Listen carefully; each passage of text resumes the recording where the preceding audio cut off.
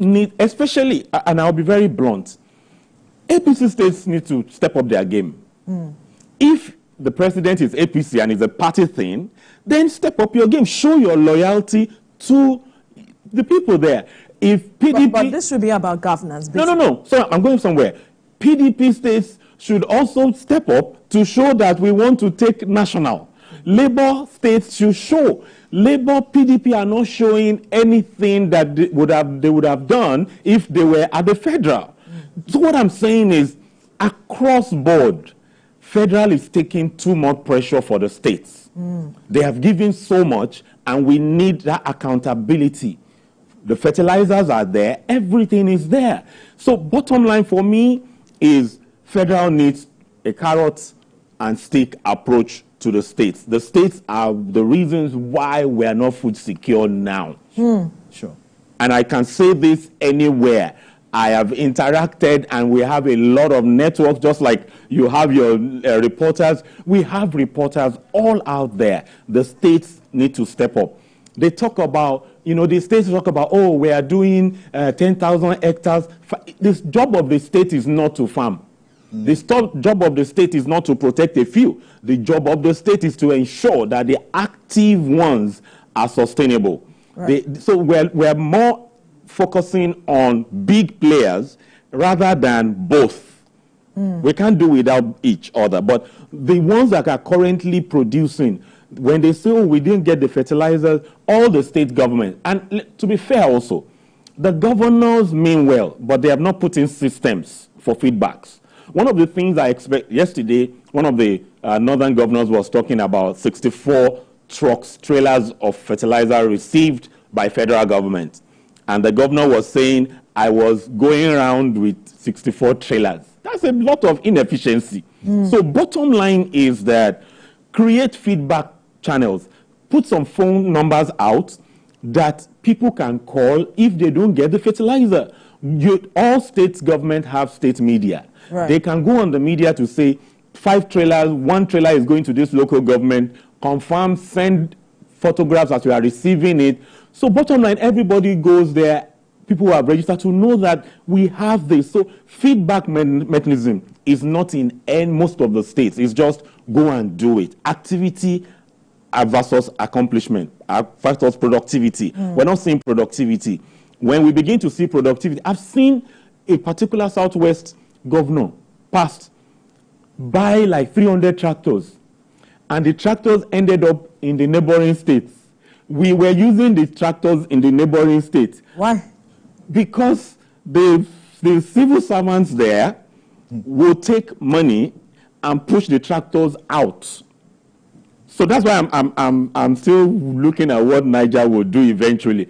I've seen it more than 3-4 times. Some of us have been, at food security conversation for a while. Right. And we see, so the governors may mean well also, but the people working with the governors end up messing these things up because there's no feedback mechanism. So everybody now has a responsibility. Yes. Pressure. Yes. Put pressure. Be it at the state level, the state governors have to especially the put local pressure. government. They are the ones that are closest to the people. Who know the farmers? Who knows the farmers? And just like what my colleague have said, I'm not seeing what the state governors are really doing, to be very honest with you. Especially in the Southwest. I'm expecting the Southwest governors to really support They've had a conversation around food security, and they were going to ensure that the Southwest is food secure. It's all about political statement. We are the one on the field. You are not on the field. Right. We know what is going on. If my governor in the Lagos is very serious about agriculture, I've been complaining since December that my farm is being taken over by the military.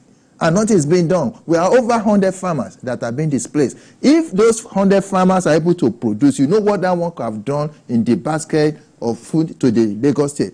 Then with this tariff that is being lifted to some food item, I'm expecting Lagos state government, with the big rice milling they have, they should apply for relief from the federal government for them to bring paddy. Rice paddy. Rice paddy. They have the biggest equipment in the whole of West Africa. If they can bring that rice paddy in tons, in vessels, the price of rice will come down in Lagos State. If you look at the population of Lagos State, we like it or not, it's close to 50 million. And to feed people of this nature, Then a lot need to be done in terms of agriculture. If they don't have land, they can do value chain. Right, and that will be a fine place to leave this conversation. So much has been said, and we believe that the relevant authorities have heard what you're saying loudly. We must thank you, African Farmer Mogaji, as well as MD CEO Bama Farms, Wale Oyekoya, for your time on the program. Gentlemen, thank you for having us. Thank you very much. Thank you. Let me say this. Lagos State, through the commissioner, is actually up on the game, but can be improved. Our time is up, but he said not enough is being done. Yes. We'll leave it there. All right, finally, we went to the streets to ask Nigerians this question, the tongue twister question. Can you say this 5 times?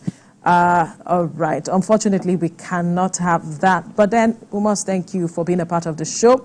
Let's let you know that the views and reaction of all our resource persons are theirs and have no connection with TVC News. Up next is your view with the ladies, and afterwards this morning with Yori Folari. Just stay safe. Bye for now. Following is a paid presentation by ShopX TV. Do you struggle with having an active and healthy lifestyle due to your busy schedule? Do you find it's difficult to make it to the gym? You want to improve your overall health, but don't know where and how to start? Medical experts agree that walking, running, and jogging are amongst the best ways to stay fit and enjoy a great active and healthy lifestyle. What if there was a convenient and affordable way to improve your health, improve your mood, and lose weight right in your own home?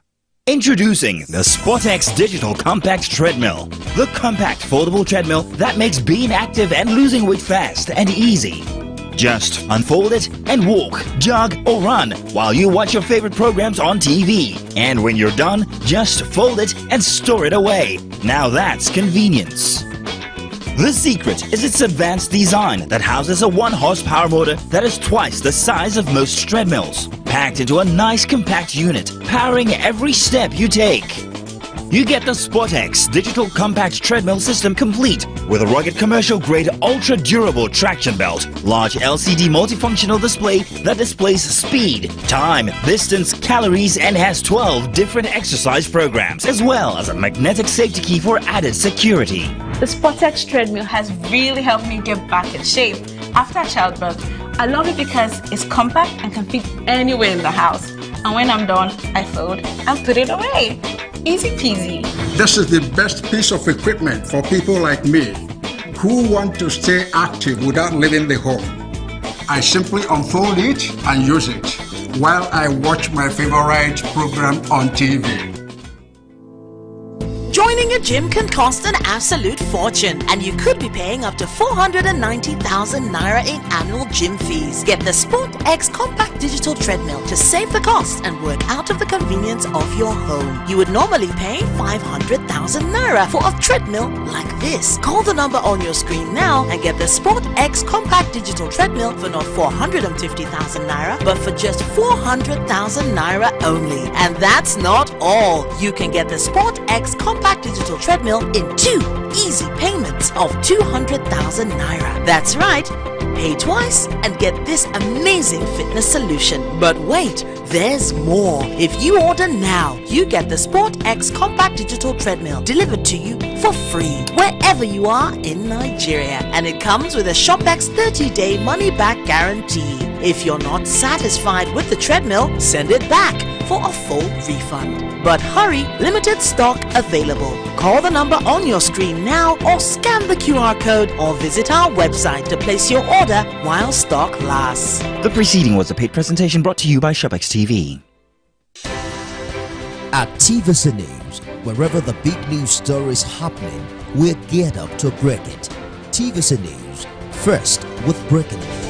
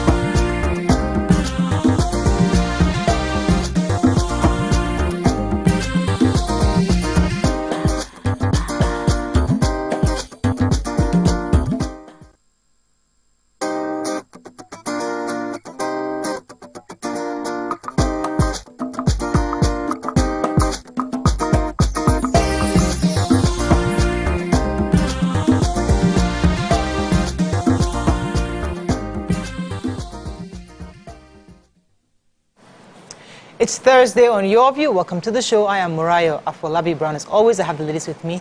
Hello, Mariam. How are you? I'm fine, thank you. Today is the day, and we're out. Coming here was really, like, there was no one out yet, you know. I think many people are trying to stay safe and stay in their homes. Even I noticed that most gates as well were, you know, just shut, and they're watching to see who it is. They're even more careful to see who it is that drives in and out of estates. So, hope we have a peaceful, for me, I hope we have a peaceful protest today, and that our grievances are communicated, and that government also is able to reciprocate, and peacefully, you know, we're able to resolve the matters that confront us today. So. Great. Alaja, Nima, Akashat, how are you? Very fine, I'm good. We're looking forward to a very beautiful August. Yeah, it's the first month of... First day of the month. Yes, and I'm just grateful to God for life and all of that. And, what was my banter this morning? The thing have skipped my head. So I'm grateful. I wanted to say to Mariam that this protest, as far as I'm concerned, has been done and concluded. The government has responded, and they're continuously responding. We're continuously engaging government. So Nigeria is not one of those countries that fought for their independence with a gun, like other countries. So that's why we have the green, white, green on our flag. We fought with the pen. We wrote, we used the newspapers, we used articles, and we're people who engage.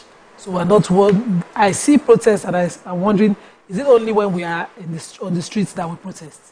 When somebody writes and calls out something, does a video, calls out something, that's a protest, and it's been done, as far as I'm concerned. But we want to see people come and march today, and hopefully that will be peaceful. Good.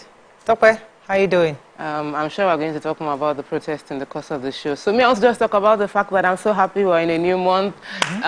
Grateful to God for, God's favor, blessings. I am expectant, you know, did prayer work this morning, prophesied, kabash, all the goodness of this favor, of all these things coming to me. I also am grateful for my parents. So yesterday they came to the house.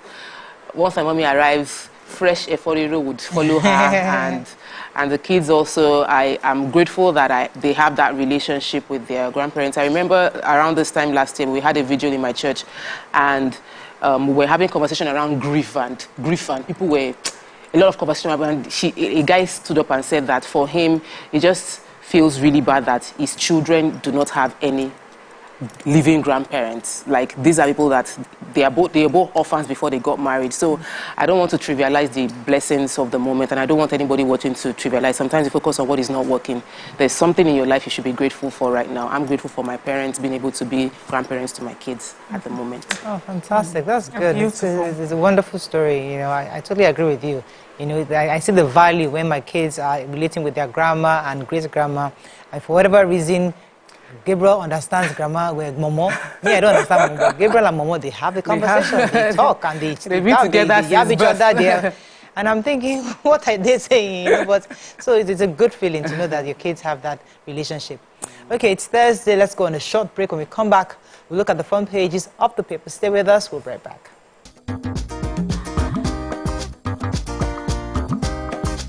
Stay tuned. Your View will be right back.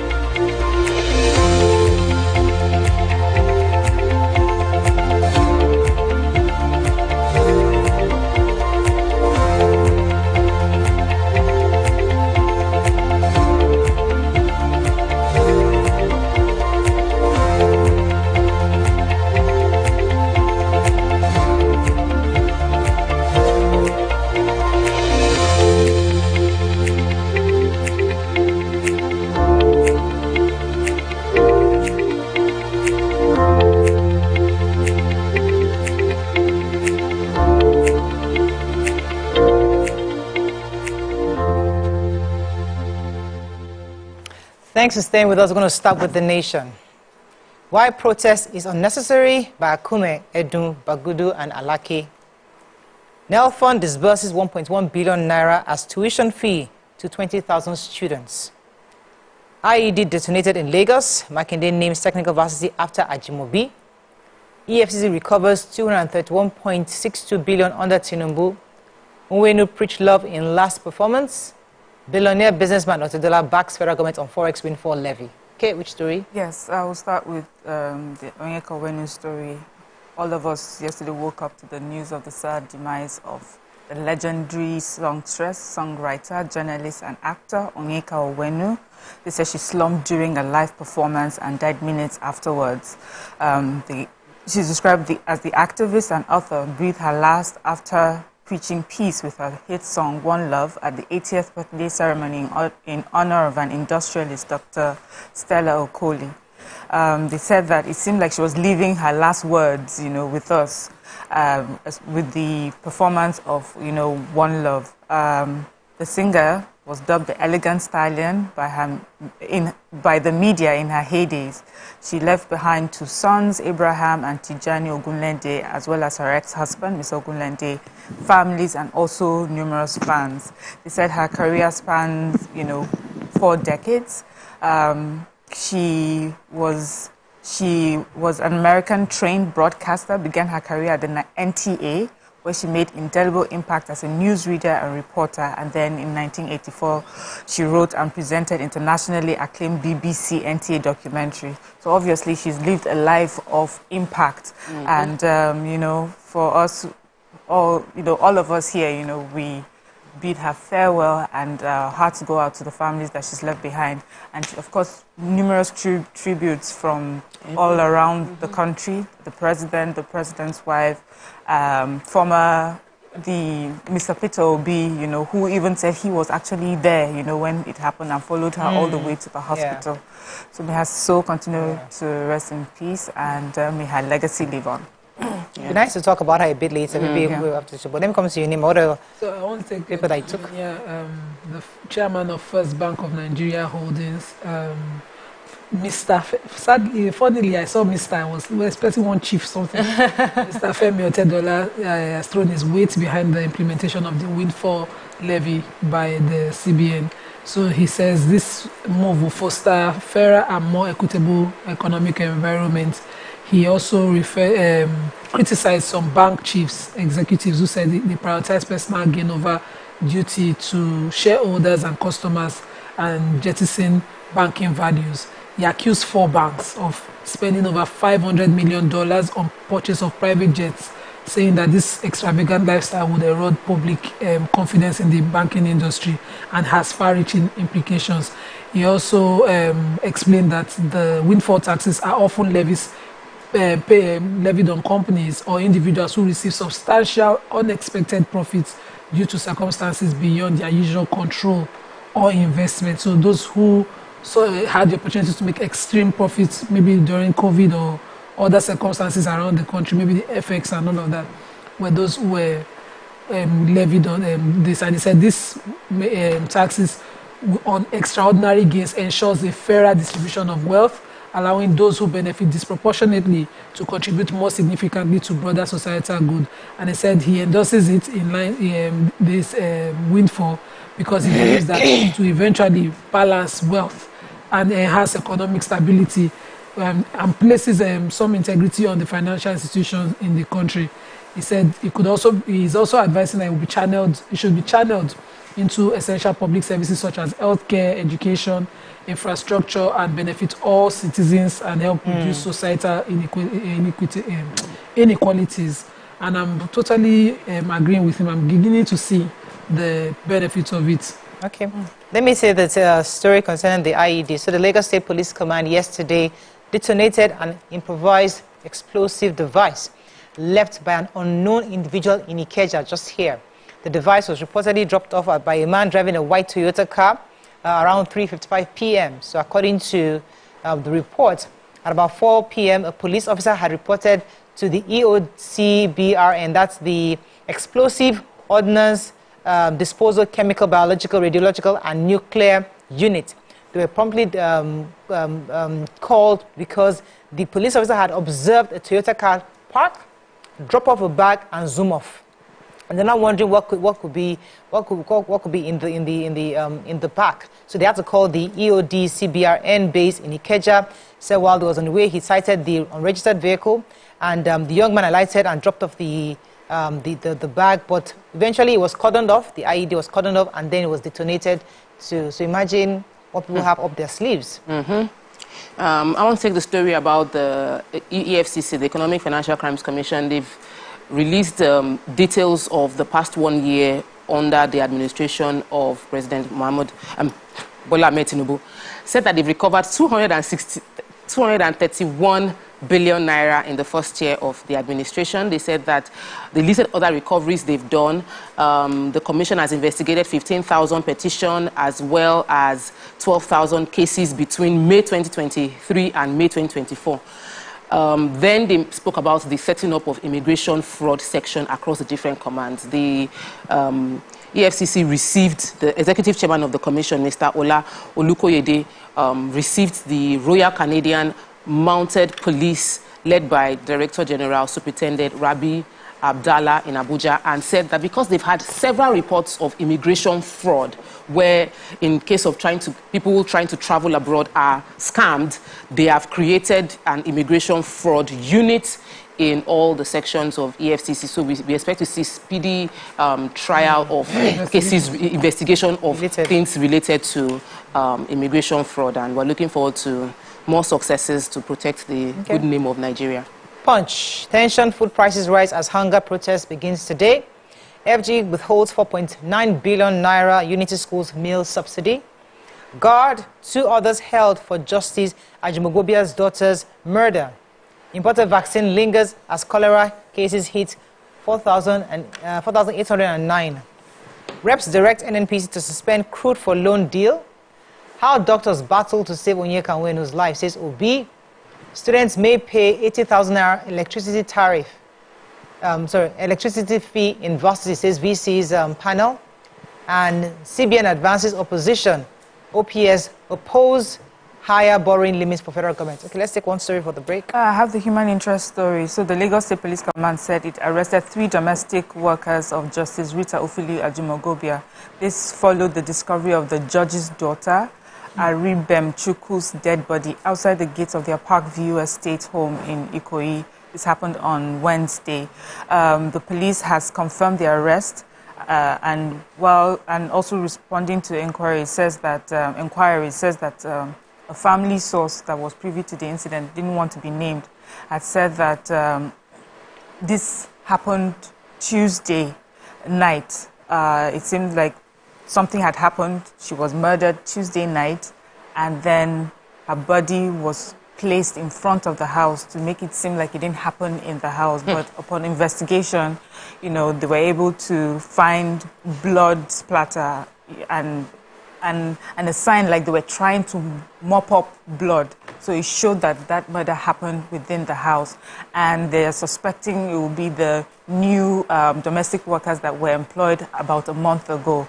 So investigation is still ongoing, but those arrests have been made so far. Really, shocking story. Let's go on a short break. When we come back, we'll continue with the review. Stay with us. We'll be right back.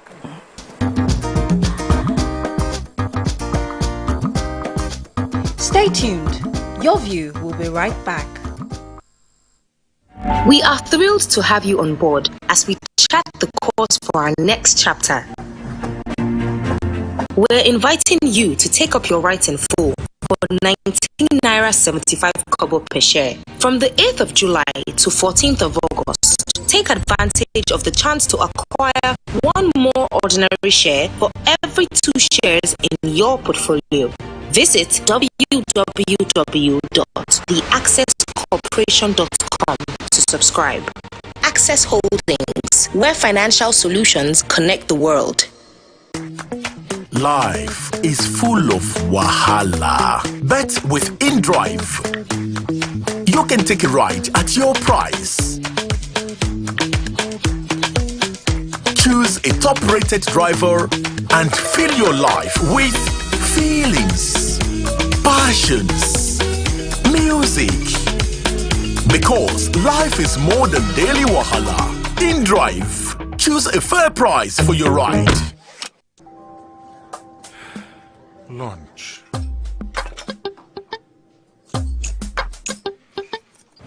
Heartburn and indigestion? Try Jesty. Reliable remedy for heartburn, indigestion, flatulence, and acidity.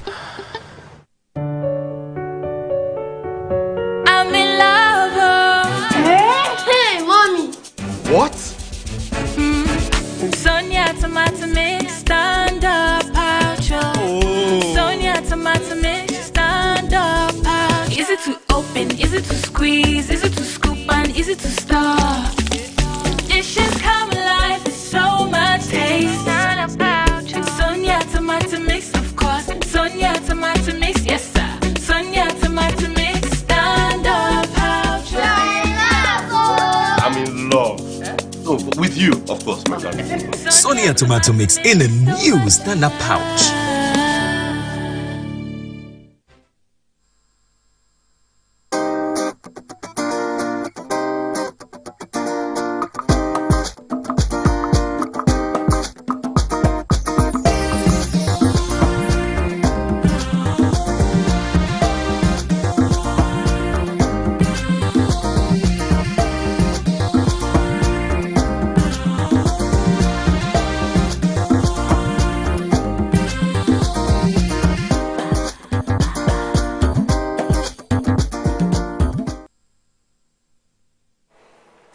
Thanks for staying with us. We're still reviewing the punch. Okay, so I have the... Oh, okay. Let me take the imported vaccine. So the number of cholera cases have increased in Nigeria to 4,800 across 35 states, and it has affected about 192 local government areas as of July 21st, 2024. The country has also recorded 156 deaths, since the fatality rate is now at 3.2% since the beginning of this year alone. So the data, according to the Minister of Health and Social Welfare, Professor Mohammed Pate, said that Nigeria will receive cholera vaccines from the Global Vaccine Alliance in a few weeks, and they would utilize these vaccines within the hotspot areas. And because we know that cholera is extremely highly contagious with food and waterborne disease, then they said they would be applying the vaccines when the vaccines arrive. It was supposed to have come in. There's a bit of delay, but the expected cases, once the vaccine comes in and it is applied to the areas where there is like it's hotspot, then we should see a reduction in the number of occurrence of cholera. So I have the varsities may pay 80,000, students may pay 80,000 be charged 80,000 for electricity tariff, according to the Secretary General of the Committee of Vice Chancellors of Nigeria Universities, Professor Yakubu Ochefu, in an interview with Punch. He says the universities cannot afford 200 million naira monthly that they were charged for electricity. He says they used to be charged 61 million naira monthly before the introduction of Band A systems. And since the introduction, they've had between 200 to 300 million naira monthly. And we know the story of how the bands and all of that. But this interview took account of how each university is coping. So we said the ABU Zaria, Kaduna State, in Kaduna State and University of Benin are all lamenting the receiving bills of 3.6 billion naira electricity and 300 million naira monthly. And they also went to the private universities, Babcock. Those ones said they paid 300 million naira in May for electricity. Wow. And different accounts like that. So they will soon start to put that bill on students, where you have students paying 80,000 monthly for electricity within campuses. Oh. Okay, let me move on. I was going to take a strip, but I think let's move on now to Daily Sun. Mass protests, security forces locked down Abuja, Lagos, and others. Pandemonium in Owerri as gunmen launch attacks. Senate expands CBN loan mandate to federal government. Now Fund disburses over 1.17 billion naira loans to 20,000 students.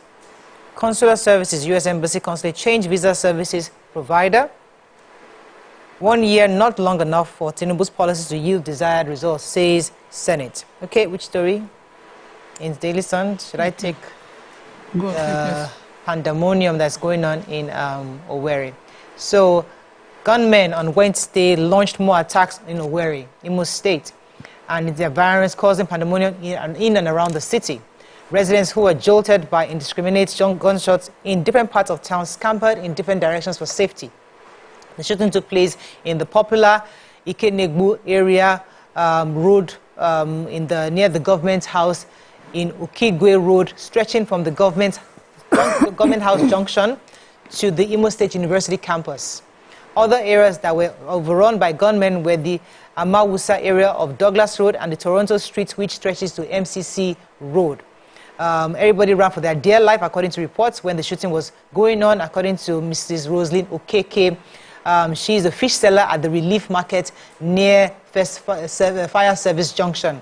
She said that everybody ran for their lives. Ms. Okeke also said that the assailants shot several times when they came close to the police station.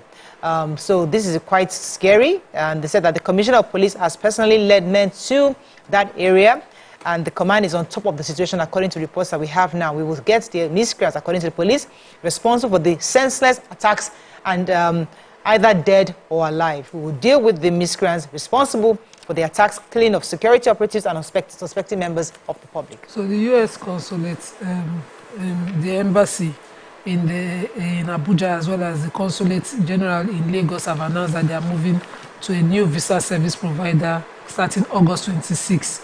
And they said they published this notice on their website. And all non-immigrant visa interview appointments remain valid. They said if your interview is between August 16 and on or before August 16, 2024, then your requirements remain valid. No further action is required by you. You may continue to access your account at ustravels.com to review your appointment. But if your interview is after between the 16th and 26th of August, you are no longer, no further action is also required, but you will no longer be able to access ustravelsdocs.com coming after August 16. And that means that you will not be able to reschedule or cancel your appointments from that date, and you will no longer have access to customer service. You should print your appointment confirmation letter before the 16th, and they strongly encourage that you should attend to your visa interview if possible. If you fail to appear, you have to schedule an interview. Please check on or after the 26th for instructions on rescheduling your appointment. If your interview is scheduled for 26th or later, no further action is required, but you will no longer have access to your the ustravelsdocs.com account after August 16th, and that means you will not be able to cancel or reschedule your appointment. So those of you interested in going there, I think it's very welcome because they had scattered the system. Nigeria has entered the system. So if you book, they've hacked the system. You'll be getting 2025 and you want to travel, and when you pay, you can get a closer date. So I'm happy that they are resetting it. I have now from the Nigerian Education Loan Fund. It says the MD, Mr. Akintunde Sawyer, says that they have disbursed 1.17 billion naira to 20,000 students in 5 of the public tertiary institutions that have applied for the loan. And they're saying that they will be adding one more beneficiary before the end of the day. They said that the number that they have will keep increasing based on applications, and that these students have been 100% paid. And the institutions, as we know, they're all across the country. Then they said that the disbursements to these institutions will be made at the beginning of their sessions to ensure transparent and equitable distribution of resources. An additional disbursement of 850 million will also leave NEL Fund to various institutions due to receive loans. Then he says that there's 260,000 students that have been approved for payment of upkeep loans and their institution's charges. So apart from that one that goes to the tuition, there's also an upkeep loan. It says that some people may need the tuition and don't need the upkeep loan. Postgraduate students have also asked if this loan could be applied to them, and they said no. But the government said that this is for undergraduates, at least for now. That's what they have. And for undergraduates from vulnerable, communities or undergraduates that are vulnerable. So good. It seems like it's going on well, and we're happy, and they hope that, you know, with time we'll be able to add even more institutions under this project. Yeah, so yesterday the Senate had a closed-door meeting. In the closed-door session, they were talking about the Senate, the workings of the Senate, and then workings of the National Assembly. And after the meeting, the Senate President, Godswill Akpabio, came out to talk about the fact that 1 year is not enough time to judge the president, this current administration. He said the current administration of President Bola Tinubu, we can't use 1 year to judge that it will yield desired results. So it was urging calmness. He also now started listing the things that they have achieved, that the Senate will do everything within its power to give speedy approval to things that will bring peace, to ameliorate the situation within the country, is the word they used. He said that the National Minimum Wage Act was signed. They also mentioned the sale of crude oil to local refineries in Naira and the implementation of the Student Loan Act. He said that the assent to the fact that there will be the Southeast and Northwest Development Commission bill has been passed by the National Assembly to further address development at the grassroots level, and that the Senate will continue to legislate on matters that would bring succor to Nigerians in general. Okay, moving on now to Vanguard. Protesters urged to leave room for dialogue as police deploy assets. Windfall levy bankers meet Tinubu for clarifications. Protest, we can't afford another #EndSARS experience, says Sanwo-Olu and Oyebanji. Boko Haram suicide attack kills 19 in just dozens in Borno village. Murder of Ajimogbobia's daughter, 3 domestic staff arrested. Bank recapitalization, foreign investors moving in, says Cardoso. And we can't pay 70,000 minimum wage, says Gombe governor. Okay, which story is that in the Vanguard? Gombe governor, he says that he cannot pay the new minimum wage. He says that even though he commends the government for reaching that, he has set up a committee to meet. He cannot pay this minimum wage. He was speaking during the stakeholders meeting at the banquet hall of Gombe Government House and on the planned protest against hunger. He said, I cannot pay 70,000 minimum wage, and I suspect many other states are in the same predicament. He also commended government for the donated rice and said that they have also not received the 20 trucks of rice marked for Gombe State as promised by the government for each state. He also says that the state is committed to providing relief to citizens. And I'm wondering, also, Kano governor in the same story is echoing him, saying he has put together an advisory committee for the implementation of the new minimum wage, and they're looking into how they would structure the payments. That's cook off it. Okay. Another story? Yeah, so the House of Rep blamed... So the House of Representative Committee on Steel Development, they've expressed worry over the circulation of substandard iron rods across the country. The chairman of the committee, Zainab Gimba, said that the substandard rods could be traced to the rising rate of building collapse in the country. He was speaking during the interactive session with the Nigerian Society of Engineers in Abuja yesterday. Gimba called on the stakeholders to collaborate to address the problem because according to her reports, based on the findings they have done, that there were 10 millimeters that are actually, what is being sold in the market as 10 millimeters is actually 7.6 millimeters for iron rod. What is sold as 12 millimeter is actually 9.2 millimeters. So the lawmaker said there are several fake iron rods being sold in the market and they're transported in daylight, lamenting that the supervising agencies need to do more. This is terrible because Nigeria has a reputation of having the best iron rods. So I'm surprised have that steel. But our steel companies, we have to run. That's all we can take on Front Page Review. Today it's all about the protests. We have quite a number of correspondents out there giving us updates on what's going on across Lagos, across Abuja, across all the various states that this protest will be ongoing. We're going to go on a short break. When we come back, we'll talk to one of our correspondents. Stay with us. We'll be right back.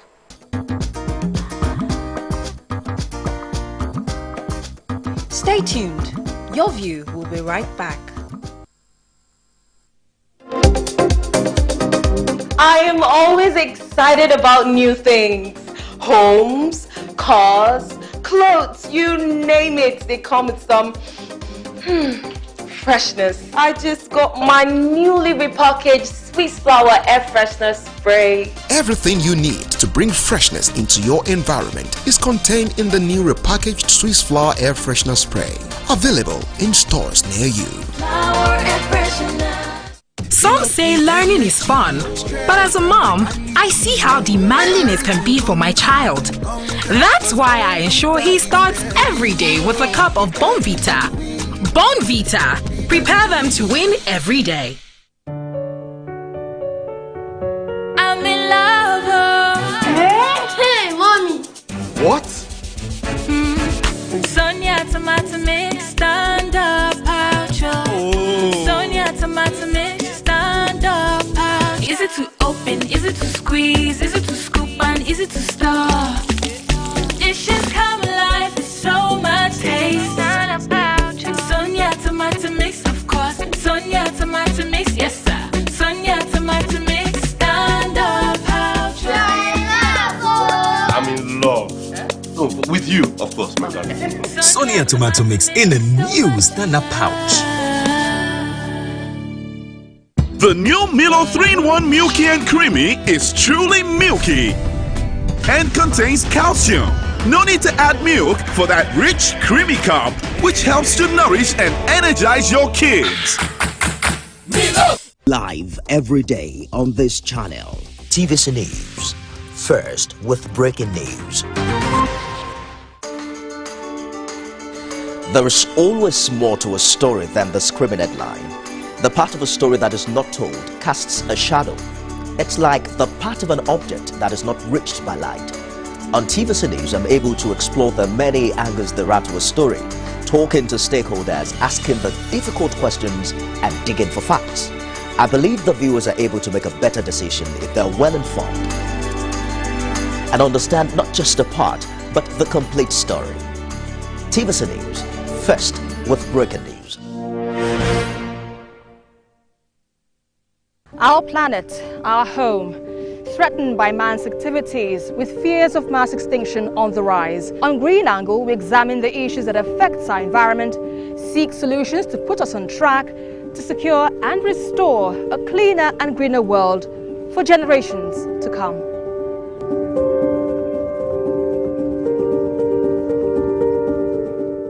Good morning, Marina Station and all the passengers.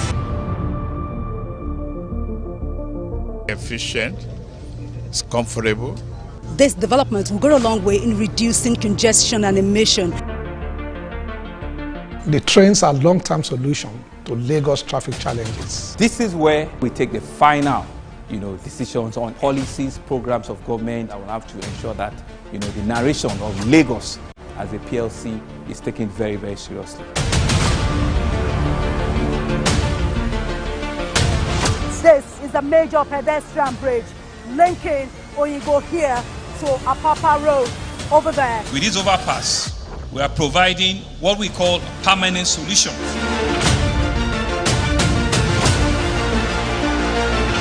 This place is one of the most dangerous areas at the biosecurity environment. This can go into the news and every crumbs of your neighborhood. Our goal is to remain as Africa's model megacity, to move our GDP from the 5-6 position to the 3rd position, and we believe it's achievable with all the commitments we have.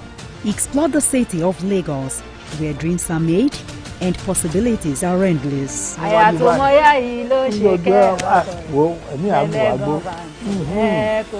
Amadedoja Salamadini. I live in Lagos, inside Lagos.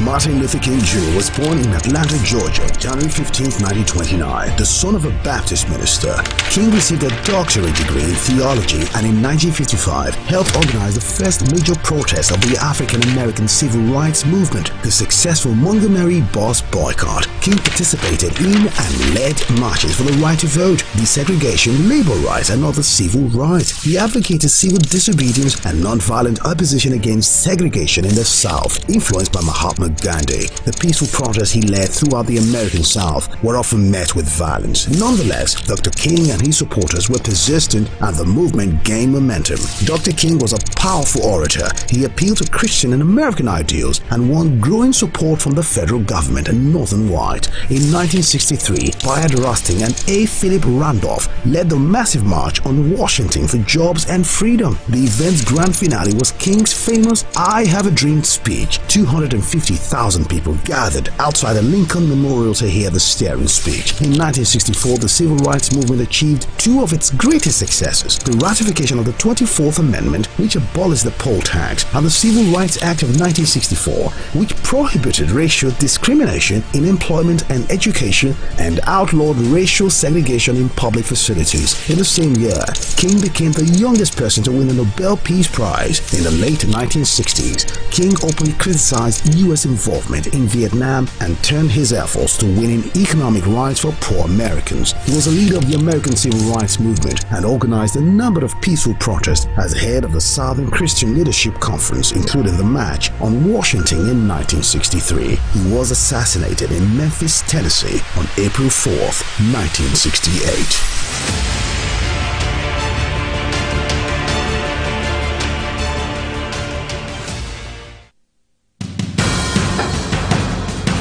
Information is power, information is security, information is knowledge. On Labor Lens, we believe that working people around the world have real questions of their own. They want to know how the world of work operates, what it means to the employer of labor, how policies affect workers in the workplace. On Labor Lens, I ensure we engage effectively the organized labor, organized private sector and government to get out of them information workers are in need of. I am Sharon Ijason, asking questions that make you get sense of the workplace.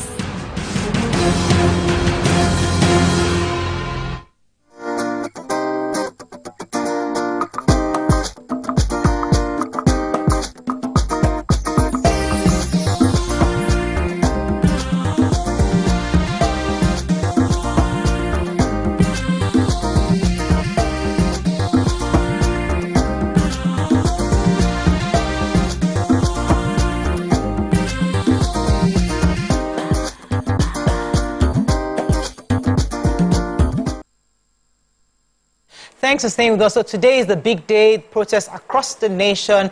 We'd like our callers to call in, send us materials, pictures, videos, whatever you have in your neighborhood. Call in to let us know what you're doing. On the numbers on your screen, call us the numbers on your screen. Let us know what you're doing today. 081-0764-1679-090-241-63440. You can also tweet to us at TVC Connect. Please hashtag YourViewTVC so we can read your tweets. We'll be linking up with a few of our correspondents who are out there to let us know what's happening on the streets of Lagos, Abuja, Port Harcourt, all the major cities across the nation, and how Nigerians are coming out. We're getting news across so far from the newsroom that there are protesters actually already gathering to all the major places. We also heard that the police had to put out some tear gas to disperse small group of protesters attempting to enter the Eagle Square in Abuja. So we have to be very careful out there. Let me come to you, ladies. What was your experience coming into the show this morning? How was the police? Okay. So as I said earlier, during my banter, I left home quite early this morning. So I guess people haven't started, coming out for the protest. So it was really quiet, but it was unusually quiet because usually at that time at 7, you see cars moving about. There are no cars. Most businesses were locked up, and yes, so that got me a bit worried. But, when we got here, I'd already started hearing on the news that, protesters were gathering. And as I said, I hope that, we have a peaceful, a peaceful protest today. So nothing yet. It seems like it's quiet, at least from my end, coming from my house to the office this morning. I noticed on my drive down that most of the estates are guarding their estates, and the markets also have guards. So people have now recruited their own protection, following what had happened where people lost their wares due to the hijackers who hijacked the peaceful protest in the past. People are now preventive in being proactive. They have their own guards. So aside this police parading streets, you'd see people mounting certain areas of the market. The markets in my neighborhood, 2 major markets, were shut down this morning, and you see some people standing by the gates. Most of the gated estates, you see them closed and locked. No open gates. Even when we got to Alaka, the gates was properly locked. You have to step on the window, look through before they let you pass. So people are also providing their own security against hijackers of this peaceful protest. And along the entire street, everybody has taken today off work. Seems so. Yes, businesses are shut down. Filling stations are shut. I did not see a single filling station open selling fuel this morning. And so everybody is just sitting at home and staying off work. But you will be surprised to hear that the banks are open. You know, the banks also suffered some of this, but I saw some banks that were opened, at least. I saw their security. I'm not sure if they're working. My husband is at work presently, so we don't know what we will call that one. Aside that, other people's businesses are shut, and everywhere is so unusually quiet for a Thursday. Okay. So far, we've not heard anything on that. Yes, no, nothing. I didn't see any activity. Was movement unusual? No, there was an unusual calm. Yeah, very unusual calm. I think everybody's just doing wait and see, and we're all glued to TV and social media, I'm sure, to see what the updates would be. But I think I'm happy that people are erring on the side of caution, and many shops along the CMD road closed their gates, but the bank, as Nima said, the bank along CMD road was open. So we're waiting to get feedback from our reporters on the street to tell us what is going on. And like I visualized yesterday, I'm still maintaining that positivity that we would finish today and it would be like, what was all this gra-gra about? Calm down, nothing happened. That's my expectation, and I'm waiting to be able to say that tomorrow. So let's Ikorodu roads. Quiet and calm. So interestingly, our station is right in the middle of both places where it has been approved in Lagos, especially. That's the Ganifa Emi Freedom Park and the Peace Park, which are the 2 places. So we're right in the middle. So there's no way we will not have visuals. So hopefully very soon we should be getting some visuals. Our correspondents are out there. I know Femi is live on Abuja. We're going to be speaking to Femi very soon. Ivy Kanu is also live. We know Mian is also live. And I know Theophilus. All our correspondents are out there. Once the pictures start coming in, we'll definitely show some of those pictures to you so that we can begin to see how the gathering is going. Also, yesterday, we saw quite a bit of show of force by police. I think Abuja, they were seeing quite a bit of lots of police officers just trying to remind Nigerians that they're on ground to ensure safety of lives and property. People are going out this morning, and we're hoping that our callers can also call in to let us know what is going on at their own end. 081-074 1679 090 241 63440. Those are the numbers to call. Let us know what's going on in your neighborhood. Don't play hero. Take a picture, take a video from a distance, a safe distance. Send it to the newsroom, send it to us, call us in so that we can actually show some of your pictures. We'd love to get some of you to share your experiences with us out there. Please be safe. We don't want anybody to be injured today. We all agree that a peaceful protest is required at this time. Everybody is suffering. Everybody is going through some kind of experience. So a peaceful protest, yes, is welcome. The issue the government is having is those hijacking it and just ensure the safety of Nigerians who actually had plans to come out peacefully to protest the issues we're having in this country. Yeah, and I think we also need to be careful the sort of news that we're consuming at this period, because I woke up very early this morning and I had seen a message, in my school group saying that the protest had been postponed till the 1st of October. But for me, it just didn't seem right. I was like, I need to wait to hear from other, traditional media to be sure. So there'll be a lot of the hijacking can also happen online, as we know. So we need to be careful, put out wrong information and get people incited over nothing. That needs to be done as well. In that same vein, I also wanted to reiterate that the people shouldn't post videos without being sure of who sent the video to you. Before you get a video that is not current. A video from that happened a few years back, and then it would create an effect or a feeling that we don't want. So that is important that people verify. Whatever you post, you have to claim responsibility for it. If you're sharing a content, you are responsible. That means you know that this content is valid and it is true. Let me take Kabiru from Lokoja. Good morning, Kabiru. You're live. Oh, we lost our caller. Do you have any social media? Yes, go ahead. I wanted to even talk about, because I don't understand what my disco is doing. You know, protests is supposed to start today, but they started yesterday. Complete blackout, unexplained. Very unlike them, you'd have seen their tweets on what is happening within the area, what is causing the complete blackout. But till this morning, there's no power whatsoever till I left the house. And They just say they are going to. I don't understand. If they join protests, would they off light? You know, because the house is full. We have people who cannot go out to their businesses. We need to engage kids. We need to pump water, you know, wash clothes and all of those things that we would use electricity for. And there's no explanation as to the blackout. So I'm wondering, is that one too part of protest? We've not heard anything, no tweets, no messages, nothing on the usual platforms that they would send out WhatsApp. I hope that that's not the trend that will suffer for. So some of the breaking news that is coming in right now, I have Lagos parade for 16 suspects arrested at Mushin. So this is happening right now. Lagos police has paraded 16 suspects arrested at Mushin. Also, I have information here about 200 youths have begun the protest from popular Tombia roundabout in the capital, Yenagoa, this morning. So carrying placards with various inscriptions and chanting solidarity songs. This is despite pleas from the state government, notable individuals, and several pressure groups to shun the protest. They seem undeterred and are heading straight for the government's house. This is happening in Yenagoa. So as the news are coming in, we'll definitely be sending you, giving the information and also getting pictures, live pictures. We're waiting for some live pictures from our men on the road to see what is going on out there, waiting for pictures and videos.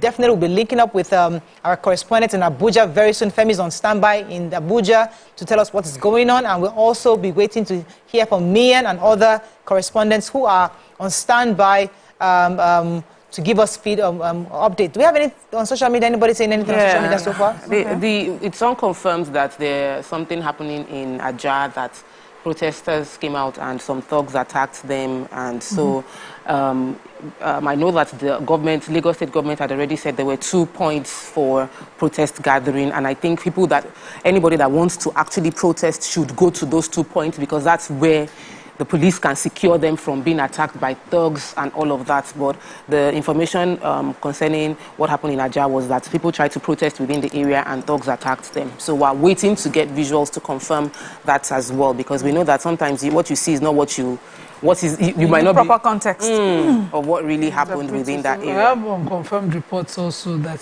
people are gathering in Edo State right now to protest, but the location was not shared. This is unconfirmed. This is on X. And I can see the video of people just walking around and, with their hands raised. Okay, let me go on a short break. When we come back, by the time we come back, I'm sure we'll have our videos and our pictures. Stay with us. We'll be right back.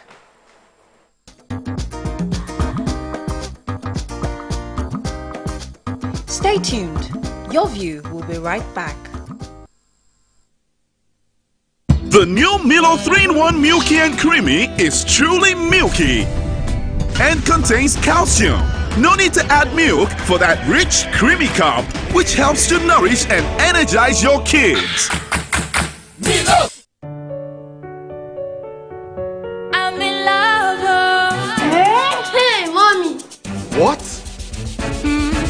Sonia tomato mix, stand up, pouch. Sonia tomato mix, stand up, pouch. Is it to open? Is it to squeeze? Is it to scoop? And easy to start. Dishes come alive with so much taste. Sonia tomato mix, of course. Sonia tomato mix, yes sir. Sonia tomato mix, stand up, pouch. I'm in love. No, with you, of course, my darling. Sonia tomato mix in a new stand-up pouch.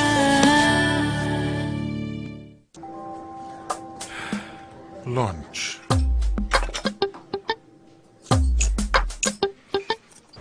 Heartburn and indigestion? Try Jesty. Reliable remedy for heartburn, indigestion, flatulence, and acidity.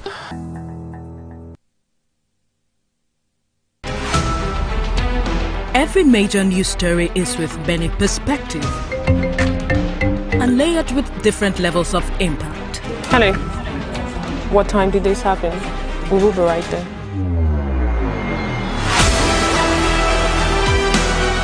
At TVC News, we follow the big and major news, gathering the facts, witnessing the outcome. I am here live at the aftermath of the approval of the new national minimum wage. The TV station of the year, not just for breaking news, but for being first, fair and accurate. TVC News, first with breaking news. Sometimes it's the story that calls. At other times, the people just want to be heard. So I need students, but I need teachers. Can't continue like this. Their voices re-echoing through time itself. We haven't done anything. If the tide is high, everybody run for safety. Their tears leave a sweet sour taste for all their demands. A familiar call beckoning for change. In our world, no one expects a disaster to happen. But when it does, we'll be there to x-ray all sides, from the east to the west, north and south. Community Forum will examine the oddities and challenges to economic development, as well as issues yearning for government intervention. Watch fresh episodes of Community Forum on Sundays by 9:30 p.m. only on TVC News. Every week, Green Angle, in partnership with Wild Aid, will bring you a documentary series on environmental issues affecting Nigeria's amazing biodiversity, from climate change, air pollution and wildlife conservation. We will be traveling across Nigeria to give you on-the-ground report of the issues affecting our environment. It airs every Saturday at 4:30 p.m. only on TVC News.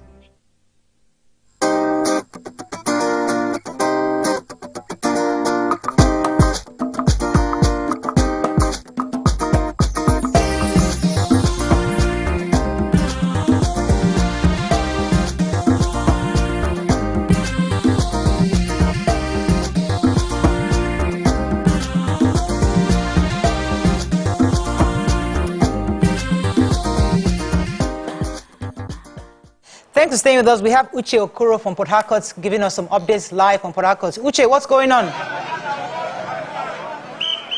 Stand by. Yes, go ahead, Uche. Tell us what's going on at your end. Right now, as you can see behind me, the protest has begun. The procession started at about 8:30. The protest commenced at about 8:30 a.m. from a particular part of the town where we call the Port Harcourt Pleasure Park. And from there, the crowd began their march along the Port Harcourt-Aba Expressway. And right now, they took a break. They made a stopover at the Federal Secretariat Complex, which is just by my right. They are trying to send their message to the government officials that, they are to make their demands known at this particular location to the federal government. This is the Federal Secretariat. As you can see, this entire lane of the Port Harcourt-Aba Expressway has completely been taken over by the protesters. Traffic is currently being diverted from this part of the to other parts of to other areas to allow residents go to and fro. But I have just one of the here who would tell me the reason why he has insisted on coming out this morning despite calls from different quarters for residents to share off the protest. Good morning to you. Just kindly introduce yourself. Victor PHS Press, a logistic company in Port Harcourt. All right, so why are you still out this morning? I understand that a lot of persons have been calling on residents to share off the protest, to embrace dialogue and all that. But this morning, you are still here. What exactly are your reasons? Okay, first, I don't have anywhere else to, because I'm moving out of job. My company have shut down due to the high cost of transportation. I run on FMCG, so we can't even keep the company afloat. Have anywhere to go than to stay here and tell the government my plea, tell them what I'm going through. You understand? Like I expect I've not heard from the president. Yes, I did not vote for him, but he's the president. I've not heard from him for the past 1 year. All I've been saying is, essay this. I want to hear the president talk, address fundamental issues. Let me know that he's feeling our pain. That's why I'm here. Okay, do you have any fears? In the build-up to this protest, we've heard a lot of comments about this protest will be hijacked, this protest will be infiltrated, this protest will be violent. As you're here this morning, do you have any such concerns? Do you have any such fears? All right, so I don't have any, because I know that Port Harcourt people are peaceful people. If there is any any hijack, it is not from us. Wherever, it's not from us. Nobody that is hungry, nobody that is here will want to cause violence. However, if you do something like that and everybody goes up, then people that want to do protest will come back. Right here since 7 o'clock, we've been here and you can see nobody's with arm, nobody's with bottle. We just have placards they are trying to tell the government. So I'm not scared at all. But however, if anything happens too, we are still here because it's better I die on the streets than die at home. Okay, lastly from me, what's your assessment of the conduct of security agencies so far? Any concerns? What's your assessment of how they've been able to conduct themselves in providing security for this outing? All right, to be fair, they've been nice. You can see them around protecting us. Even a truck of policemen came and they were hailing us to show that they are in solidarity. So far, so good. Everything is going fine. All right, thank you so much. You've just heard from one of the guys here who is participating in this peaceful protest for good governance, and of course, many people are saying that they want the government to do all they can do, all they should do to end the hunger in the land. So this is the situation from the Port Harcourt-Aba Expressway, right in front of the Federal Secretariat, where protesters have taken a break. Any moment from now, the procession will continue to other parts of the city. Very much, Uche, for that update. I'm told that we also have Mian. He's on standby in Oshodi to give us an update from what's going on right there. Mian, are you there? Well, Mariah, good morning to you. I can hear you. You're correct. I am right here at Oshodi. Good morning to you, Mariah. If you can hear me, yes. I can hear you loud and clear. I am right at Oshodi, and I must say that it's been a bit peaceful here in Oshodi. And I also met members of the NURTW who have gone about some places in Oshodi trying to protect some of their businesses and also their properties, as it were. But most importantly, I can say that vehicular movement, commercial bus are indeed working. Commuters are also, coming out, but a bit few compared to normal working days. And I'm sure this is owing to the fact that it's a day considered for protest. But behind me, these are members of the NURTW, and I also have with me the chairman of Odolowoju B&C, Alabeni Olusegun. I hope I'm correct with that. But then they are saying that if anyone wants to protest, they are free, but then they don't want violence in Oshodi. I've gone to Nako, I've got to Mafoluku here in Oshodi, but I must say no one is protesting around Oshodi. But what they are saying here also is the fact that for those who want to indeed come out to sell, buy, they are telling everyone in Oshodi, you can go about your normal activity. If you also want to protest, you can protest, but they are backing them that it must be peaceful. And I must say that Oshodi has been peaceful so far. I walked with them to check the BRT terminal. I can see security operatives from the police and all others, all ensuring that there is protest without violence. But by and large in Oshodi, no one is protesting, and they are also here trying to encourage people who want to protest or who want to go about their daily activity to indeed do it without obstructing anyone from going about their normal duty. All right, so we're going to have to wrap up. Thank you so much, Mian. I really appreciate giving us updates. We're having some network issues, but definitely would link up with the newsroom very, very, very soon.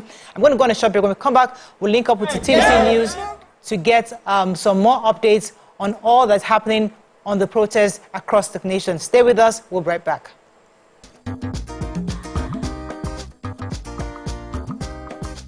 Stay tuned. Your View will be right back.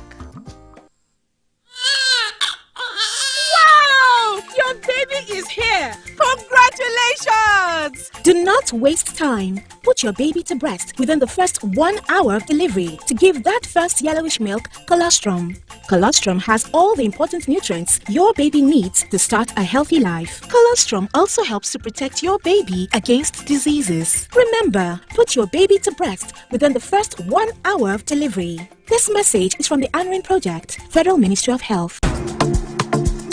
The journey to success is not always smooth. There are rough patches on the path to accomplishment.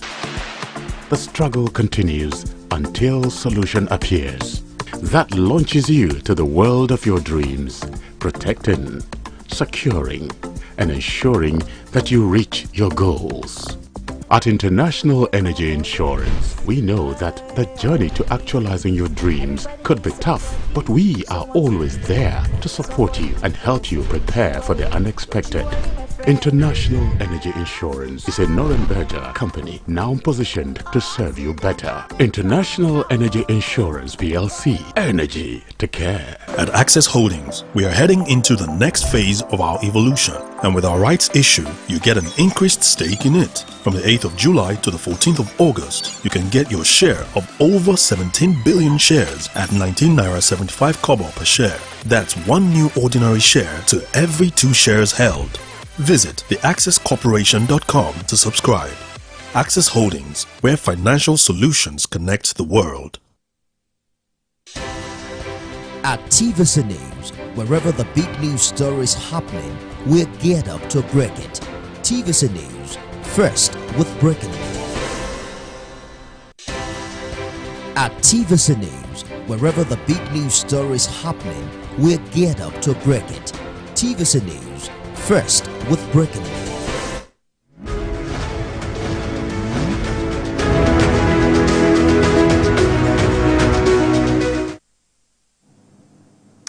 Thank you for joining us on our coverage of the nationwide protest. Now, August 1 is here, and protesters are out on the street despite the appeal by the federal government asking the organizers to cancel their plan in the interest of the peace in the country.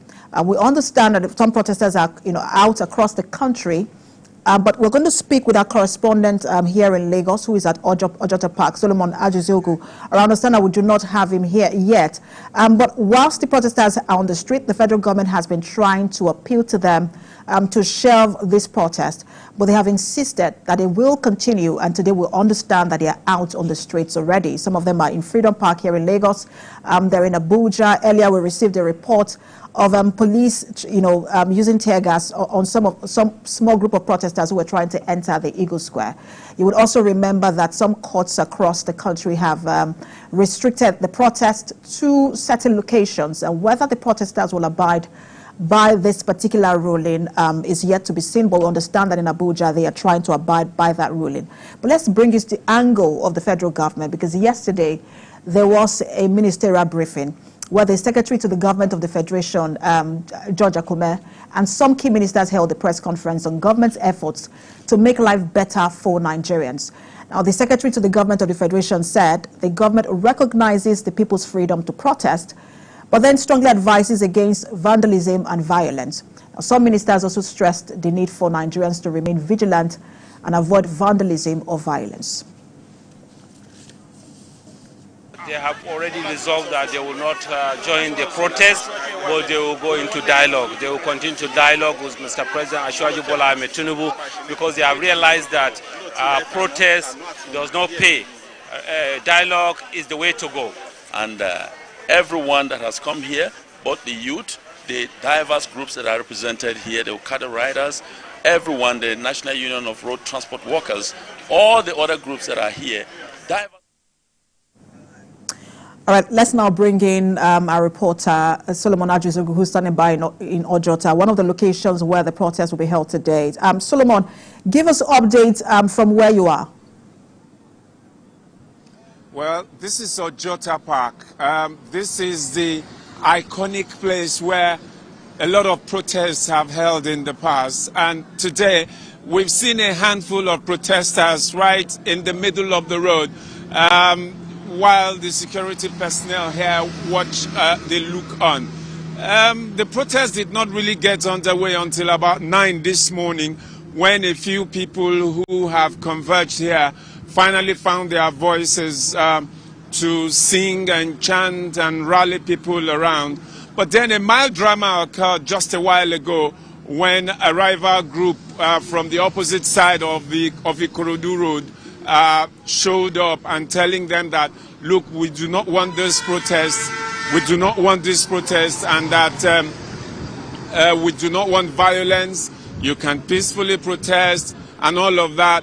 But then the security personnel were on hand to ensure that both sides did not have a clash. The highest they had was just exchange of words with each other, and That's how it's been here. Just a handful of people, and they have not been able to go into the Ganifa Aime Park. It's empty, while the protesters have chosen to be on the road.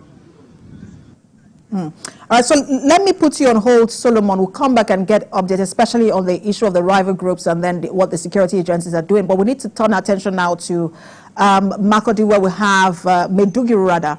We'll have our reporter, Jesse Tavida, standing by to also bring us update from there. Jesse, give us update from Maiduguri. What's the situation there? I know you could hear the sound. The voices, the sharing, it was so, can I get back to you, because we have started scanning the security operatives now, they're trying to control them, but they are trying to... All right, that's a reporter from Maiduguri, Jesse Tafida. It seems like that particular protest is not going peacefully. We see him there running, showing us that something might be wrong in Maiduguri. We'll bring you update when a reporter gets to safety. But let's now bring in again a reporter from Ojota Freedom Park, Solomon Ajuzogo. Solomon, you were talking about rival groups earlier who were saying, look, they did not want the protest to hold, and then the security, agents stepping in. The rival groups now, have they left that particular location? What more can you tell us about their whereabouts? Now, what we have is that we have groups who are exercising their rights to protest for and to protest against. Apart from the handful of protesters against hunger who have made a whole lot of demands and asking for the president to stem the tide of hunger, amongst other requests and demands, the other group just stands on the other side of the road, and they stand like onlookers, just watching them do their thing, and then occasionally they will come into the median, and then they will belt out their own displeasure and then go back again, and waiting in the wings, and the police officers here and other security personnel, all they just do is wait and hope that the thing does not degenerate.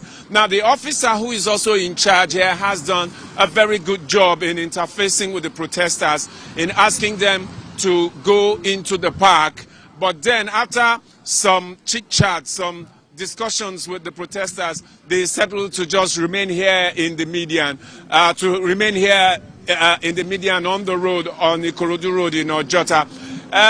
Well, amongst the demand here by some of the protesters is that in the midst of this hunger that people are crying about, in the midst of hardship, that those who are ruling, members of the Senate, members of the House of Rep, the governors, should stem their expenses, their extravagant expenses. That is the crux of the matter here. That has been the big thing on the demand here, that yes, we want hunger to be stemmed, but as the people try to cope with the challenges, that the political leaders should also exercise restraint and show some empathy and sympathy with the people. And Solomon, I also heard you say earlier that they have not been able to gain access into the Freedom Park itself, which, if I remember correctly, was part of the court ruling that they used the Freedom Park. Do we know why they do not have access at the moment? I think that it's not that they do not have access. I think it's a bit of a tactical thing between the police and the protesters.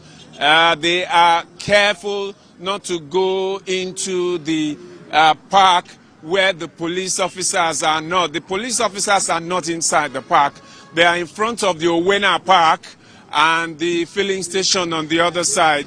The Owena Park opposite each other on Ikorodu Road. And the protesters want to be where the police officers are. They feel that they are protected instead of going into the park where nobody will see them and where they could be attacked. They want to avoid the attack of any rival group or any group that has been paid to dislodge them. And I think that the police here understand that and are giving them all the cover as long as the protest is peaceful. All right, Solomon, I'll also put you on hold. We'll come back to you shortly. We'll turn our attention now to River State. Let's bring in our correspondent, Uche Okoro, who's standing by in Port Harcourt. Uche, give us an update on the situation of the protests in River State.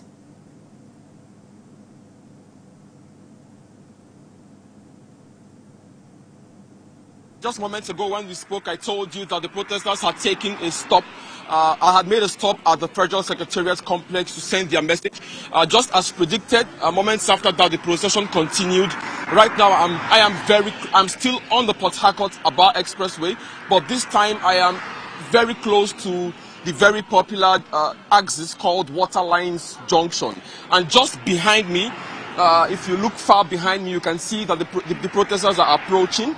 They are approaching from behind me. I believe that their final destination would be the River State Government House, I believe. But right now they are approaching from behind me, continuing their procession. I do not know where their second stop would be. Maybe they would make a stop at the very busy intersection in Waterlines to talk to the people who are going about their businesses and not joining the protest. So that's the situation from here. So far, it's been peaceful. Our security agencies have been on ground. I cited a couple of vans belonging to the Department of State Services escorting the protesters, as well as a deployment of police officers also escorting the protesters. So far, it's been peaceful. There's been no incidents here that would give anyone a call for alarm. But I think someone wants to speak to me, so let me give him a chance to share his thoughts on the protest. Come up and talk to me. All right, just kindly introduce yourself to me.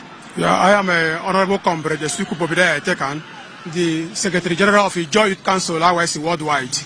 Okay, are you convinced protest is the right step in the right direction at this time of national development? If you ask me, I will say yes, because you know what we are passing through in this country. A lot of things is happening. People are suffering, hunger everywhere. A cup of garri that we used to buy, at the cost of 50 naira is now 550 naira. So you can see a lot of things. The fuel price that we used to buy at the cost price of 200 naira, 195 naira. Now fly to the cost of at the rate of 1,000 naira and 1,000 something and above. If you go to our Riverine area, we that come from the Riverine area, I'm from the Joy Extraction, where we come from the creeks. If you go to our place, before you buy fuel from Port Harcourt in the city, you move it to before you go to the city, you may buy it here at the cost of 1,000, at the cost of 900 naira, cost of 800 something naira. But when you get to our creek, you buy it at the cost of 2,000 naira. So we are suffering. We are saying that we are suffering. Okay, now what do you want? The turnout today is very, very impressive. As you can see, very, very impressive. We believe that as we go on, more people will be coming up. All right. Just hold that thought. Just hold that thought. I'll come back to you. So I'll just do this right now so you can see the size of the crowds here along the Port Harcourt-Aba Expressway. They are here on the streets to send their message that they want the government to do all they can do to reduce the hardship, according to them, in the land. So the situation here right now, the protesters are approaching Waterlines Junction here along the Port Harcourt-Aba Expressway.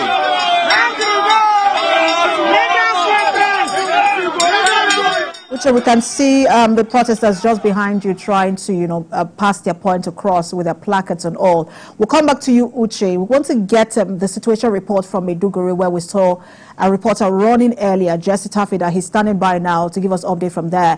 Jesse, hope you're safe. We saw you running earlier. Give us a situation report. What was going on at the time? Okay, now when I was trying to give you an update earlier on the protesters were so angry and they started stoning the security operative, and that is why we had to go to look for safety. The security operatives are here massive, but the protesters are handful. They are trying to convey their messages. Now, the commissioner of police was here earlier in the morning, and he tried to speak with the protesters that they are here to give them cover. They are here to ensure that they are safe.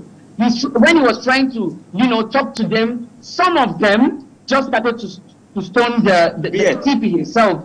And the other security operatives are out to protect the commissioner of police himself. And they started tear gassing the place to dispatch the protesters, but it turned chaos.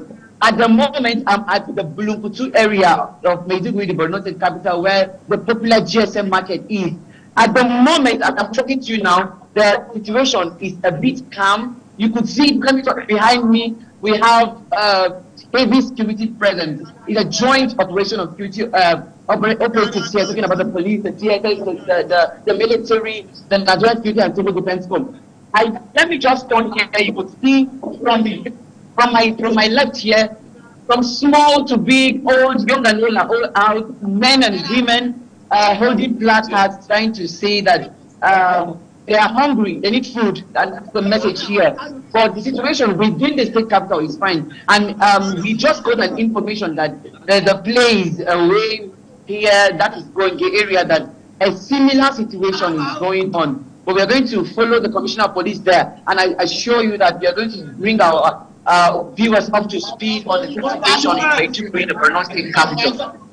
All right. Just before, I know you have to go with the Commissioner of Police, but just before you go, do we know the plan of the protesters? Is it throughout the day? What is the agenda? What is the plan?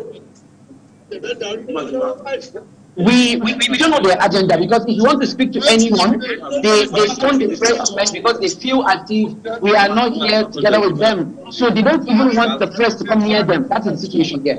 All right, Jesse. All right, Jesse, we'll let you go now, and then when you get to the other location, we will speak with you. All right, let's turn to Abuja. We have our reporter, Ademola Lawrence, standing by for us in the nation's capital. Demola, give us an update from there. Earlier, we heard that there were a group of protesters who were trying to gain access to the Eagle Square. They were tear gassed. What's the situation now in the nation's capital?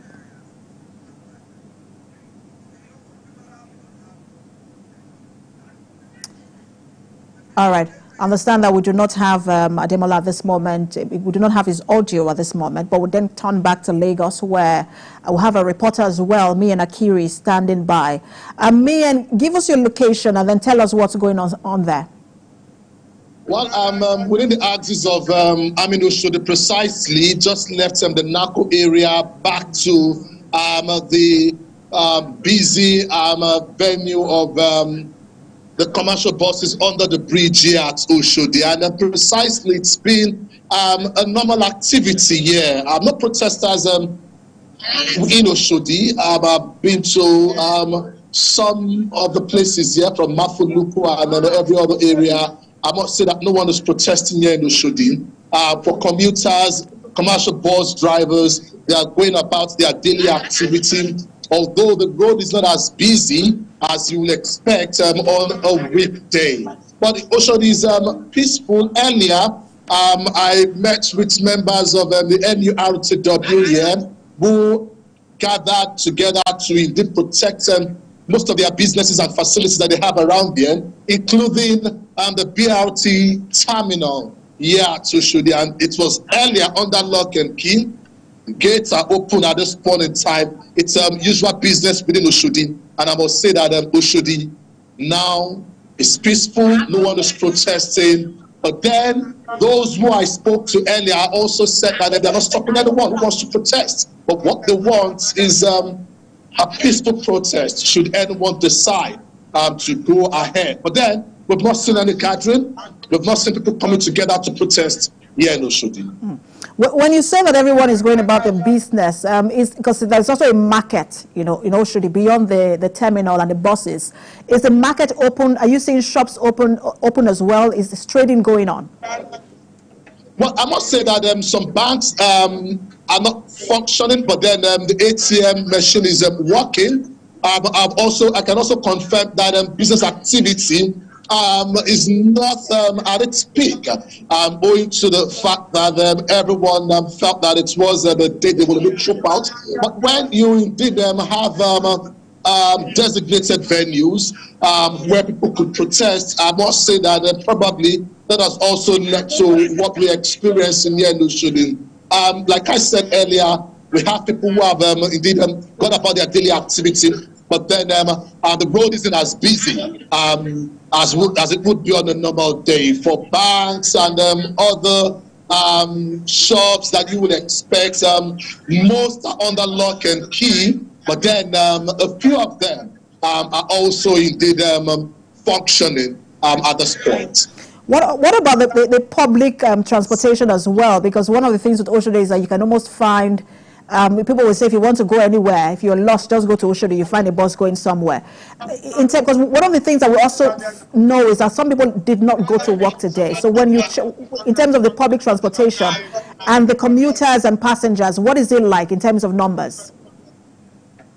Okay, so let me probably just take a walk so that you would have an idea of what I'm saying. For commercial bus drivers behind me, you can see them calling their various locations, and you expect that the commuters will also indeed go about their own Meehan, we business. cannot see you at the moment because of the network. We can't see you. Your network is breaking. Okay.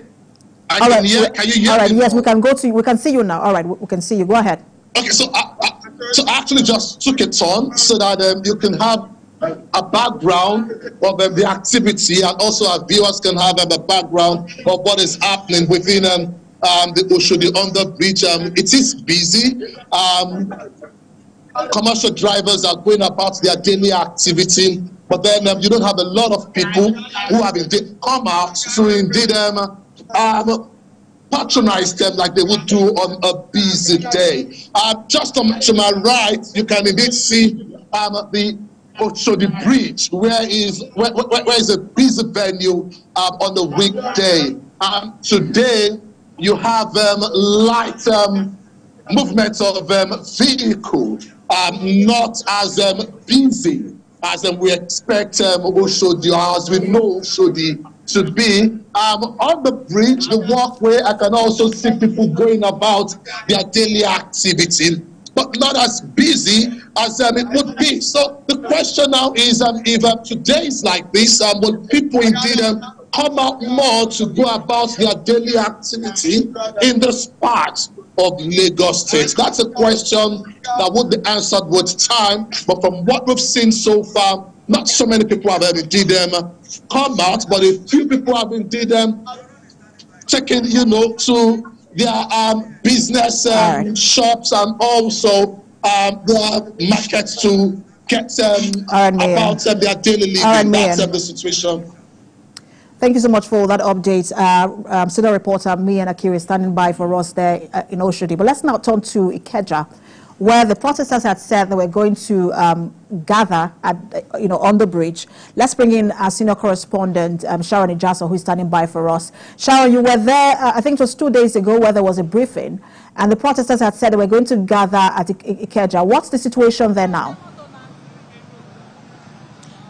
At about 9 a.m. this morning, the protesters took off from under the bridge in Ikeja for onward journey to Ojota, where is the recommended place for protest according to the court of Nigeria. As we speak now, we are at Kudirat Abiola Way, where we have security presence. We also have the civil society groups, youths, and some other people in the environment who joined the protest. As you can see behind me, they are coming in closer, and after any moment from now, they will be at the Ojota Park to list their demands to the government. For them, their demands remain that the electricity tariff should be reversed. For them, they want the federal government to reverse the fuel pump price to what it was at May 29th. So you can see my background now. We have them. We have journalists on ground. We have security operatives. We have many youths on ground here protesting, and they say they are going to go ahead with the protest. They are going to go to... You can hear what their message is. You can hear what their message is. They want the federal government and relevant stakeholders to do the needful to ensure that the people actually have a better well-being going forward. The numbers keep increasing from Ikeja Underbridge right here at Kudirat Abiola Way, and in less than 15 minutes they would approach Ojota, where we also have some other protesters who are on standby. All All right, Sharon, we'll get back to you as the movement to Ojota progresses. But let's now turn our attention to the nation's capital, that's Abuja. We have our correspondent now, Ademola Lawrence, standing by for us there. All right, I understand that we do not have Ademola Lawrence yet, but we have a guest now joining us via Zoom. But before we get to the guest, let's just tell you that the governor of Lagos State, Babajide Sanwo-Olu, says Nigeria cannot afford another repeat of the NSAS experience. Addressing Lagos residents on the need to shun violent protests in the state, Governor Sanwo-Olu said that the state was yet to fully recover from the mindless destruction of some symbols of the rich and enviable heritage of the state during the NSAS protest. He, however, called for peaceful demonstration as demonstrators called the attention of the federal government to the economic challenges and hunger in the country. These events, we all remember, left deep scars on our state, and it hurts our psyche. We are yet to fully recover from the mindless destruction of some symbols of our rich and veritable, enviable heritage. Lagos High Court in Oboshiri, which then was the most recognizable, the oldest court building in our country, and over 15 additional courts. Over 45 police stations were set ablaze, over 12 local government offices. Well, let's now get into the conversation on this planned nationwide protest. Let's bring in our guests. We have two guests joining us via Zoom. We have a policy development expert, Dr. Jalili Adebi. He joins us via Zoom. We also have Mr. Femi Lawson, who is he's one of the CSOs. He runs one of the CSOs in the country, and also a political affairs analyst. He's joining us now to look at all of these issues, the demands of the protesters and the stand of the government. Good to have you both. Well, let me begin with you, Femi Lawson. Let me just get your thought on all that is playing out today. There were concrete fears from the side of the security agencies and the government, on the protest today. But what's your thoughts so far on how things are playing out? I know it's quite early, but what's your thoughts? And please unmute yourself. Thank you. I think one thing that we must recognize is the fact that for the planners of the protest, for the government, for the security agencies, there has been a consensus that Nigerians have right to peaceful protest as guaranteed by the Constitution, and even the President Bola Ahmed Tinubu, affirmed to that fact. But I think one thing that is significant here, which we have to take away, unlike the past, is the response and the interest that the planned August protest has generated, not only from Nigerians, but also from government and stakeholders. Without trying to sound patronizing, I think this is one time that, irrespective of what becomes the outcome of what is being seen on the various streets of the country today, we must come to an agreement that now there's an administration that actually listens and could feel that Nigerians are speaking. In the past, the government would have waited for today, roll out tanks and other things that were done in very bad manners in the past. But if you look at the last couple of days, our government have been engaging, our government has been speaking about what it's doing, how the president has personally come out to address the concerns being raised by Nigerians. And you want to understand that we are making progress. And that is why today the protesters have no other choice than to ensure that the protests Mr. are Lawson, just a minute. I understand that we have breaking news coming in from Abuja. We'll get back to you in just a moment. We want to bring in our State House correspondent, Femi Akonde, to bring us updates on that breaking news. Femi, give us the situation report. What's going on? Well, high pressure tear gas was fired again by policemen to disperse protesters here at Eagle Square. That's the second time they have fired tear gas. That's the second time they have fired tear gas, and they've also called for reinforcement. We are seeing new detachments of our security operatives arriving at the Eagle Square. Patrick, I would like you to zoom right over there. You will see new detachments of security arriving. We get the Commissioner of Police also just arrived but the whole air has been polluted with tear gas, making it difficult for people to breathe and even to see able to see clearly. The Minister of State Police was here earlier trying to prevail on the protesters, trying to say it is quick to calm them and prevail on them to leave the area, but he could not. And that forced the police to eventually fire tear gas as the protesters to disperse them. It appears either the Commissioner of Police or a senior police officer just arrived. We are seeing the policemen here giving their salute. That means in acknowledgement of a very senior police officer. But I'm hearing that appears to be that is the SCP Commissioner of Police. Yeah, that's the SCP Commissioner of Police, Commissioner Ben. Yeah, it was here earlier when the fire tear gas he passed this place, and he has returned again, to talk to the officers. We do not know what he is telling them or what he is telling these officers now, but he has also been patrolling going around the federal capital to ensure that everything is peaceful. The protesters do not know where they are now. Where is the whereabouts?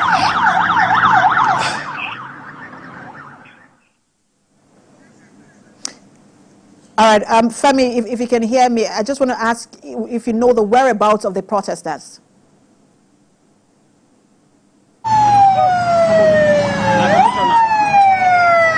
Well, that's the Commissioner of Police is in this vehicle. The Commissioner of Police.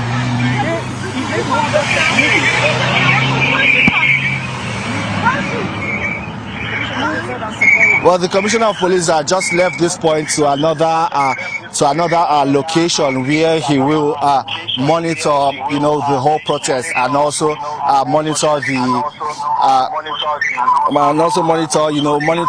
officers to also ensure that they abide the rules, provide protection for these protesters, because that is what the police had earlier promised, that they will provide protection for the protesters. But these protesters were not supposed to gather here at the Eagle Square. The designated point of convergence is the MKO Abiola Stadium. There is a court order to that effect. So it was surprising when we saw protesters come out here at the Eagle Square. That might be why the police had to use tear gas to disperse them, just to ensure that they obey that court order and stop them from gathering around here.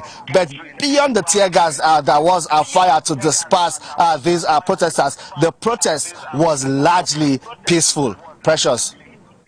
All right, Femi, we're just going to allow you to step away from that particular environment because we understand that tear gas might also be very harmful for you. So we'll come back to you in a few minutes as we get back to our guest, State House correspondent Femi Akonde, live for us there in the nation's capital. Let's now get back to our guest. Before I get to you, Dr. Jalili, I put Mr. Femi Lossi on hold earlier. Let you finish your thoughts, and then also, get your thoughts on what's playing out in Abuja, where there is a designated location, but we see some protesters. This is the second time they've been trying to gain access to Eagle Square, and then we see the security agents using tear gas to disperse them. Well, this is one situation we must try to avoid. There must, look at the scenario we have seen in Lagos so far, very impressive, except for the unfortunate report from Maiduguri, where there has been confrontation. And this is why concerns were raised about the tendency of protests becoming violent. I think while security operatives, the government have a responsibility, to ensure that people's rights are protected. As Nigerians also, we must ensure that we avoid any situation. What is playing out in Abuja is quite sad. I don't think it is necessary for people to take forceful possession of Eagle Square. Of course, the opportunities have been provided. In Lagos, I've seen people not even being restricted. People have marched through the Ikorodu Road. People have marched through the Kudirat Abiola way. And I don't think anybody has been harassed. So the people who are protesting currently must prevent a situation where fifth columnists are allowed to penetrate them and create the kind of atmosphere we are seeing now in Abuja. I've seen visuals from the National Stadium where a lot of prominent civil society persons are leading the call on government at that point. Then why should anyone go and forcefully try to gain access into the Eagle Square. I don't think the president or anyone stays within the Eagle Square that we have to see by all means. The issue of this protest is all over the world, it's all over the media, and I think the messages are being passed. Trying to forcefully gain access will create the kind of scenario that we're trying to avoid, will create and give justification to those who says this protest is being planned as a violent protest, which should not be. So I think there's need for caution, and people must be cautious of the fact that government has a responsibility to protect lives and properties, and we should, not allow people who do not have good intentions to disorganize what is being, being seen as a progressive effort at calling government out. All right, so Dr. Jalili, let me also get your reaction to the protest so far. Not just in Lagos, where it seems, a bit peaceful, but we've seen what's playing out in Abuja. We also got a reaction from our reporter in Maiduguri, where it seemed a little bit confrontational between the protesters, and these security agencies. What's your thought on all of this so far? Yeah, thank you so much for the opportunity to be part of this conversation. My assessment of the protest suggests that the protest is generally peaceful. We cannot use one or two incidents to judge whether the protest is descending into anarchy. We understand the level of maturity being demonstrated by the leadership in Lagos State. Even despite having a court injunction, they still allow people to demonstrate peacefully. That may not be the case with the person in charge of the FCT. Wike is a little bit stubborn, and the protester might have prepared for Wike. But that said, allowing the thought of Mr. Oluwafemi Lawson, that the protesters, they have the responsibility to ensure that their ranks are not infiltrated and that the protests are successful. Because one thing about protests is this: protests are instruments of the unheard. The government has been listening, but they have to listen more, they have to engage more. And honestly, I want to commend the men, the boys, the women, all of those involved in this protest, the old and young, every single person involved in this protest. I want to commend them because they are doing the extraordinary job of mainstreaming the level of hardship, of parallel hardship, currently being experienced by all individuals in the country. The wealthy are complaining. The middle-income earners are complaining. The poor, they are living in strangulating conditions. And the government is aware of this. And one thing that the protest is making us be aware of is that no amount of intimidation will prevent people that are determined to leverage the streets to mainstream their concerns. So my message to the protester is this: protests won't solve the problems. It can only increase the level of attention being given to the issue. As soon as the turn of the protest, I think it's time for them to open up avenues for engagement with the government. I will come to you. I will come to you for that in just a moment, because that's one of the things I spoke to one of the organizers about yesterday, and he wasn't quite open to dialogue.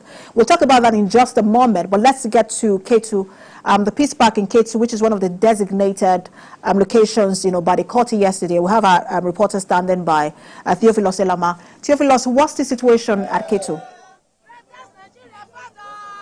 All right, Precious, you can hear everybody's mobilized here, embarking on the peaceful protest, and they are expressing their grievance on the situation in Nigeria. They're protesting hunger, they're protesting bad governance, they're protesting against the fact that power situation is not it, and they have every issue to talk about here. Of course, this Ojota axis, we've had many protesters come around, and we've had those that are anti-protest protesters come here to talk about the fact that the government is doing all it can to revamp the economy. But we have a lot of protesters around us who are willing to talk to us about their anger and their grievance. I first have here Amadi with me. Good morning. Now, tell us that why is this protest important? This protest is important because we need to let the government understand that the power resides with the people. We need to let the government at all levels know at the federal level, at the state level, and at the local government level. We need to let the government understand that power still resides with the people. We need to let the government understand that the people are tired, the people are hungry, the people are frustrated. The hardship in the country is too much. The cost of petrol is skyrocketing. The cost of food items is skyrocketing in the market. People cannot go to the market to buy items to make a pot of soup. People are hungry. Families cannot afford 1 square meal in a day. And we are here to say that enough is enough. And we have made several demands that we want the government to take a look at. So far, do you think this protest has gone on to deliver the desired results? So far, so good, I would say yes. Because if you look around you, you can see a lot of Nigerians. These Nigerians that are gathered here are patriotic Nigerians. These Nigerians that are gathered here have immense love, deep love for this country. And we cannot allow this country to go down the drains. The number of persons you are seeing here, some of whom have been here since 7 a.m. this morning, are here because we love this country and we want to see the country get better in our lifetime. Okay, so let me take from a female perspective at this point. Now, looking at the situation here, what you've gone all around. What have been your takes so far on the protests all around some parts of Lagos? I actually do not live in Lagos. I live in Abuja, but I'm here for a job. So I just needed to come and express my concerns and my grievances with what is going on in this country. We have people dying, people cannot afford to live, cannot afford to eat once a day, and then we have a president who thinks that what he needs to do is to get a private jet. We have insecurity that's ravaged the whole of the country, and then we have an existing cabinet member, the Minister of Defense, who has been accused of supporting and providing weapons to bandits and terrorists in Zamfara, and the person is still in the cabinet and nothing is being done about it. This is absolutely unacceptable. We have the legislators. There's so much noise. We have legislators who are supposed to save, protect Nigerians, but they only do the executive arms of government. It's like senators and House of Rep members is an extension of the executive. It's unacceptable. This country is ravaged with insecurity. We have never had it this bad in this country. Never had it this bad. And this has nothing to do with APC, has nothing to do with PDP, has nothing to do with Labour Party or any other party. These are working Nigerians thinking that looking at all of these protests now, do you think there's a better way to handle this, to take your issues to the government? Which other way do you have? How else do you want to express yourself if not their protest? We have been talking. If you have a president that listens, if you have the government that listens, we have had our demands flying on social media for the last 2 weeks. Has it done any of that? We have had over these demands flying over everywhere. Reverse subsidy. You can't come to government and the first thing you say is subsidy gone. And only for us to realize that you've been paying subsidy. What kind of government is that? No, this is unacceptable. We don't have any other way to express ourselves. It's only protest, and that's all we can do. All right. So let's thank you so much. Thank you so much for talking to us on your grievances. Of course, many people are angry with the situation of the country as expressed by everyone right here. Over to the studio.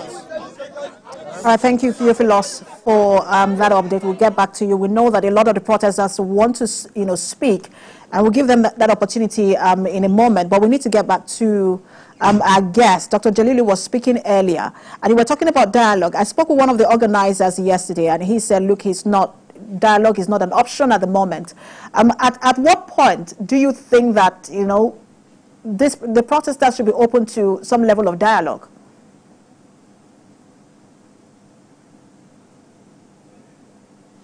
Dr. Jalili. I think it should be at the beginning of the protest. We have not organized protests in the past, and a protest cannot be an open-ended process. Otherwise, it's going to degenerate into anarchy. And that is why it is important that Young Boys and Girls, the new generation of activists that are leveraging the street, for them to have a starting point for engagement. And the starting point must be from today. And this is where some of us that are senior comrades and who are still activists in our various forms could offer our experiential support to these young activists to understand that the essence of a protest is to call attention to the dire situation of the country and to extract commitment from the leadership at all layers. We are not just talking about the federal government. We should be equally concerned about the state government. We should be equally concerned about the local government and hold all of them accountable to addressing the dire, unacceptable situation of the country. The street is speaking loud and clear. The leadership is listening. And the very reason why they are elected into offices is not to attend to their own interest. It's not to rule based on their own whims and caprices, but indeed to attend to the well-being concerns affecting the generality of the populace. The populace is telling them they are not doing the needful. That is an assessment they need to accept in good faith. And that is why it is important that the opportunity and the avenue for dialogue should open immediately. I expect the protesters to do the needful without further ado. As they are engaging in the barricade and they are leveraging the barricade, they should be equally involved in holding engagement with those at the leadership. Otherwise, the protest may lose its purpose.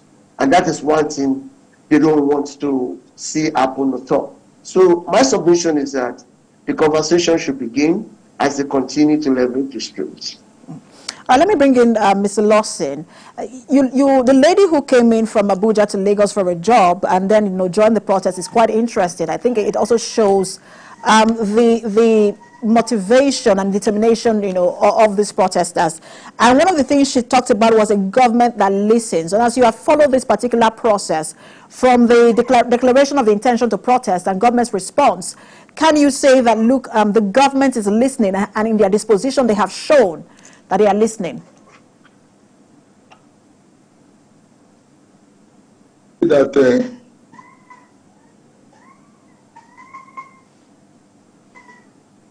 Mr. Lawson, can you hear me? Yes, I can hear you now.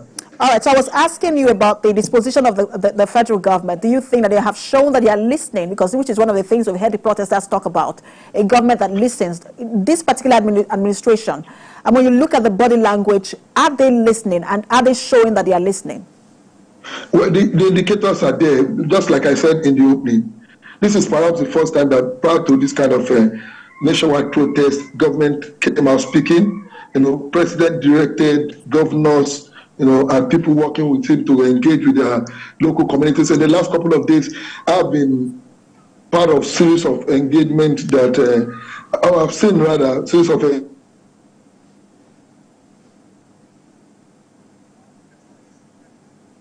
Right, there seem to be network issues coming from Mr. Lawson's end. We would just let him fix as we engage Dr. Jelini now. Dr. Jelini, I wanted to ask you too, from the government angle, what do you think that government should be doing to respond to the protesters? They have extended, all right, we'll have Mr. Lawson. I'll get back to you shortly, Dr. Jelini. Mr. Lawson, go ahead. Fulfilling those promises. Government must use this opportunity to make commitment and begin to practicalize those steps that it has promised in the course of the days prior to this protest. Government came out over the past couple of days telling people what it is doing and what it intends to do. President Bola Tinubu spoke about a lot of reforms that the administration is embarking upon and intends to embark upon. Government must be seen to now be fulfilling this, not only by making promises or by limiting it to the rhetorics, but Nigerians must see government practicalizing the promises it has made and making manifest those things that it said it is doing. And that is the only way we will not only douse this protest, but also prevent future protests, because the truth is that as long as there are reasons for Nigerians to protest, as far as the economy of the economic life of our people is not improving, as far as there's poverty, hunger, in the land, people will have reasons to challenge government at all times. So government must take the advantage of what is happening now to address, and this is not limited to the federal government. There are issues within the states, there are issues at other levels of government. So we must not leave this as an Abuja problem. It is not President Bola Tinubu's problem alone. President Bola Tinubu will not go and construct roads in Igbekebo and the local government.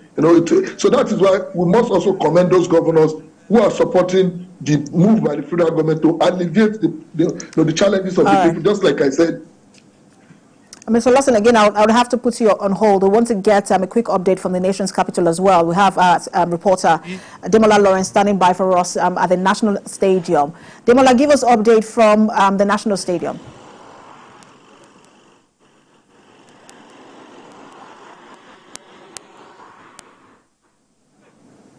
Okay, Precious, just a few minutes ago when I spoke on your view, the protesters were still here, of course, protesting, and I also made reference to that. There are two protests that actually took place here. There are for and there are against, and of course, but the protesters, of course, have left this place. They were here as early as 8 a.m. To protest, and of course, one of their main agenda is the fact that the government should look at the issue of the fuel subsidy, and of course, the story about a dollar, and of course.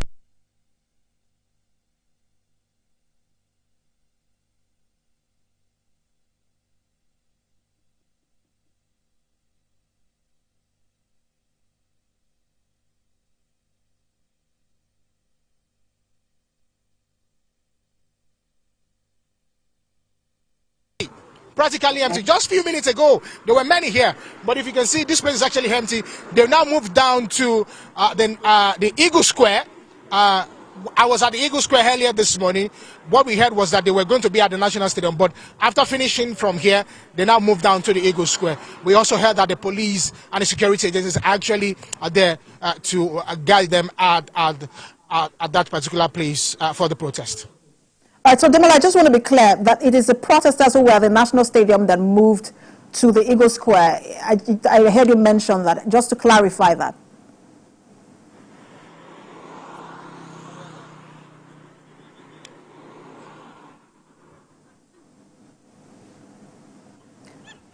Demola, okay, all right. First of all, the protest was supposed to happen at the Eagle Square. You know, because of the back and forth with the minister of FCT, but of course I think that couldn't happen. But earlier this morning we heard that they will be at the National Stadium, so they moved down to the National Stadium and not at the Eagle Square. But some protesters were at the Eagle Square, where some were here, but the majority of them were actually here at the National Stadium. So just a few minutes ago, they now left from the National Stadium down to the Eagle Square to continue the protest here. All right. So the court ruling was at the National Stadium, and so some of them moved to the National Stadium. So I just want to clarify all that you said, that after the court ruling, some of them moved to the National Stadium, while a few went to the Eagle Square. All right. So also talk to us about how the police is managing, because we're saying, in some places, the for and against protesters. How is the police managing that situation? How do they manage that situation?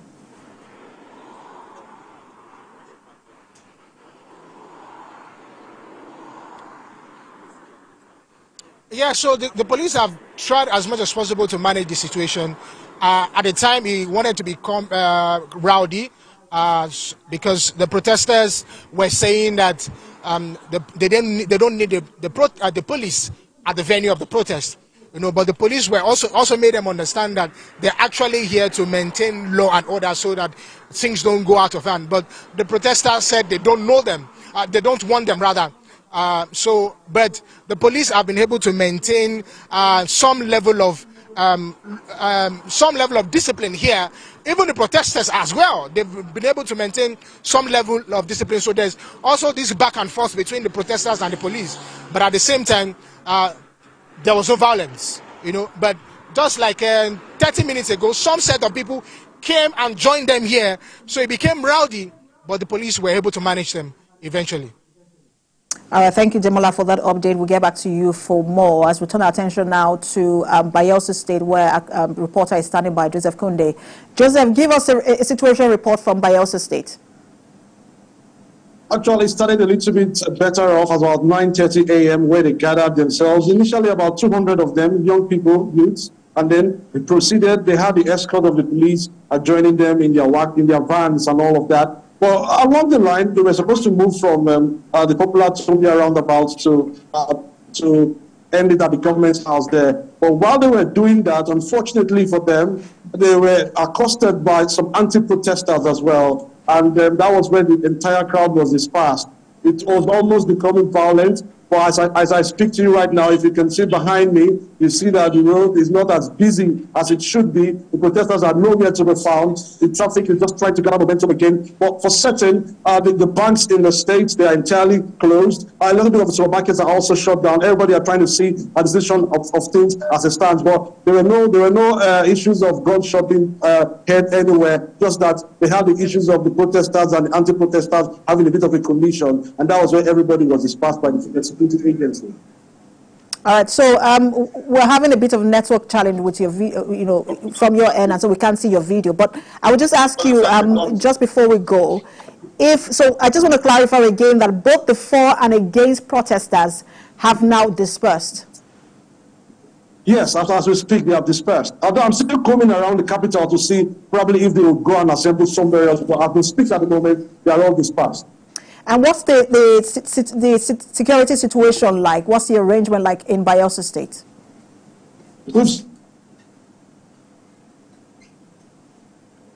I seem to have lost connection with Joseph Kunde. We'll try and reconnect with him to get more updates from Bayelsa. All right, let's get back to our conversation with our guest. We're speaking with Mr. Femi Lawson earlier. I put you on hold, so let me allow you finish your thoughts. Okay, can you hear me, Precious? All right, Joseph, just hold on. Let me get the thought. Or better still, wrap up and then I'll continue with the guest, Joseph. I was saying before it went up, I said that we have seen a very heavy, massive presence of security personnel from the police to the military as well, combing the streets, ensuring that there is peace as much as possible, although they have not been able to use the tear gas because there's not been any reason for that to be used at the moment. All right, thank you, Joseph. We'll get back to you shortly. Thank you for the update. All right, Mr. Femi Lawson, wrap up your thoughts on the question that I asked about government's body language in terms of whether they are listening or not.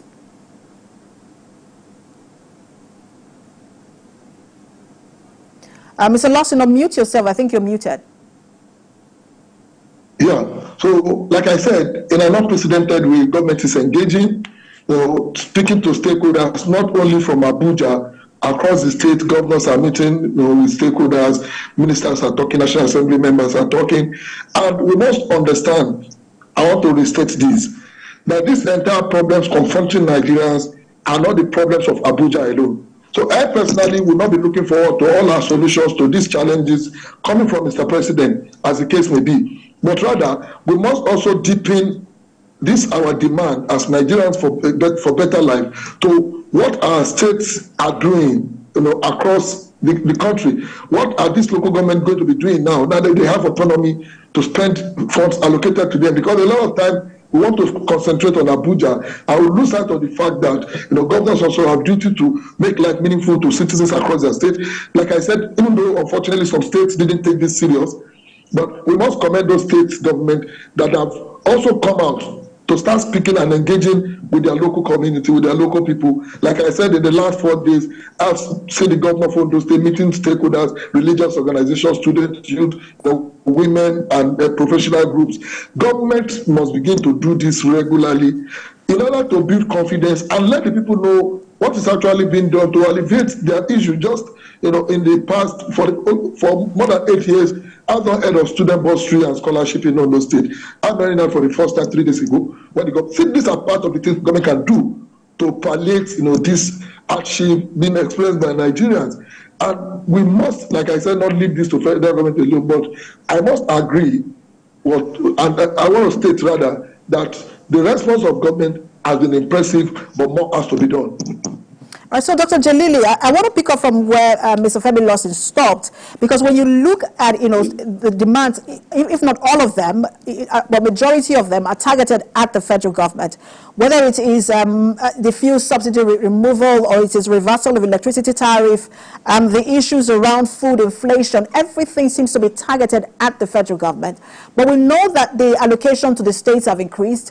We've seen that the government, had tried to make efforts by sending grains and some level of palliative to the state governments, but nobody seemed to be holding them accountable.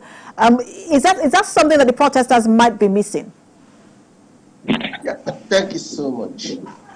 One of the things we need to educate the protesters about is that if development is a responsibility of all of those elected to serve and help to achieve the needs of the people. And this is inclusive of government at all levels, local government, the state government, and the federal government. Mr. Dr. Jalili, your voice seems to be a bit low. If you can help us speak out just a bit. Okay. What about now? Better is it now. Better? Yes, better. Yeah. And one of the things we need to highlight to the protesters is that development and addressing development challenges is a responsibility of governments at all levels, at the local level, at the state level, at the federal level. And one thing we've been missing in national conversation about development in this country is that a local government chairperson must have a development plan on how to address the problem of hardship, on how to create jobs, on how to address the problem of poverty, and bring more money to local economy, massify prosperity. The same thing is expected to be done by state government, and the same thing is expected to be done at the federal level. Over the years, we've not been paying attention to this, and it is something that the protesters need to add to their list of many. But that said, there are immediate things the government needs to do. When you look at before the protest, the government was using multi-pronged approach to engage the protest. They were holding conversation with a cross-section of stakeholders. At the same time, the government was demonizing the protest. At the same time, the government was telling the protesters, you can go to the street. They threw everything at it. Now, this is the time to change strategy. This is the time to walk to the protest ground and hold conversation with the protesters. This is not the time to sit in our various offices. These are our sons and children on the street. Our mothers and fathers are on the streets. They are people of this country. They are one of us. They are not aliens from another world. And that is why we need to come from those high offices, the level of the people, and then engage them in this protest ground. This is one of the things we can do. The other thing we can do is the government needs to make more concessions. For example, the government announcing that they are reducing their benefit by as much as 60%.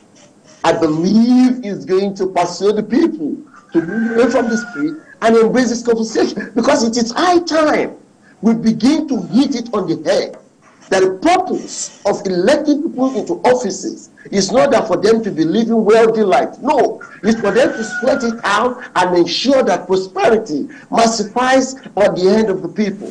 But what has been happening in the country over the years is that prosperity has been massified to those who are elected into offices, to those appointed into offices. They use the best of all castes when Nigerians are struggling on a daily basis, finding it difficult. All right, Dr. Jalili, allow me to interrupt you and put you on hold just a minute. We need to get updates from across the states as we refresh our viewers on some of the developments in some states. We'll start with Cross River.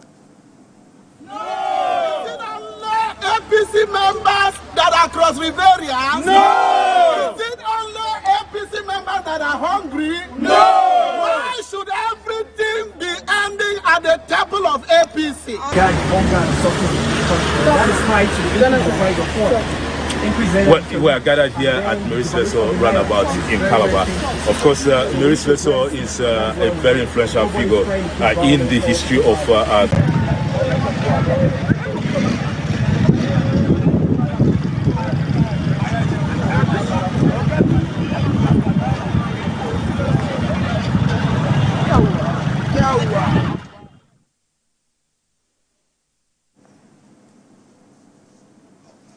All right, going straight to Ojota now as we bring you live pictures from there.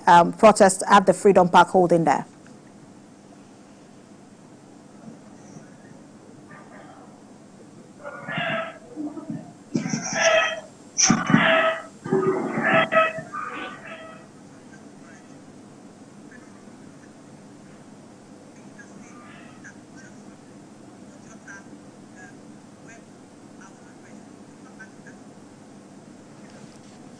All right, these are live pictures from Ojota, where the police is about to brief the protesters and the nation as well, because everyone seems to be watching. We'll get back to that in just a minute.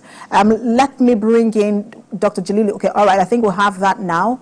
Let's bring you the briefing of the police.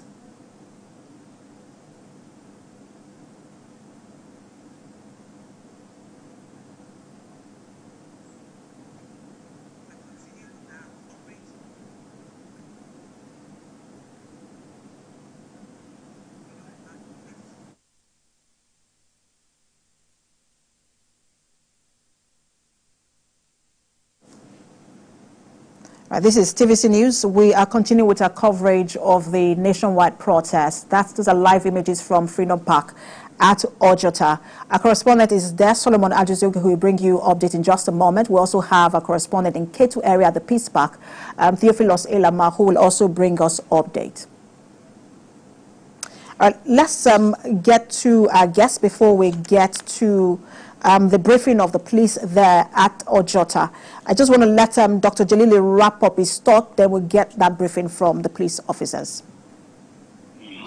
So thank you so much. There are some immediate changes we expect now. The business of governance is being coordinated in the area. Is that there are a lot of benefits that those elected and appointed into offices are allocating to themselves. If they can slash this by 60%, the boys and the girls, the men and the women on the street, they will come to protest immediately. Because that is a paradigm shift. What the protest is calling for is a paradigm shift in the culture of governance. And another thing, our state governors, the need for us to have a lot of attention. Going from one to the one. Your hand on the pen. All right, so Dr. Jalili, just a moment. I just want to let people know what's happening. We are in every location where this protest is happening across the country. We're trying to get report from our correspondents, from the police who are trying to brief in Ojota. So a lot of things going on behind the scenes. So you're going to get. We're going to bring you all of this, in subsequently. Which you saw our correspondent there in Imo State, Uchenna, standing by. You saw our guest, and then you saw Ojota. Those are the feeds that we're ready to bring for you any moment now. So, but we'll let, all right, we have Prince Uba standing by in Imo State. I'm going to get that update from him on the situation report there. Prince, give us update from Imo State.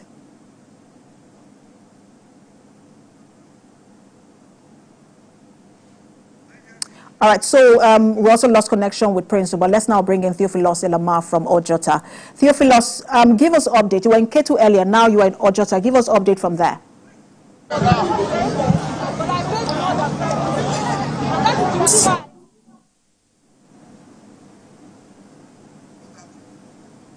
All right, so we'll get back to Prince. You must understand that, look, there's a lot of crowd there. Heard the noise from Ojota. But let's get back to Prince, who is now standing by in Imo State. Prince, give us update from Imo State. In a rainy day in Imo State, since morning it's been raining. I can confirm that there is no protest going on right now in any part of Owerri, the Imo State capital. We have visited some streets in Owerri. There is no protest. And right now we are at Freedom Square in Owerri. Where usually when people are protesting, they will be at Freedom Square. But no sign of protest here. Because that the situation actually affected business. A whole lot of shops are closed down. The banks and even movement. Vehicles are moving skeletally. People are just at home to monitor the situation and what becomes of the situation. Maybe before the end of today, they will be out. But it's important to know that the Governor Hope Uzodimma, has been constructively engaging stakeholders in Imo State.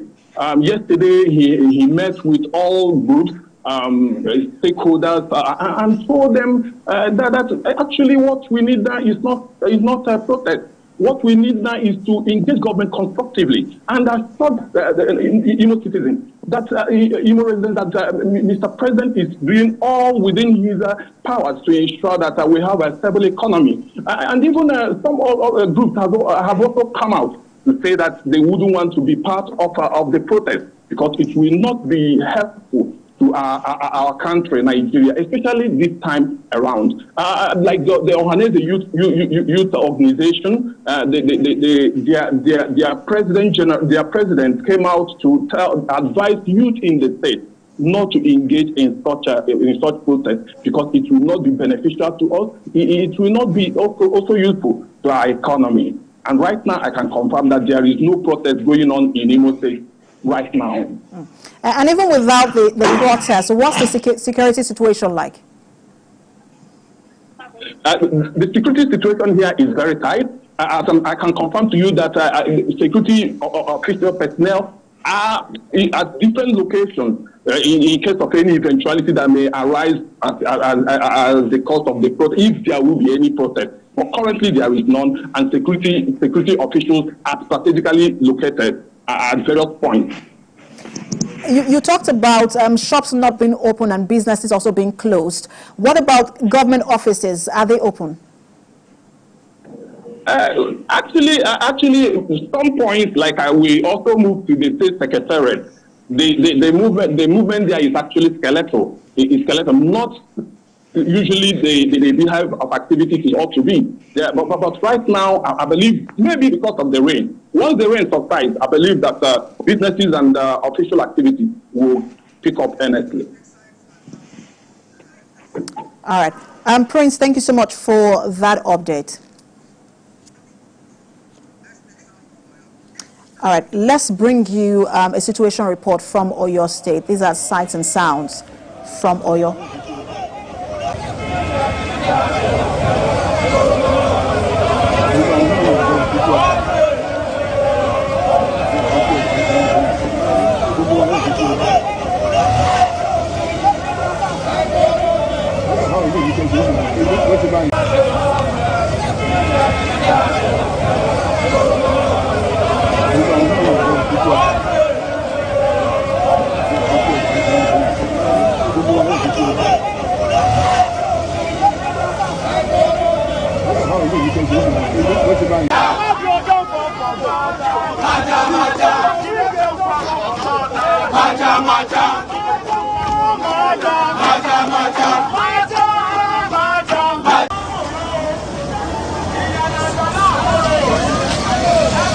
It's TVC News, and those are images from Ibadan, your state, just before 10 a.m. today. You can see the protesters marching through the streets of Oyo State. All right, let's turn our attention now to Lagos State, where our reporter is standing by at Ojota, Theophilus Elama. Theophilus, bring us update from... All right, I understand that we have to get update from Kwara first, and then we'll come back to Lagos. So let's bring you update from Kwara. Ibrahim Alege is standing by. Ibrahim, what's the situation in Oyo State? Do we have protesters on the streets in Kwara State? All right, we have the sights and sound from Kwara State.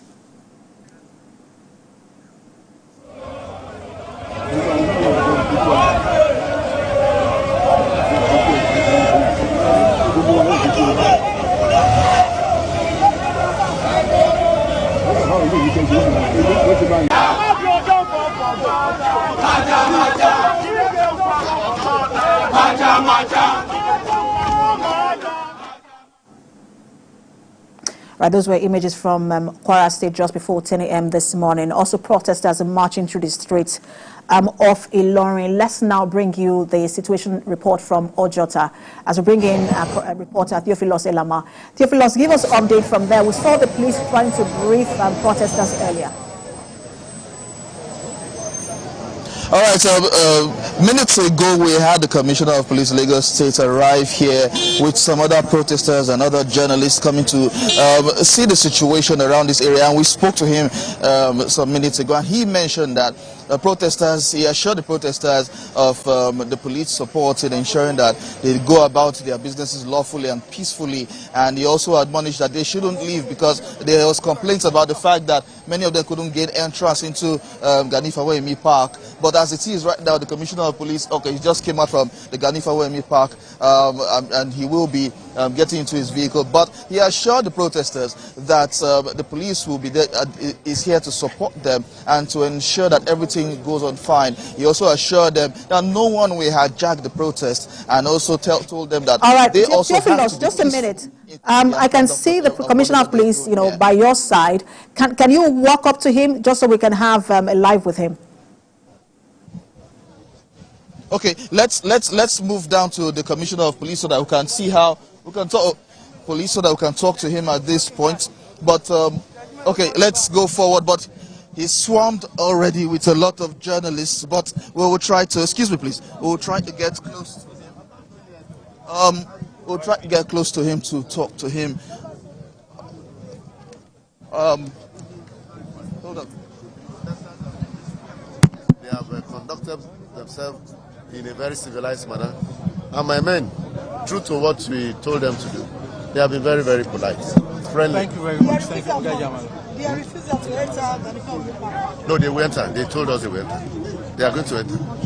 It's big enough and it's traditional park for protest. Thank you, Amaga. Thank you. Thank you. All right, that was the Commissioner of Police, Lagos State, briefing pressmen and on the situation here and the fact that the protesters can go into the Ganifa Park because it's big enough to accommodate them, which is the designated spot for them to talk. So let's go forward to talk to the Commissioner. Excuse me. Sorry. Commissioner, sir. Commissioner, can we quickly talk to you? There have been complaints about the Ganifa Park. And the protesters are saying that they cannot get in. Maybe I just entered. I entered there and came out through the exit. Yes. So, what's your assurance to the protesters this morning? My assurance to them is that we provide adequate security for them. Okay. It's going to be peaceful. And our men will provide security. We will make sure that no protester is molested or attacked by any hoodlum. There's also been complaints about elements coming together to infiltrate the protest.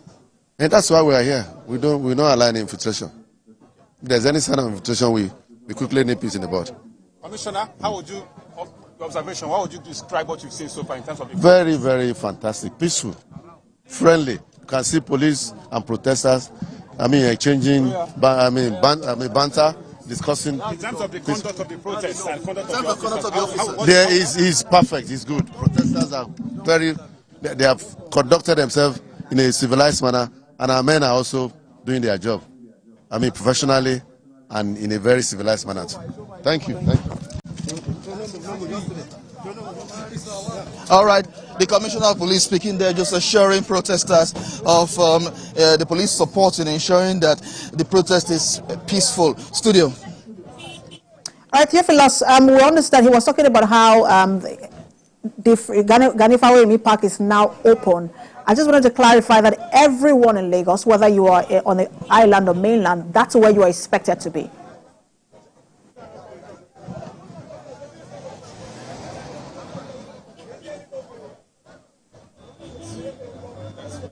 All right, Theophilus, I was asking you for clarification in terms of location of this protest, that irrespective of the part of Lagos where you live, if you want to be part of this protest, you must come to the Ganifa Park.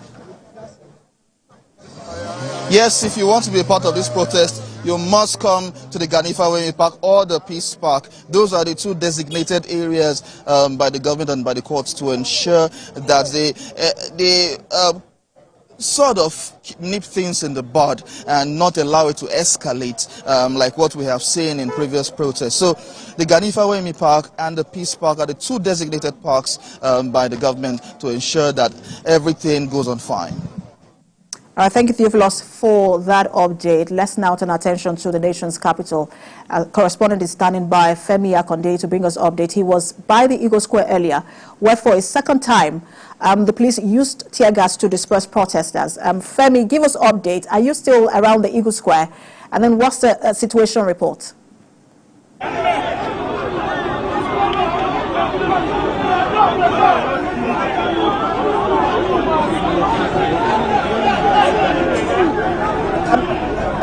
Tell us where you are now and the situation is. Precious, I'm at the central area in Abuja. This group of protesters you see behind me moving were earlier at the MKO Abiola Stadium, the designated protest point here in the federal capital city. But you know, they have defied that court order and they are now marching into the city center, making their way into the city center. We hear that they are going to Eagle Square, and we also expect that there might be some resistance from security agencies who have already positioned at the Eagle Square, expecting this group of protesters. How they are going to handle this situation remains to be seen. They have also been distributing pamphlets during the protest stating their demands. I would read out some of their demands. Number one, which is all political office holders must be placed on same salary scheme with Nigerian workers. The second demand is fuel price and electricity tariff must go back to pre-May 29, 2023 price.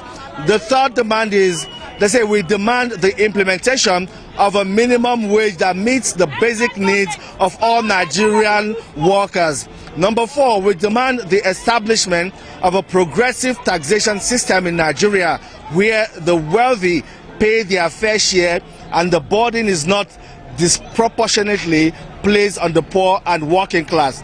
The fifth one is a total reversal of all school fees increment, proper funding of public education. The sixth one is immediate fixing of all public refineries and the building of new ones. The seventh is the release of all NSAS protesters still in detention.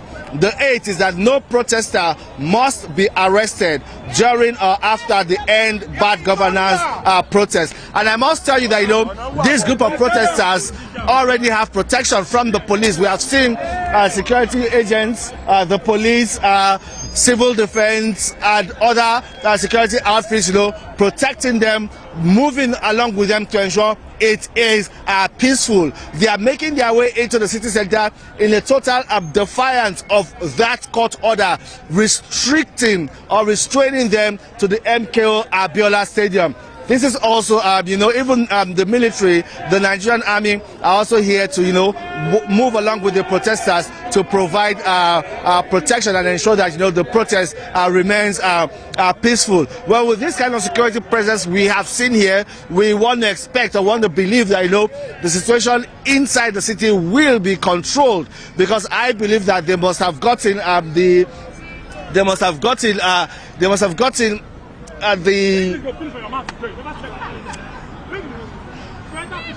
well, I believe they must have gotten, you know, the assurance of these protesters to remain peaceful and keep the protests peaceful while they march into the city. They are moving into the city center. Their final destination, we do not know. But we hear that they might be heading towards the Eagle Square, where we were earlier, and the police dispersed the protesters there at that time with tear gas. The police had to fire tear gas on 3 separate occasions to disperse protesters at the Eagle Square. Now this group are now moving to the Eagle Square again. We do not know if that same resistance put up by the police will be the same that they will meet. And bearing in mind that these ones have police protection and they have also remained peaceful all through their march from the MKO Abiola Stadium moving into the city center, likely their final destination might be the Eagle Square.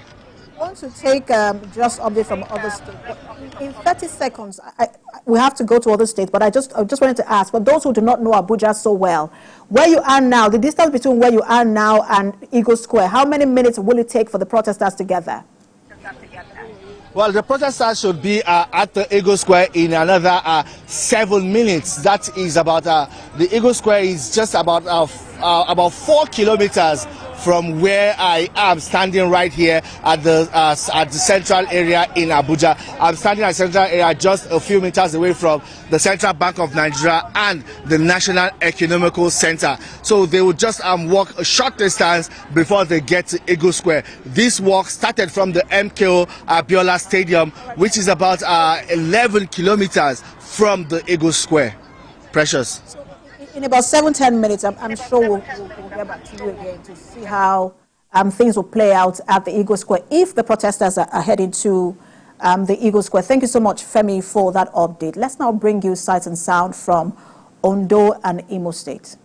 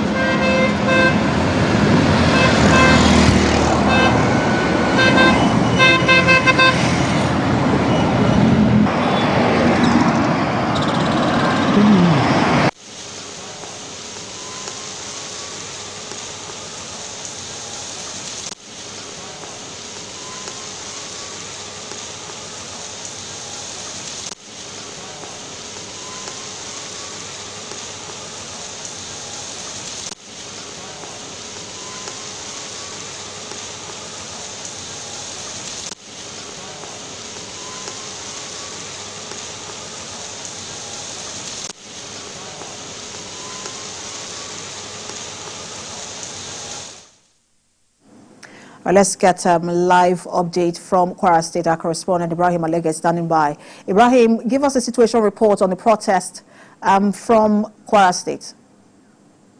Yeah, thank you very much. I'm currently at the Metropolitan Square, Ilorin, the Kwara State capital. Recall that yesterday there was a court injunction that protests can only take place at the Metropolitan Square. Behind me here, I've been to so many places in the state capital, for instance, the popular post office, the challenge area, where normally people will protest, but only security operatives and some traders around that place. But here at the Metropolitan Square, we have just security men. We understand that one or two protesters are here, but obviously this place is virtually empty. Ordinarily, this place can accommodate thousands of people, but unfortunately, we have just like 2 or 3 protesters in here, and of course security operatives. But in town, when I was coming to town this morning, virtually all the streets were empty. People, were sort of apprehensive.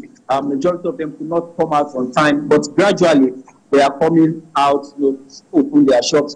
But around Government House area, you have security personnel, the military, NSCDC, the police. Also the same thing at the Central Bank of Nigeria, where we have a lot of security operatives around that area. And of course, the post office area, that's the heartland of the Kwara State capital. Because anybody is coming to Ilorin, the talk of the police, the post office in Ilorin. So all in all, everywhere seems calm now. I recall that in some days ago, 2-3 days ago, students representatives addressed journalists, some youth representatives, and even Okada riders, transporters, they addressed the people that they are not going to take part in this protest. So maybe that is what is playing out today in Ilorin. So as at now, there is no any form of protest in Ilorin. Everywhere is okay.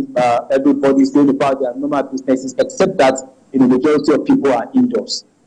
And even without the protest, do we have security personnel on the streets? What's the security situation like? Yes, for the past few days now, they have been show of force by the security operatives. Maybe this gave people some sort of signal for them to maintain their peace.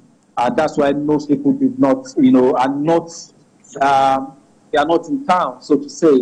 Most of them are in their respective homes. But at Government House, you have security personnel. At CBN, you have security personnel, and around the post office area, you have security personnel. Stationed around critical facilities in the state, and of course, some identified spots. And even here at Metropolitan Square, you have security operatives there, so that there won't be any breakdown of law and order. But as at now, no any form of protest in Ilorin, and everywhere is calm. All right, thank you so much, Ibrahim, reported live for us there in Ilorin, Kwara State, where we understand that no protest is happening at the moment, even at the designated Metropolitan Square, where protesters were said, you could go there to protest. But let's now bring you sights and sound, from other states as well.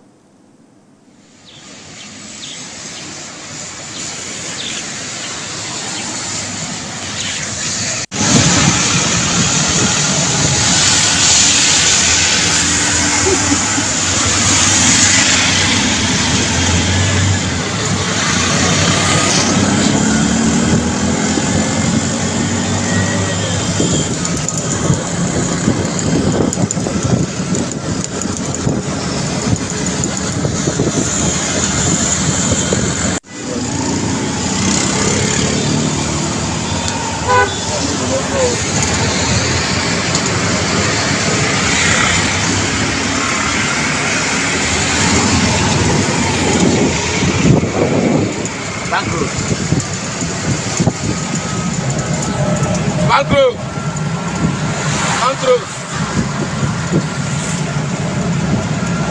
Oh, wait, yeah.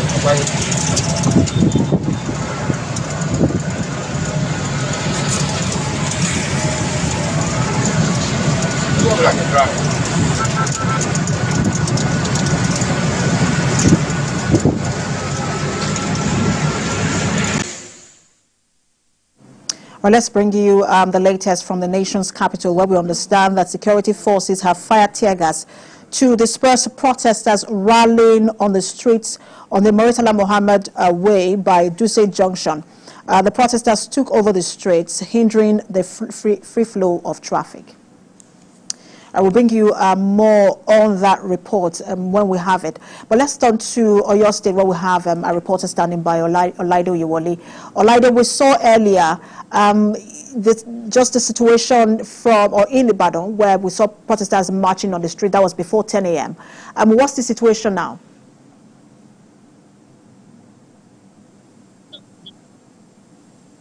We're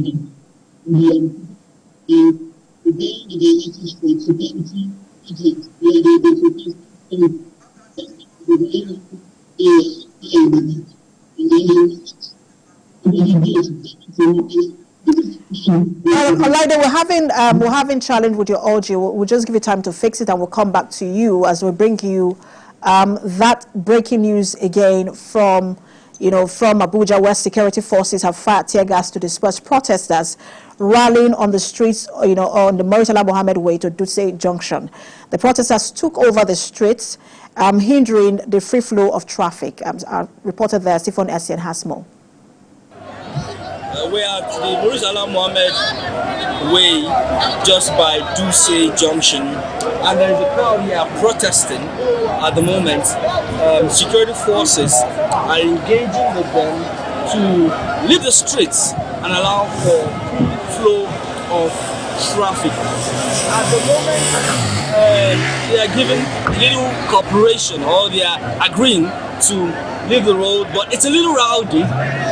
They are still in their numbers, trooping out of the Duse axis of the Tasha Gwari area also. At the moment, it's peaceful law enforcement agents, from what we can observe, doing their best to disperse this crowd that are protesting and brandishing placards against hardship. All right, that was a reporter there giving us updates on that breaking news from Abuja, where protesters were dispersed with tear gas, because they were hindering the free flow of traffic. All right, let's now turn to Port Harcourt. We spoke with our reporter earlier, Uche Okoro. He's standing by to give us more update from there. Uche, the last time we spoke, we saw the protesters marching through the streets. Where are they now, and what's the situation of things? Right now, the protesters have arrived at the Rivers State Government House, along as Kiwe Road. The protesters have arrived, and right now it is raining. But despite the fact that it's a wet day, the protesters aren't deterred. Many of them have taken off some clothing. Many of them have taken off their shirts.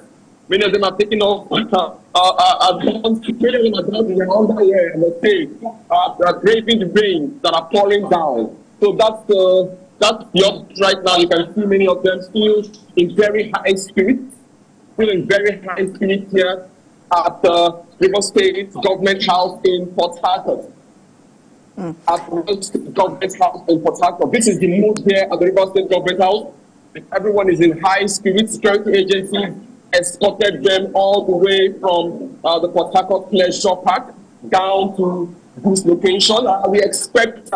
We don't know if the governor will come out to address them. We do not know if Governor Sinala Yusubara will come out to address the protesters. If he is not going to do so, we also cannot tell if any representative of government will be here to speak to the protesters.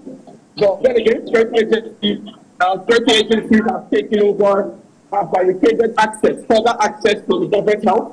The protesters have been forced to stop a few meters from the very gate of the government house, so expecting someone to come and address them, and they can formally tender their grievances at the government, and the government will contact them to the presidency. Is that the situation over here? Leadership government the purposes of my life. So I believe that from here, they will disperse to their various residences. All right, thank you so much, Uche. As soon as you have a government, any government official addressing them, we'll get back to you. Let's bring you sights and sounds from Enugu.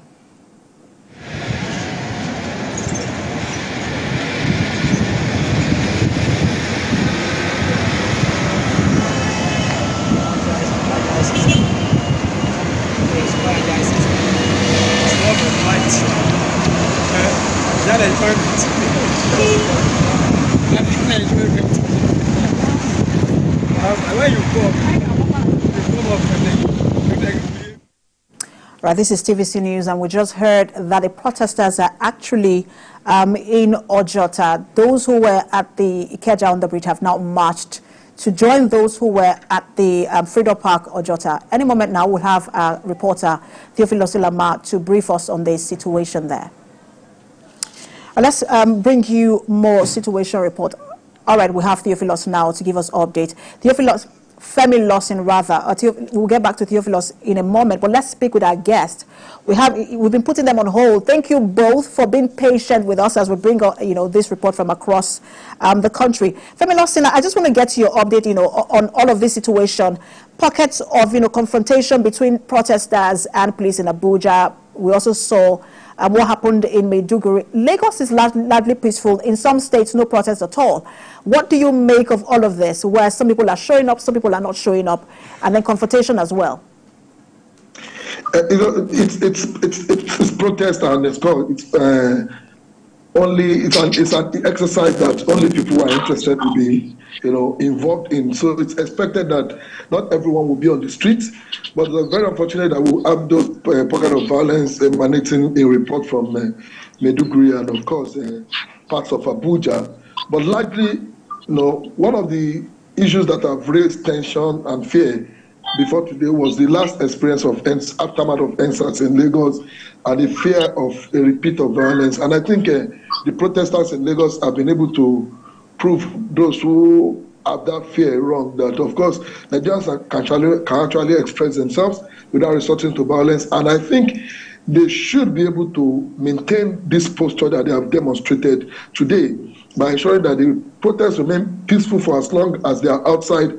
And I think it is commendable that security operatives have been very professional, particularly in Lagos, though not so from report from Abuja, where there has been confrontation. But I think there is a level of awareness that has necessitated the kind of turnout we have seen on the part of those who have mobilized for this protest. And I think I want to also commend the way government is currently handling this matter by ensuring that citizens are allowed to freely express themselves and government takes its lessons from it without unnecessarily creating a scenario that will lead to breakdown of law and order.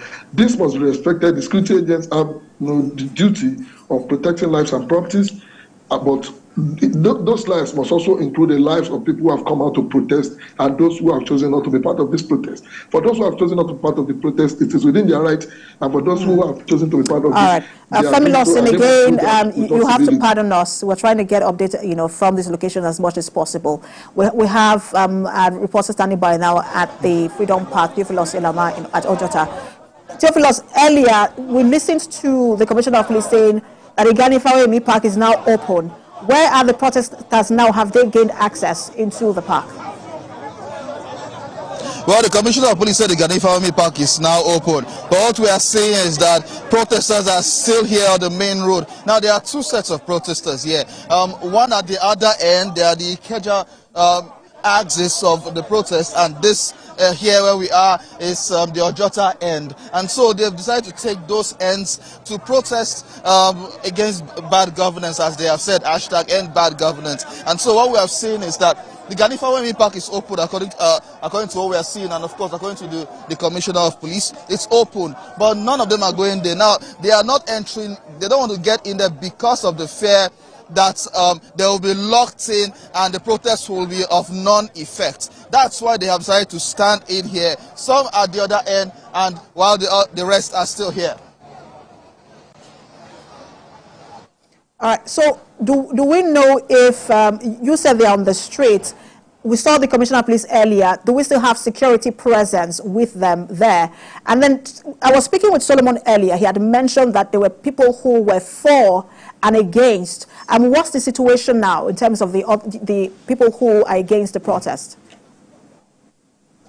Well, security presence is heavier than earlier. Before, there were just a few persons here, but as from the cameraman can pan behind, you will see a lot of security men out here ensuring that they keep the peace right here in Ojota Axis. Now, earlier there was this issue of people protesting for and against, but what we have now is we have the people who are genuinely protesting against bad governance, and it's somehow the police have successfully tried to ward off those who will try to infiltrate the protest to cause mayhem. And so everything has been going on peacefully, like we are seeing. Just at the other end, you see the men of the NSCDC and, of course, the Lagos Neighborhood Safety Watch at the other side as well. The protesters, are, from what I am seeing right now, are going to join the Ikeja axis. And, of course, they are walking down towards that end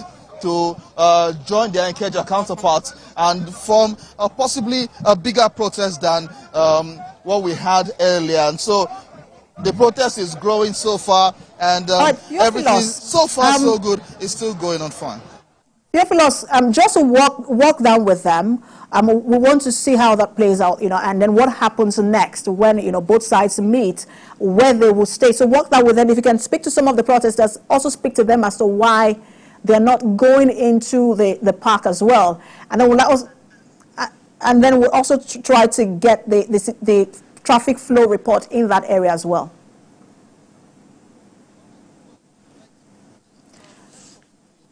Tivoli, just speak to Ross about. All right. Why are they outside here? My brother, apply wisdom. We're not going to the park. The reason is this: we are not entering the park. What they told us, they say, come to Ojota, the park. We are within the park. No, the plan was inside the park. My brother, they don't catch this park. In case anything, where you want to pass? Can I tell you something, sir? When I came out this morning, the guy that approached me said I should go. I live just behind there. He said I should go back. I said, why would I go back? A guy, one of these guys that were trying to stop them. I said, why should I go back? He said that if I want to protest, I should come to this side. He actually asked me to come here. Yeah, that very guy. Okay, so now the question is, why are you out here? Why are you not going to the park? That's what I'm telling you. That same guy, that same guy was the one that was telling us to go to the park. He had them on automotive. I told people here not to. What is the fear? My friends that front, they want if the church like tear gas. How do we go out? Okay, how do we escape? You know what? Wait, hold on. It's simple. They say Konima and then Konima go bury him. Exactly.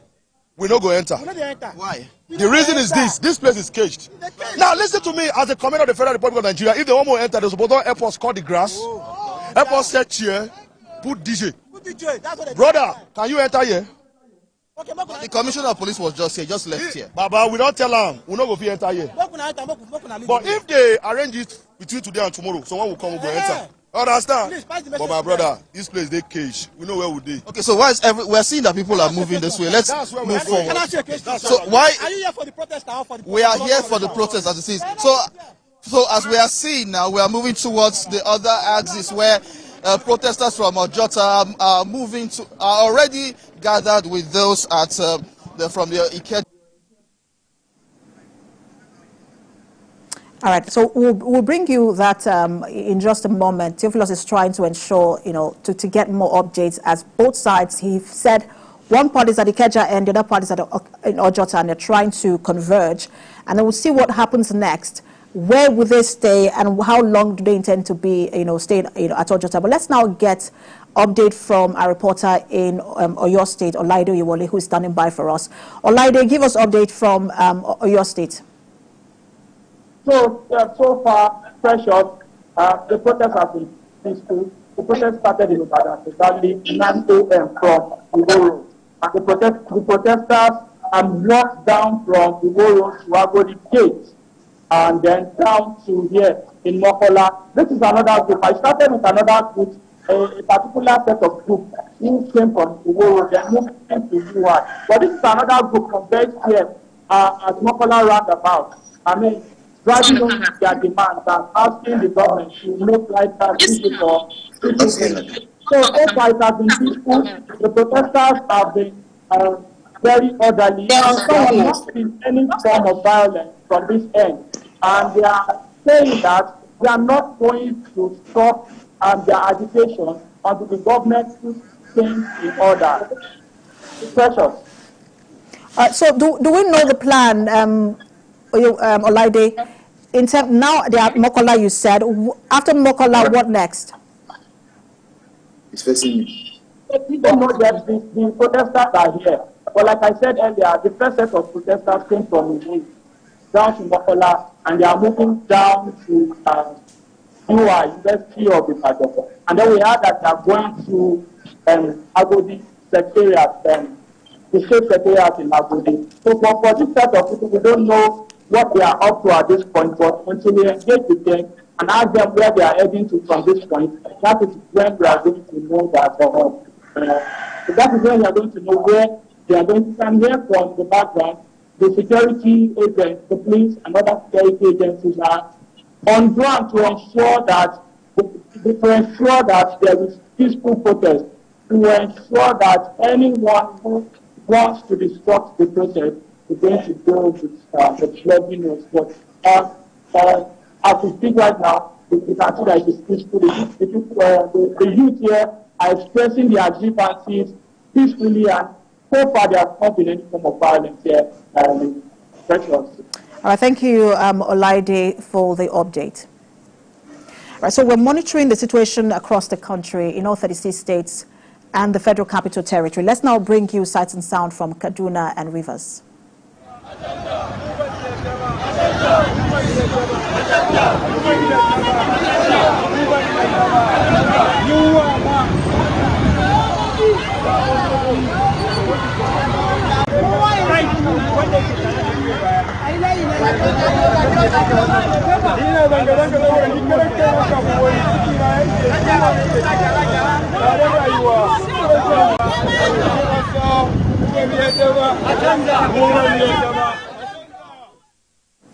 Right, news just reaching us is that one of our correspondents has been attacked in the course of the protest in Kano State. That's Ibrahim Issa. We understand he has been attacked. We'll bring you details on that in just a moment, especially the extent, of the injuries he might have sustained, and then the state of the protest now that it has turned violent. We're monitoring the situation again across the country. Just to let you know that one of our correspondents has been attacked in Kano State in the course of the protest, which we understand has now turned violent. Let's also bring you sight and sound from River State.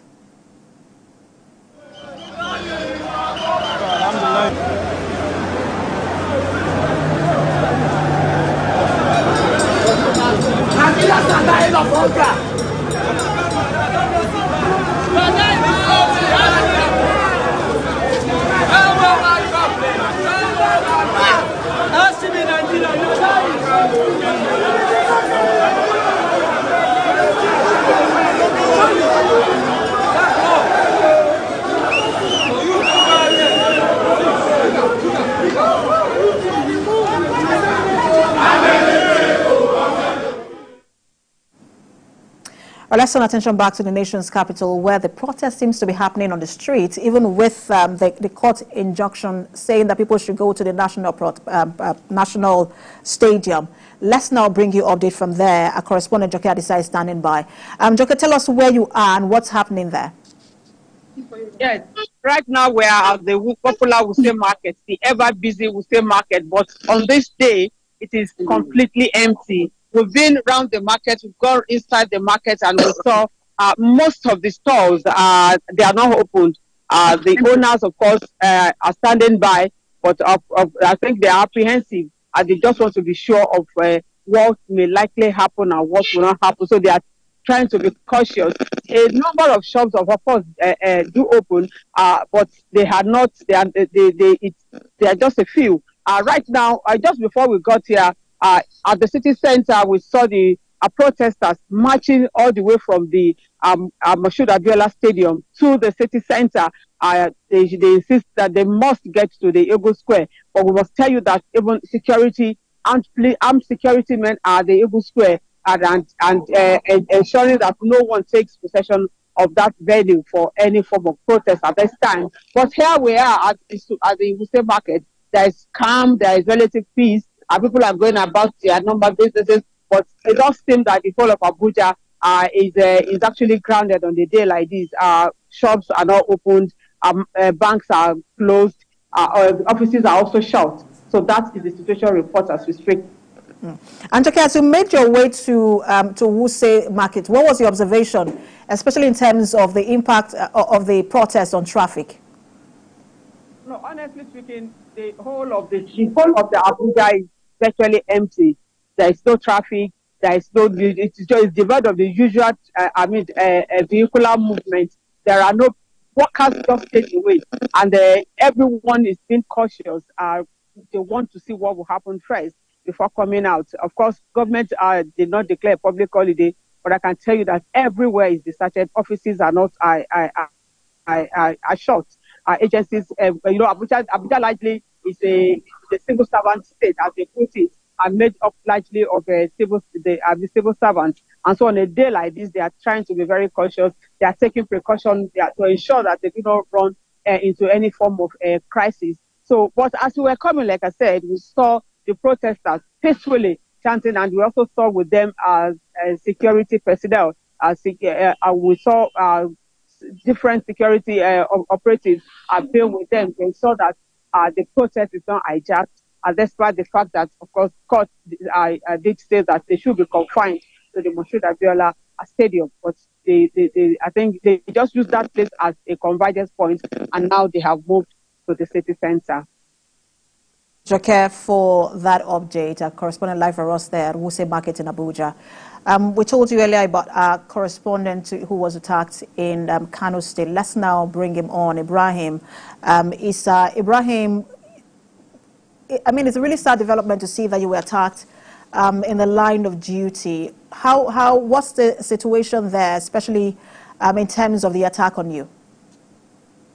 Well, Precious, it has been a very hectic moment for all of us, all journalists in Kano, because of this protest. Initially, there were two different kind of protesters. Some are rallying in support of President Bola Ahmed Tinubu, while others are protesting the hunger, which is part of the planned nationwide protest. So, in line of duty, we just left one of the scenes where some of the protesters converged and were expressing their grievances in a very peaceful way.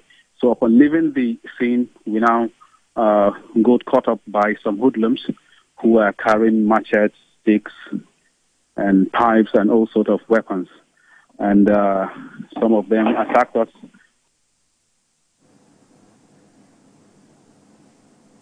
Ibrahim, are you still there?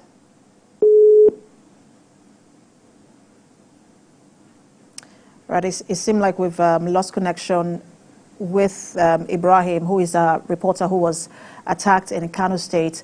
While covering that protest, he's talked about how there were two sides, one side for and against, but he also mentioned the presence of hoodlums who were carrying several weapons, and those were the people who, attacked them. All right, let's bring you update from the nation's capital again. All right, let's bring you an update from Lagos. Let's bring in Solomon Ajuziogu from Ojota. Just earlier, we talked about, the refusal of the protesters to get into the park. Let's get update from Ojota. Solomon, give us update from there. Earlier, the reporters were saying that, look, they are not going to go into the park. And what's the situation now? Well, I don't understand what this is about, but we now have two sets of protesters. The ones that were here in Ojota, and then another group that came all the way from Ikeja to join them. And so they have formed two groups, one close to the Owena Park, and then another group at the entrance of the Ganifo Ime Park here in Ojota. And you can hear the singing in the background. They are here, they have taken over a portion of the highway, the service lane particularly, very close to the Ganifo Ime Park. Their argument is that the Ganifo Ime Park is an enclosed place and they do not want to be sitting dogs. But earlier, the Commissioner of Police, Adegoke Fayoade, took a walk in the park to ascertain the level of safety in the park, and he assures that it is safe. But at the moment, the protesters are still here on the road, on the service lane, on Ikorodu Road, adjacent to the Gani Fawehinmi Park. And in terms of security, do we have same security for both sides or different security for both sides?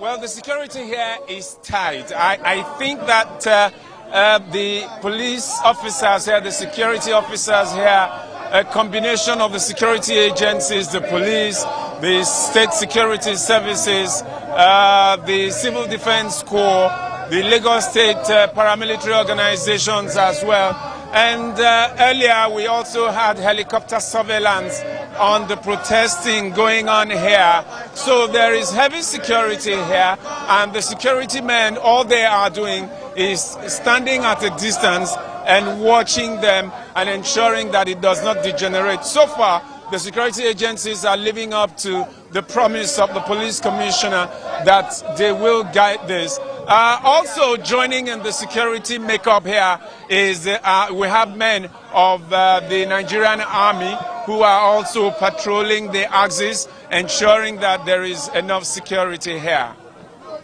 All right, Solomon, just give us a quick update. I see cars moving around in terms of the traffic flow at Ojota.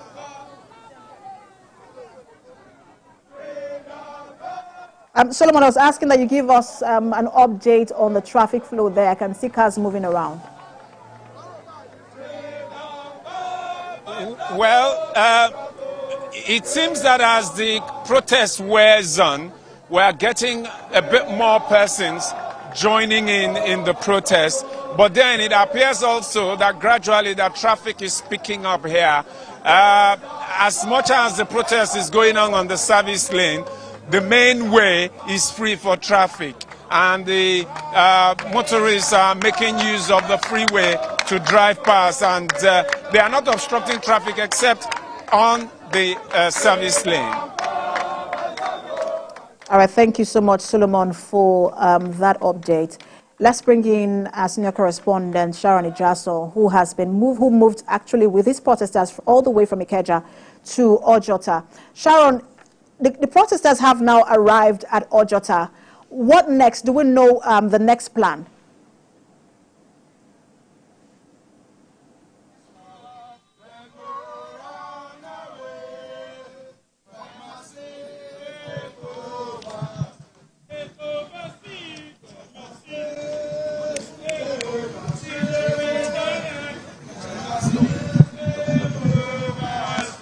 Yeah.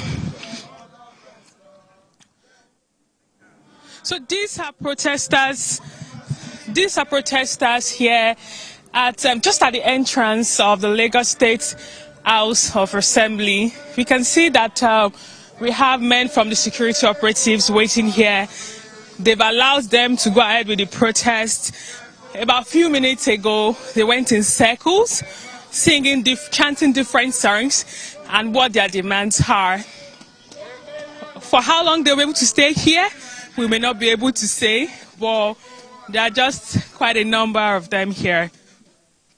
And Sharon, what is the expectation? Because if you say, are they expecting to speak with maybe the Speaker of the House of Assembly or any member of the House of Assembly? Well, this place looks a little bit deserted, so I doubt if there will be anybody to receive them. You would recall that this is not one of the designated spots for protesters to protest in Lagos State. However, the security operatives did not prevent them from protesting. However, they've told them that they actually have to maintain decorum. All right, thank you so much, Sharon, for that update. Our senior correspondent live for us there at Lausa, bringing us updates on the protests there. A lot is happening with security today. In Lagos, it seems a bit peaceful. Abuja, Maiduguri, and Kano State, where our correspondent was just attacked. There seem to be pockets of violence. Let's now speak to the Force PRO, Muyiwa Adejobi. He joins us via Zoom. Good to have you join us. Yes, good day. How are you doing? Very well, but you know we have protesters on the streets who are trying to make their demands known, whether for or and against.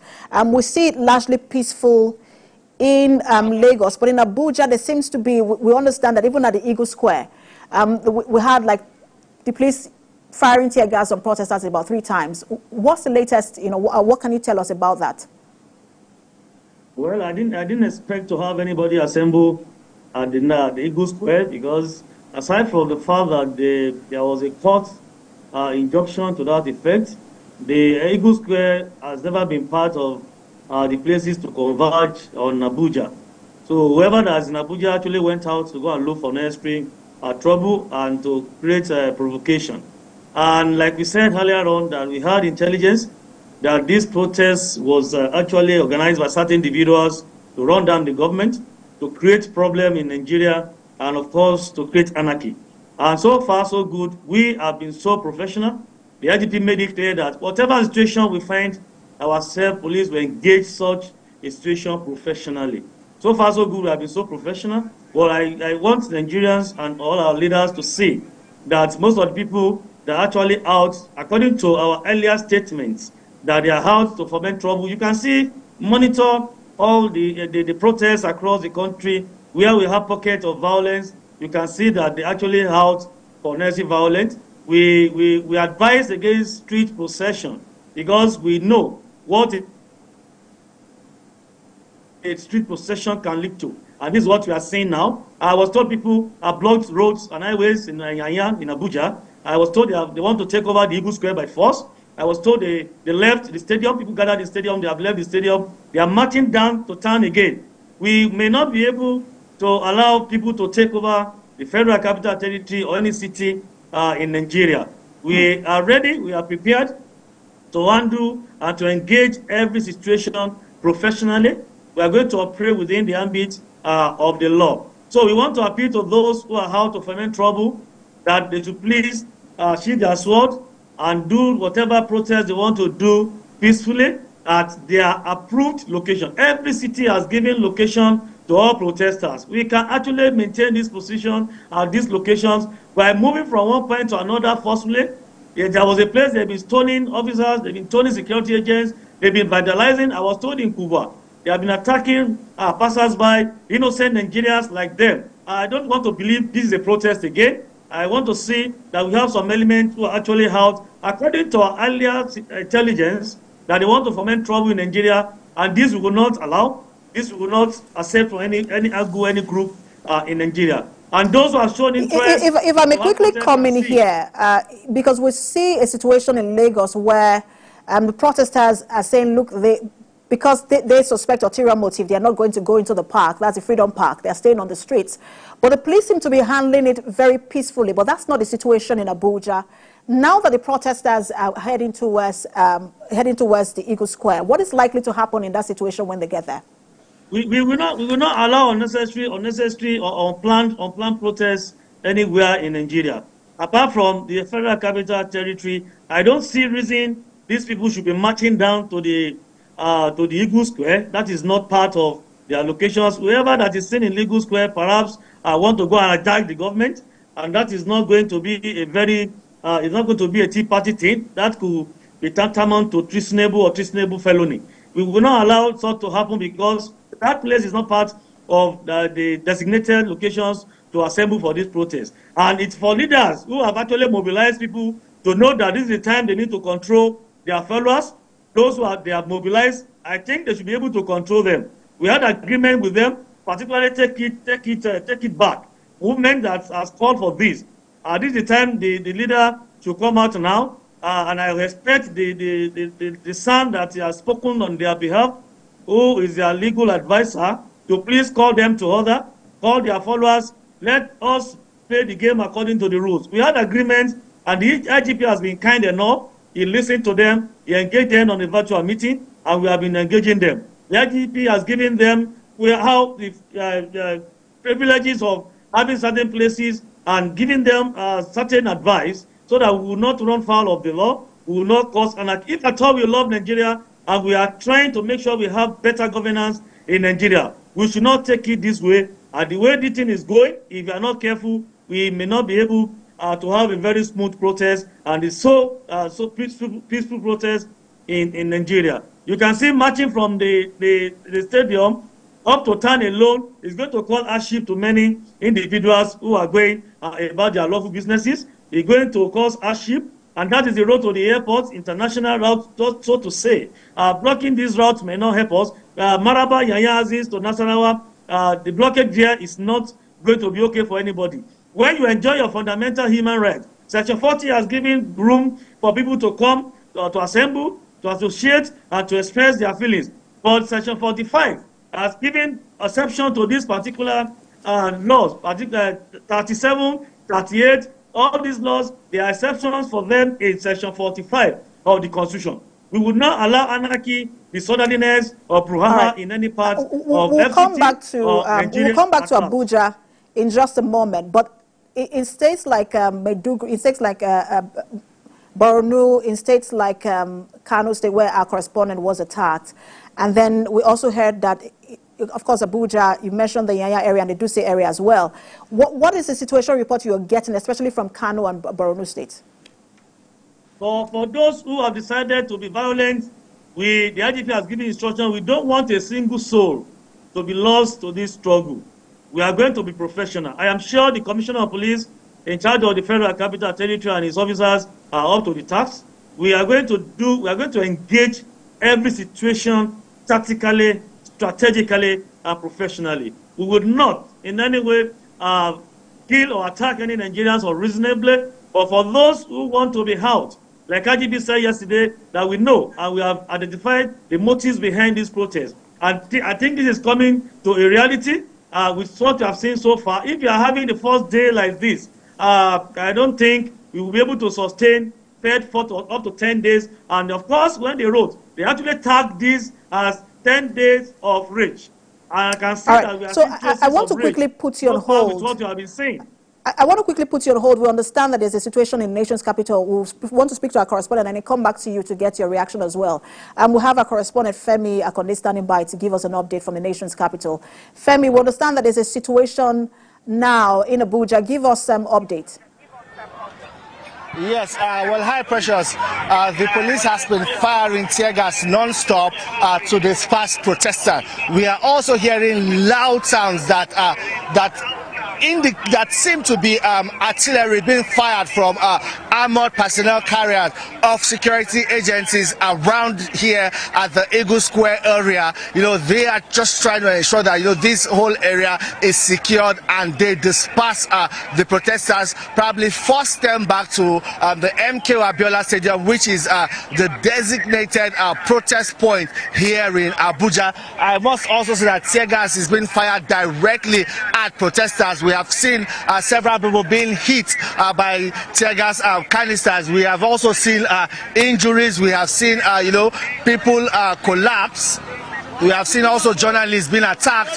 We have seen the camera of some TV stations destroyed by police, and the canister fired directly at the protesters. And we have also seen, you know, some protesters have also been defiant. They pick the tear gas canisters and throw them back at the police. I must say that it's really chaotic here around the Eagle Square. There's a heavy detachment of security agencies. There's a heavy detachment of security agencies around here at the Eagle Square. There's a heavy detachment of security agencies around here at the Eagle Square. You know, we are also hearing, you can hear shots being fired, people running. The question is a bit tense, but let your camera continue to roll. As we get now the reaction of the first PRO to this particular situation. I mean, you see what's going on. What's your reaction to this? Police throwing tear gas at protesters. From the report we're getting, some of those protesters now have been injured. They want to keep peaceful protesters. Hello? I was asking you your reaction to what's going on ground there in the nation's capital, where we understand that police is firing tear gas to disperse protesters, and some of them have now been injured. We should be mindful of the words we use. There's a difference between protesters and violent trigger people, because for those who have assembled at Eagle Square, I don't think we're expected to have any protester at Eagle Square in the Four Sisters. Let us get it right. Those who have assembled at Eagle Square, they are there for ulterior motive, and the security agencies will not allow such a thing to happen. What are they doing at the Eagle Square in the Four Sisters? And for those who are along the major highways to the airport, we expect them to use the stadium. That is MKO Stadium in Abuja. That is the approved and designated venue for protests in the Federal Capital Territory. So for people to block the highways, I don't think the organizers and those who have come out genuinely to protest would do that kind of a thing. So these people are those that we are saying that we have gathered intelligence that they may likely hijack these protests. And this is what is coming to play now. Because I can see that I've not seen any known faces of those who have indicated interest that they want to do these protests. So those who have mobilized them to come out and run down the system, run down the government, you please call these ones to order, because we will not allow anarchy in any part of this country. But like I said, I still want to reiterate, we are going to engage every situation tactically, diplomatically, and professionally. Every soul of a Nigerian is so important to us. We are not out to kill anybody. We are not out to attack anybody or to injure anybody. But we don't want violence. Once we have violence, the law has stated it clearly. Once a protest has become riotous, there are ways to go about it. We have our rules of engagement, we have standard operating procedure, and we have what the law has clearly said about how to go about riotous assembly. But there is no indication that these particular protesters were violent. They were heading towards the Eagle Square. You cannot also brand everyone hijackers of this protest. From my view, there are over 100 of them, and they cannot all just be hijackers of this protest. I know, but what I've said, you got my message clear, was that even if the organizers are there, can they control their followers? Because the way it's going now, I've been told that maybe in Kubazis, they have been vandalizing Nigerians' vehicle, innocent Nigerians who are going on their way. When you do issues like this, you don't picket, you don't force people to join you. Now we have said it, where your right reigns, another person's right starts. So let us be mindful of this. Are they still protesters? Are we to go out and vandalize property, to destroy property, to attack anybody? They have been stoning security agencies. This is not a protest again, for goodness sake. Don't let us bring in unnecessary sentiment or sensationalism about this issue. We need to be realistic. We need to be very objective when we are addressing this issue. So let us mind the words. Those are not at the Eagle Square. They are not to be regarded as protesters. Because of the Four Sisters, we don't expect to see any protesters gathered in that place in the Four Sisters. So I don't know what they are doing there. Perhaps they want to go and run down the government and do whatever they want to do. And the security agencies will not allow that. Because that place is not meant for any protest. You can see Lagos, they have been doing what they want to do in Lagos. They are managing Lagos because they are clear-headed and they know how to handle protests. This is not the protest we expect to have in Nigeria, where those who are even out, don't ask many of them, they don't even know why they are out. We just mobilize them to come out for certain individuals to justify the money they have collected from some agencies to come and run down the system or to jeopardize our security architecture in this country. But will the police continue to, just a minute, sir, will the police continue to engage the organizers of this protest to let them know the dangers of this? Well, those who have shown interest and who are mobilizing, I'm sure our officers who are in charge of monitoring, they must have contacted them to see what is happening. And I know many of them are online too. They monitor all these things. But I want to tell you, in sincerity, I doubt if they can control what they have started. Because some of the people that are in the train, on this procession now, I'm sure they are not their members. They are not those that are accredited to come and join us. You don't make open mobilization for such a thing if you don't plan well. I don't think they have planned well for this. Aside from coming on television, coming on radio to mobilize, to just say the government is not doing anything, you want to end bad governance. Have you actually planned for such a protest? And this is what we are seeing now. It's too early to have this. If you are going to have 10 days of rage, quote and unquote, the way they have put it, yeah, it's too early to have it. You have not spent up to 2 hours, and we are having incidences like this. What will happen by the time we clock 10 days of the protest of rage or days of rage? So we be very careful about it, and I think they need to call them to order. Their voices have been heard. So if they still want to continue, they should confine themselves where the government or the commissioners of police in their various states have identified for them to do protests. Every state has its protest ground. They are known. This is the notorious fact. And we don't need to look for unnecessary trouble or create provocation because we want people to see us coming out because we want to drive home our demands. We should just be very careful. We should be professional about what we do, and we should be law-abiding on both sides. Like you mentioned, I mean, this is just the first day. 9 days left. If they still intend to go through with all of the days, what is the rules or what would be the rules of engagement going forward? And would you have series of meetings with the organizers? And I speak with you, everybody in the police is monitoring this situation. The IGP is monitoring the situation, and the management team, as a team, is monitoring this situation. We will know the next line of action. But I'm sure commissioners of police in various states, they are competent on what they are doing, and they are in control of their commands. I'm sure they are senior officers and they have been trained. They are assistant officers who know what to do and how to go about whatever they want to do. But like I said, our engagement is to make sure that we don't lose any life and we don't injure anybody.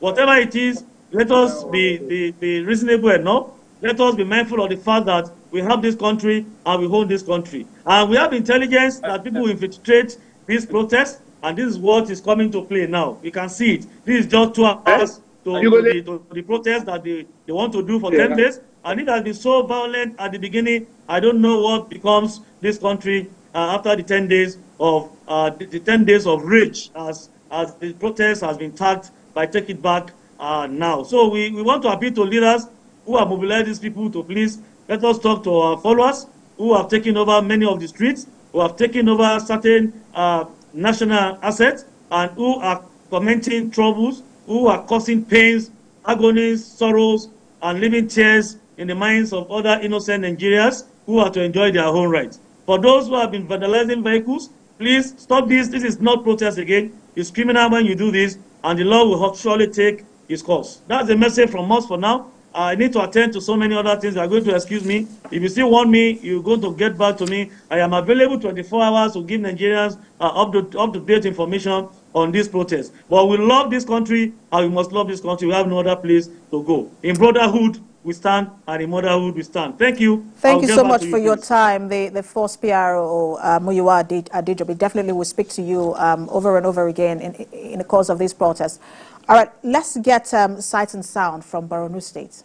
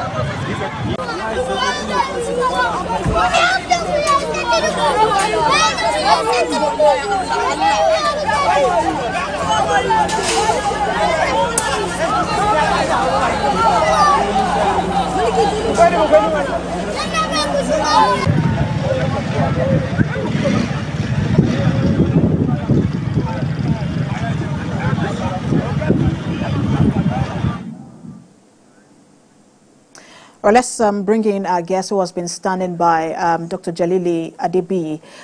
You've been following the situation, especially in Abuja, where you know before now that the security agencies had talked about, this protest being hijacked, and that was a real fear for them. And as you see what's happening in Abuja, what would be your advice to the organizers of this protest? I mean, we need to say this loud and clear to the organizers of the protest that there can be no room for violence. There can be no room for exceeding the boundaries of peaceful protests. They have to learn from the organizers of the protest in Lagos State. They have conducted themselves maturely and within the ambit of the law. We expect this to take place. And even in Kano, where a sad occurrence happened, the messenger that they need the most in order to mainstream their agitation and get the attention of the government to do the needful are the journalists. The moment you begin to attack journalists, the meaning is that you've started to attack your message. You have started to destroy your advocacy. And that needs to be properly understood by the folks who are protesting. Journalists, they are the conscience of any democracy, of any society. An attack on journalists is an attack on any meaningful advocacy. So what we expect of the protesters is to identify whoever is responsible for the unmitigated attack against TVC journalists in Kano, hand over such individuals to the security agent and ensure that they are prosecuted. As an advocate of the fact that the right to protest is an inalienable right, I'm also aware of the fact that protests must be Dr. Jalili, apologies, I want to quickly butt in because I have just a minute left. If you listened to the first PRO earlier, he was saying that he's afraid that this is now out of their hands. Do you share that opinion? And perhaps is this the right time to now dialogue with the government? No. I do not share some of the opinion expressed by ACP Olumoyiwa Adejobi because they have a role to play in ensuring that the protests are peaceful. They got an injunction in Lagos State, and the leadership of Lagos State, the political leadership and the police leadership, they have allowed the protesters to use alternative avenues. I expect that professionalism and tolerance should also play out. I'm calling on the security leadership, the leadership of Nigerian security in Abuja, to ensure that they handle this issue maturely. It is wrong to brand out the protesters agent provocateur. I've seen the ACP use this language. That is unfortunate. What we need to do is to identify those that are infiltrating the protest and deal with them decisively. That is what is required of the security apparatus to do. But situation whereby every single protesters are going to be put in one single box and be demonized, that is not acceptable. That is something that we need to call out equally. But that said, the situation that is unfolding in Abuja is unfortunate. So we are calling out on the protesters to ensure that the protests are peaceful. All right.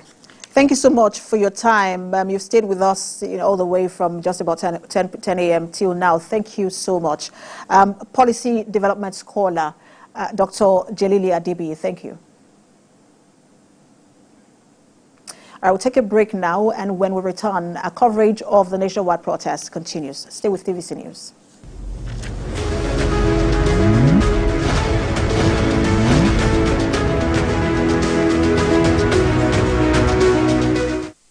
The Nigeria Police Force acknowledges the citizens' alienable right to peaceful protest. We acknowledge the constitutional right of Nigerian citizens to peaceful assembly and protest. The IGP, as well as the officers and men of the Nigeria Police Force, are also Nigerians. So, we are all in it together.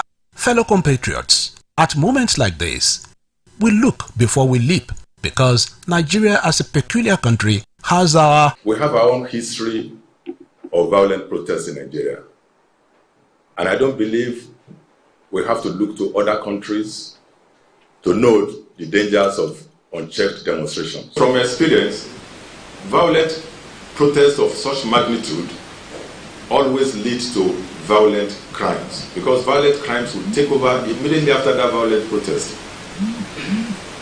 Insecurity is going to take over.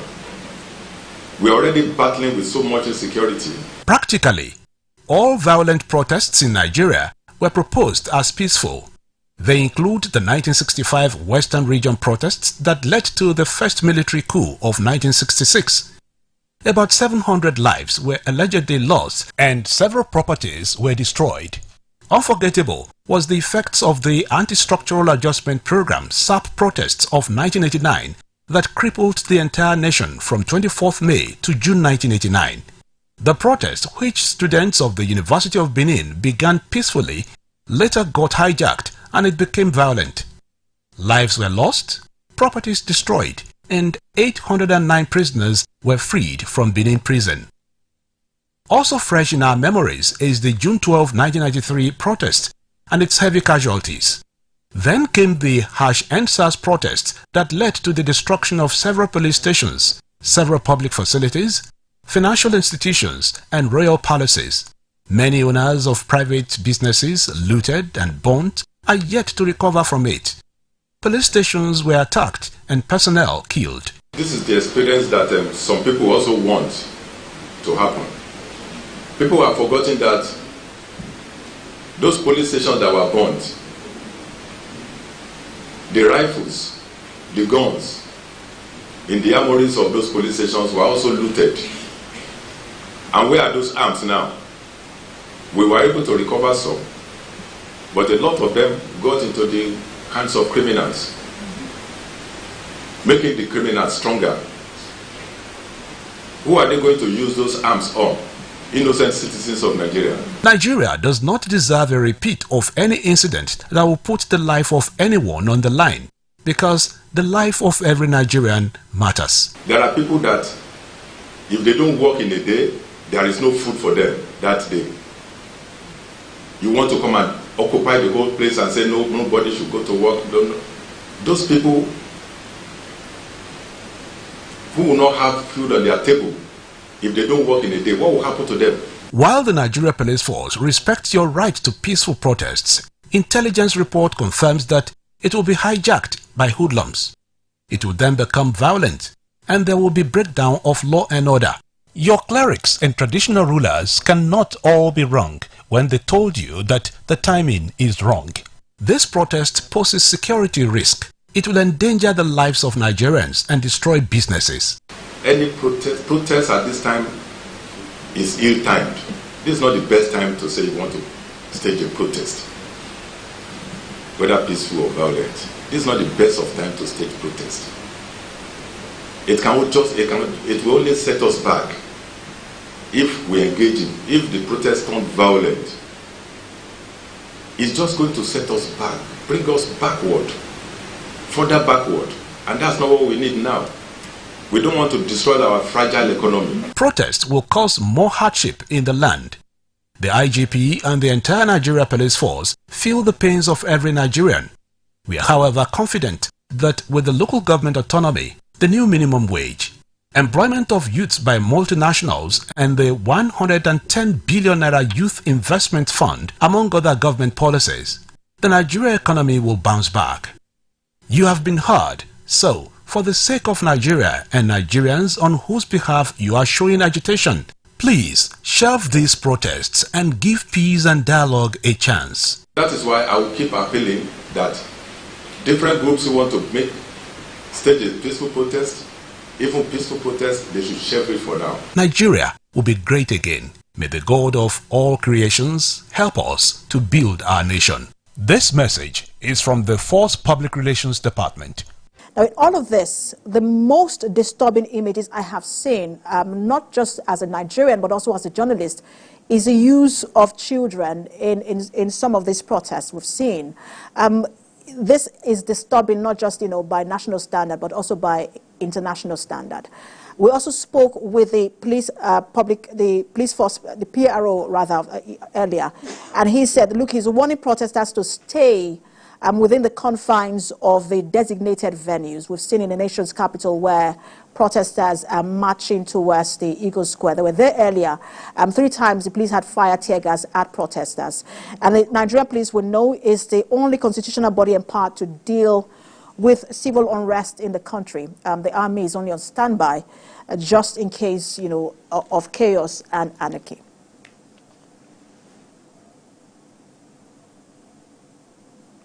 Well, let's bring you more updates from across the country. We have a correspondent standing by. I understand that we have, I think it's Lagos now. We are speaking with our correspondent here in Lagos, Cross River rather, to bring you, that's Tina Akweke, to bring you, more details. Tina, give us updates from Rivers, Cross River rather. What's the situation there in terms of the protest?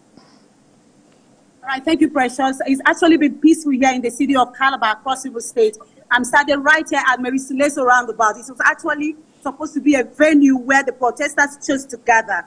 Yes, I sent some short clips when they gathered. There were quite few. I don't know whether it's because of the rain or whatever, but in all, it's been quite peaceful. The security agencies are just on at the right spot doing that. You can see behind me, they're just here. Everything has been peaceful, and we haven't recorded any chaos anywhere so far. But early hours of the day, maybe due to the showers, the markets didn't open, and most of them were not even sure why the market was shut down. They are just there because other people didn't open. So in all, it's just been very, very peaceful. Were the protesters also confined to any location, or they were allowed to protest on the streets? Yeah, I have been to other streets. When I started, I came from the street where the banks were located, though they have a heavy security presence there. Nobody was on the street protesting until I had to get here, where they actually chose as a place where they would gather. They came in their beats, maybe, I don't know, they attributed it to rain. But it was peaceful all the way. They were here chanting their solidarity song, End Bad Governance, and that was all. They dispersed when the rain became so heavy. And give us an update in terms of the security arrangements and then the engagement between the protesters and the security personnel. Okay, yes. Just before I came up air, the police public relations officer, Irene Ubo, just left the spot where she was addressing the protesters, asking them to do the needful. In fact, he asked them to make sure that they send their details to the police if they must protest. I will send the clips to you. But in all, the security we haven't had reports from other locations where the security had clashed with the protesters. It's just been peaceful. Although this is just the only spot in Calabar where they gathered. We didn't record any other place where protesters gather here in the city of Calabar.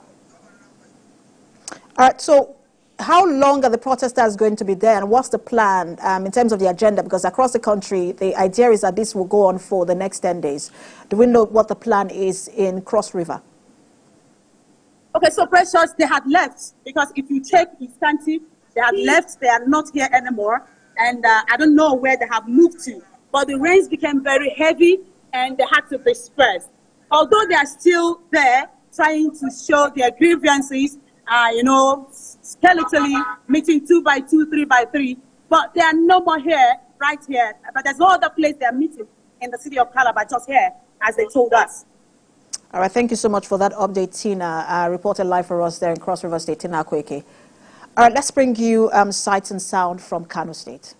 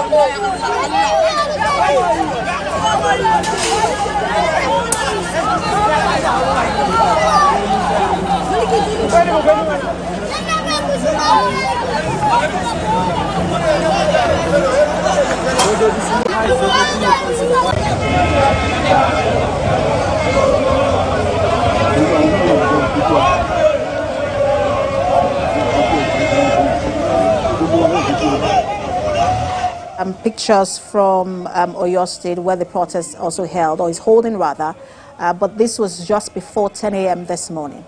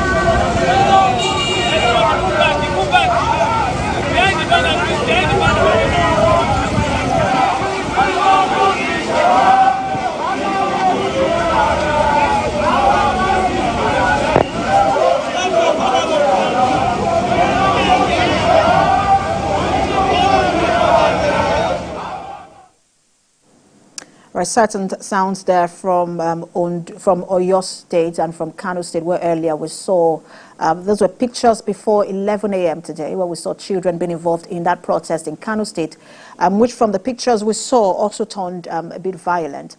All right, let's get update from Niger State. Reporter is standing by, Chinemi Bami. Chinemi, what's the state of the protest in Niger State? Hi, Precious. Obviously, the effort of the government to pacify the people yielded some form of result in the state capital.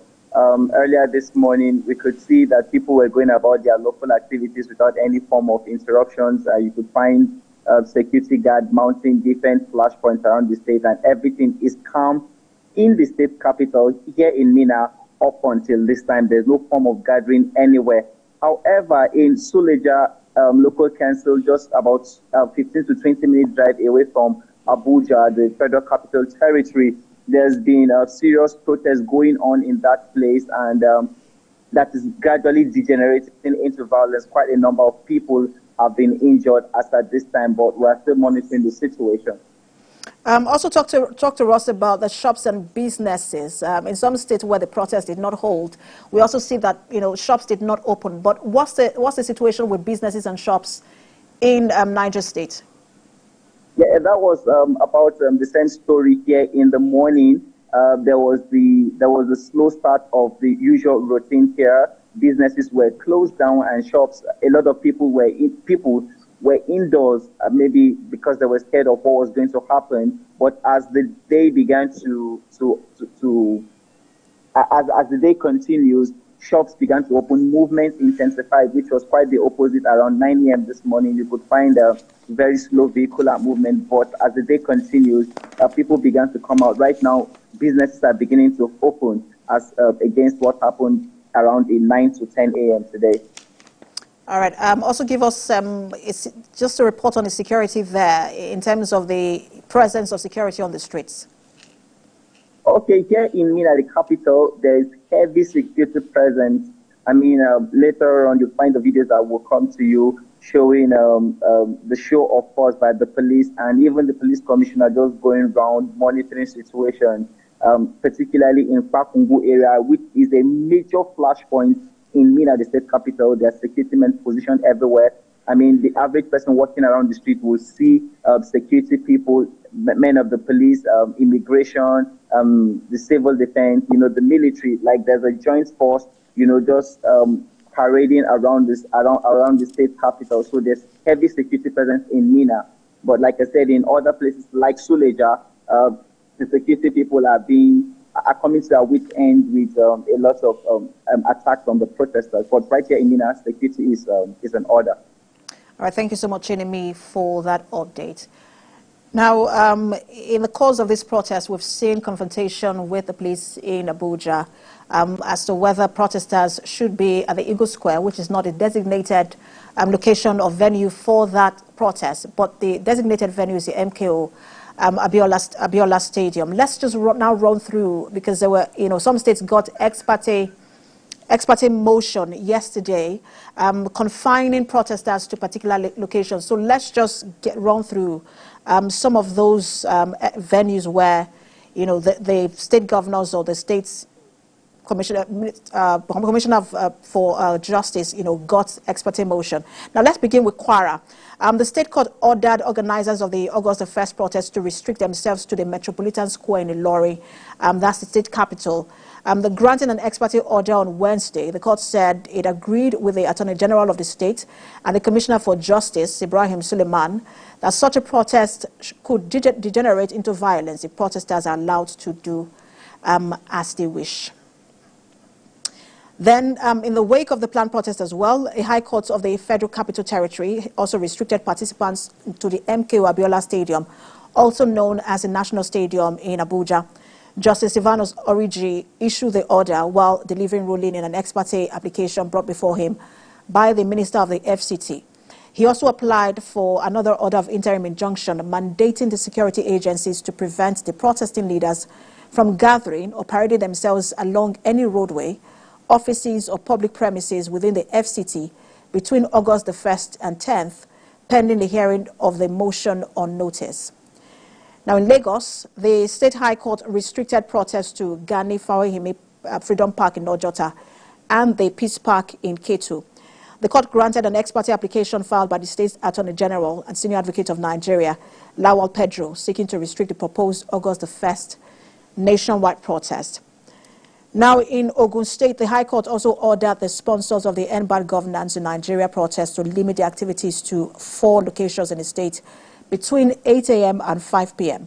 The venues include the MKO Stadium in Abeokuta, the Ansarudin Comprehensive High School in Ota, the Remo Divisional High School in Shagamu, and the Dikbo Dino Stadium in Ijebu-Ode.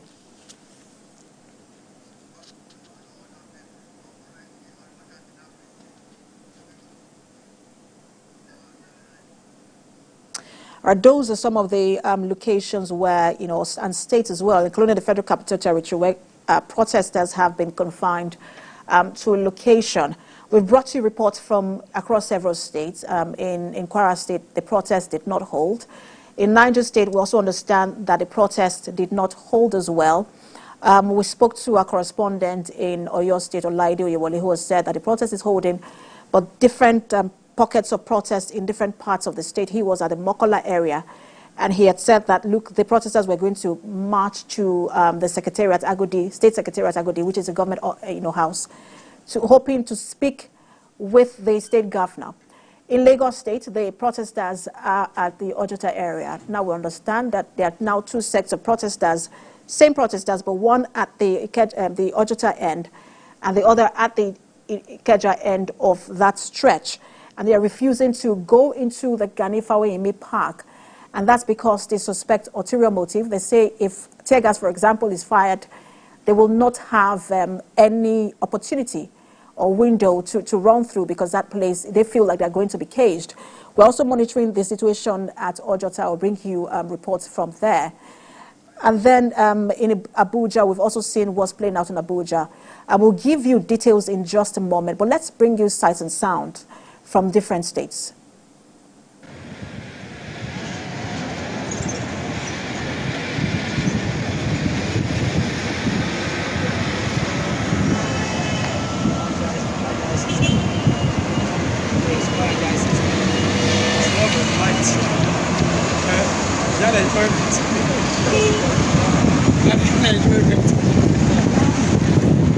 Where you come up and then you behave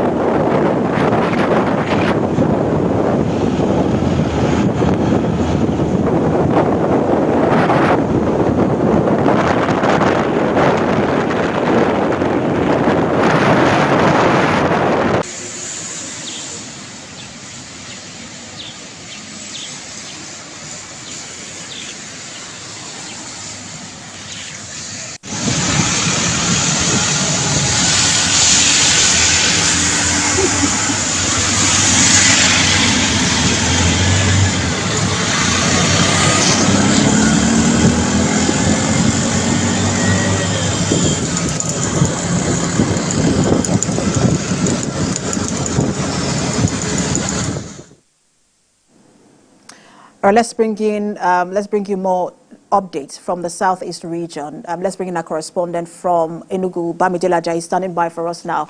Bamidele, we spoke with Principal earlier in Imo State, and the protest did not hold there. What's the situation in Enugu? I'm speaking with you now, few minutes to 1 or past 1 p.m. There is no sign of protest here in Enugu, southeast capital. Earlier in the morning, we visited some sites of Independence Layout, even Ogbete Market, even up to Coal Camp and Abapa. The people are not ready to come out. Some did say that they are not ready to engage a protest, that they don't understand who is behind it, and also it could be hijacked by miscreants that will lead to loss of life and property. Even some time ago, we did speak to the coordinator of NYC, a National Youth Council of Nigeria in Enugu State. He said they will not engage in this protest because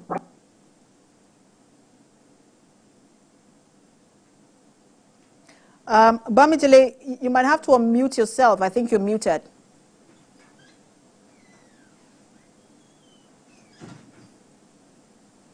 Bamidele, if you're still there, speak to us just so we know that we have you.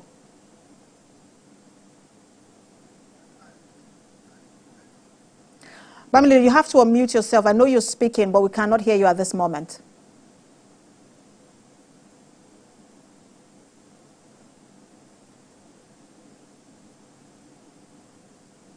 We seem not to have audio from our reporter there in Enugu. He was speaking earlier, telling us that, look, the protest is not holding there. It's almost 1 p.m. and nothing has happened in Enugu State.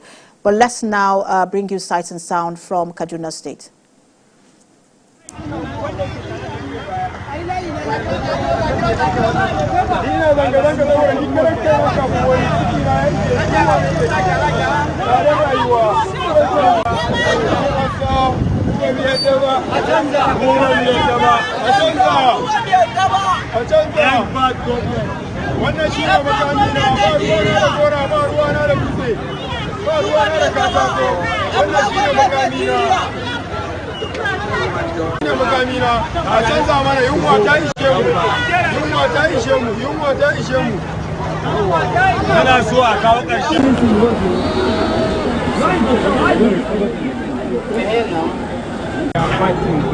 Why you go put tear gas to people? That's their problem. That is the leave this in. If they are not reaching, why you go put tear gas? No, just be careful. Now that one be the foolish thing. Why you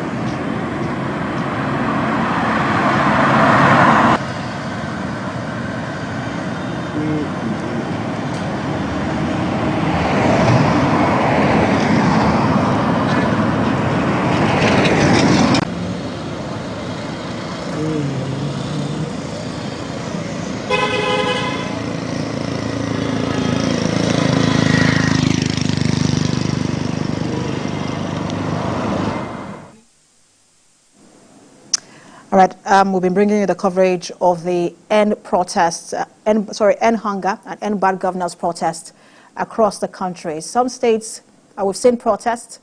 Some states we've seen no protests at all. Some states large numbers, some states small numbers. But it's been largely peaceful, as we've been reporting, except for some states like Borno State.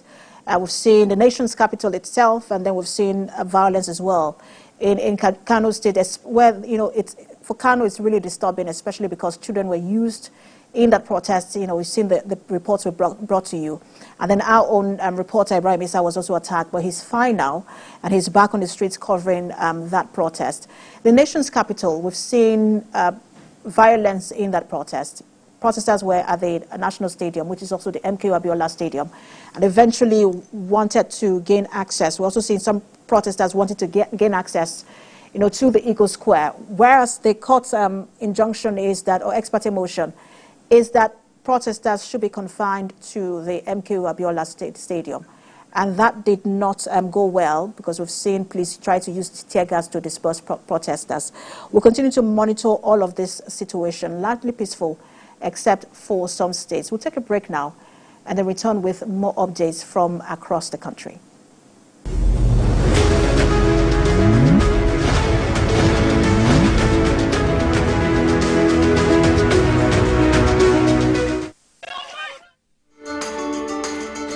There is always more to a story than the screaming headline. The part of a story that is not told casts a shadow. It's like the part of an object that is not reached by light. On TVC News, I'm able to explore the many angles there are to a story, talking to stakeholders, asking the difficult questions and digging for facts. I believe the viewers are able to make a better decision if they're well informed and understand not just a part, but the complete story. TVC News, first with breaking news.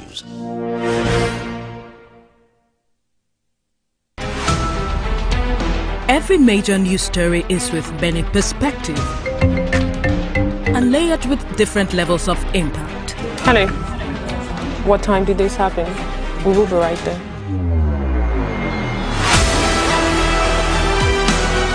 At TVC News, we follow the big and major news, gathering the facts, witnessing the outcome. I am here live at the aftermath of the approval of the new national minimum wage. We are TV station of the year, not just for breaking news, but for being first, fair and accurate. TVC News, first with breaking news. At TVC News, wherever the big news story is happening, we're geared up to break it. TVC News. So the question is that why is it that we are not Well, let's bring you update from Lagos. Reporter Theophilus Elamai is standing by. Theophilus, tell us where you are now. Are you still at Ojota, and what's the situation there now?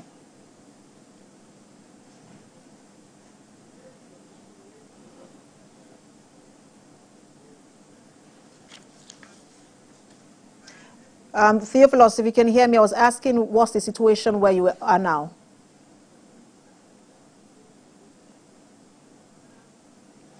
All right, we'll bring you update from Lagos any moment now. Let's turn to Enugu, where the atmosphere in Enugu State, Southeast Nigeria, is serene, as people were seen going about their lawful businesses. There is no sign of protest in places visited by TVC News. Different stakeholders had earlier had several engagements in the build-up to the planned nationwide protest, asking residents not to join the demonstration. Now, in Imo State, there is also no sign of protest in Owerri, the state capital. Both commercial and vehicular activities are skeletal. In some major streets in Owerri, most shops are under lock and key, and banks within the capital city did not open for business. Security operatives were also seen at strategic points to ensure peace and order in case of any eventualities. Governor Hope Uzodinma at stakeholders meeting Wednesday advised Imo residents to shun the protest, saying government is working to address economic challenges in the country. And from Imo to Abia, where the situation seems the same, there is no sign of protest in Umuahia, the capital city, and across the state. It has been raining since morning in Umuahia and Aba.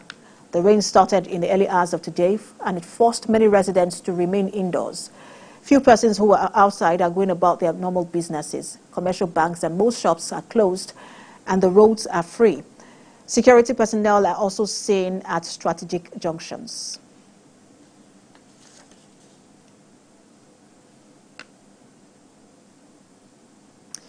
In Ogun, the State Commissioner of Police, Abiodun Alamutu, has paid a visit to the MKO Abiola Stadium.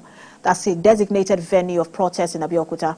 He was there with the Commander of Civil Defense in Ogun State, David Ojelabi. He appealed to people to be law-abiding and shun any act that may cause a breach of peace.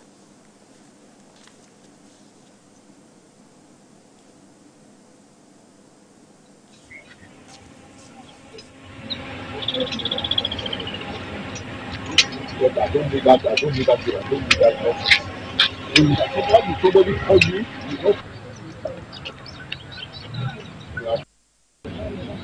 our reservation is we don't want mistrust to hijack this protest. But good enough, most of the organizers, they have seen reason in the untimely nature of conducting protests at this point in time in our country. And for that reason, most of them are voluntary back off from being part of the protest. As you can see, the whole atmosphere is calm. People are going about their legitimate businesses. but we will still keep maintain our position here to see if anybody or group of persons will still come out. If they do, we let them exercise their constitutional rights within the stadium complex. We provide cover for them. Thereafter,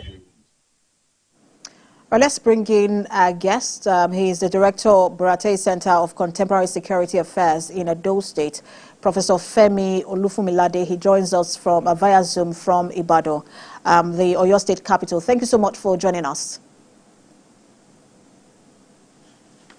All right, Thank you. It's a pleasure.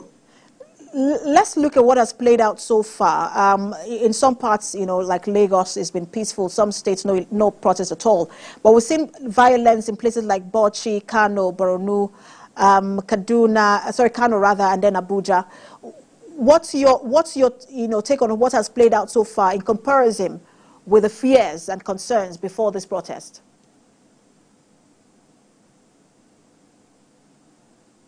Well, I've tried to monitor the progress of the protests in various locations across the country, in Port Harcourt, in Abuja, in Kaduna, in Kano, in Ibadan, and more still coming. I think the protesters have conducted themselves in a very commendable manner. But the optics from Abuja is rather unfortunate because right there we have seen police shooting tear gas canisters at peaceful protesters, telling them to move away and all that. I don't think that is the right way to go. It's not as if the protesters are destroying any property. I just see the police being unnecessarily overzealous. And if you have a situation where those youths begin to throw the tear gas canisters,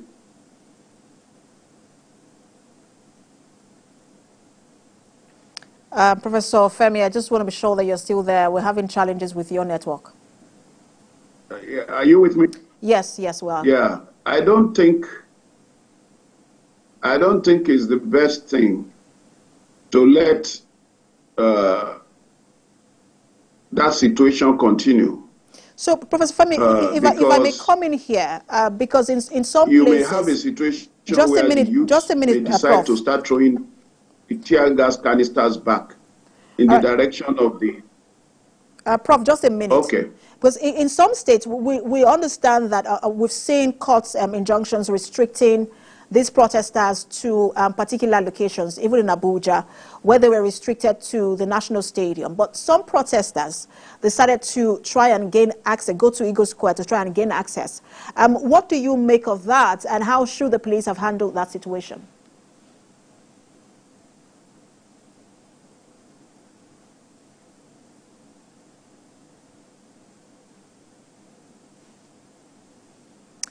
All right, we seem to have lost connection with... question, all right, your question again, please. So I was asking about your question again. All right, Prof. I was asking about... is bad nationwide. All right, Prof, just a minute. I was asking about the court, the ex parte motions in some states restricting protesters to confined places. But in Abuja, we're seeing that some protesters were defiant of that ruling or that ex parte motion, deciding to go to Eagle Square. What do you make of that, and how should the police have responded? I think the court are abusing their powers. The Constitution gives the citizens the right of protest, and the Constitution does not limit where protests can be held, inasmuch as it is done in a peaceful manner. The places the courts are saying these protesters should not go are public spaces owned by Nigerians. And therefore, the courts are being abused once again. We've seen the court entering the fray in many political cases. And this is just another illustration of their excess. It's really unfortunate that the courts are being dragged into this. So, Prof, the process has started. there has to be an endpoint, and there has to be some sort of compromise from both sides, whether it's the government or the protesters. You know, what should happen now? People are saying there should be dialogue, but what should be going on now between the government and these protesters in terms of engagement? By now, I expect President Bola Ahmed Tinubu to address us. Even before now, a notice was served for several days. It's fringe actors in the government that keep talking. The president should have emotional intelligence to connect with the people.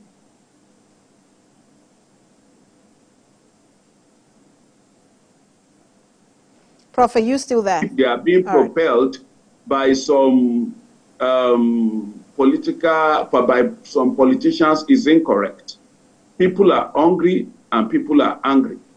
And so what one expects is for the president, who everybody wants to hear from, to give a speech, a nationwide speech, that will connect with the masses. That is what we expect. Nothing less than that. And that speech should also include some of the things the government would do to address the concerns of the people in terms of making life more affordable than what we have right now. That is what we need. People who need to, it's like you have problem with your wife. It's not the time you now want to go mute because the woman is saying things are not what it used to be in this home.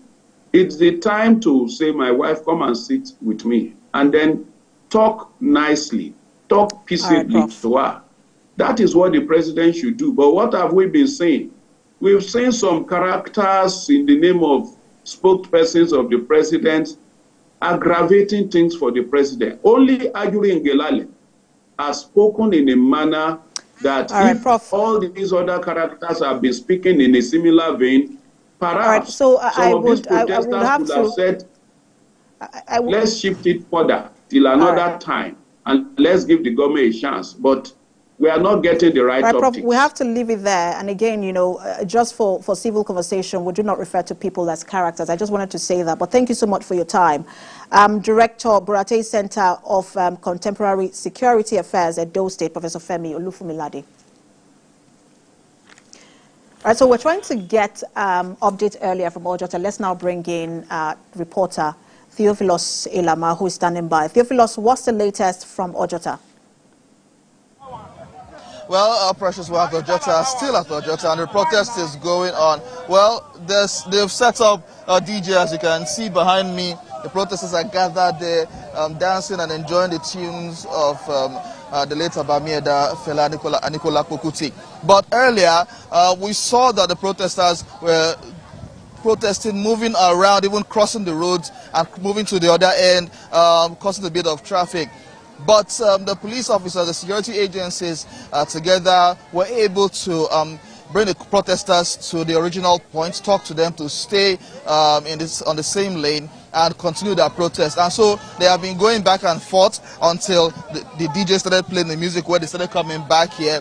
They were singing the old national anthem and were gyrating as they were protesting, moving here to there. But right now you can see that everybody is coming towards this side. The plan is for them to converge here and get some form of arrangement where everyone will be here and they can pass the information they need to pass to them at different points. But from what I've seen here, music will continue going as it is, and the protest will still continue, maybe possibly throughout today. All right, thank you so much, Theophilus, for that update. We'll bring you, we'll continue to get updates from you from time to time as the protest progresses. All right, let's take a break now, and when we return, we'll bring you updates in business and sports. Stay with us.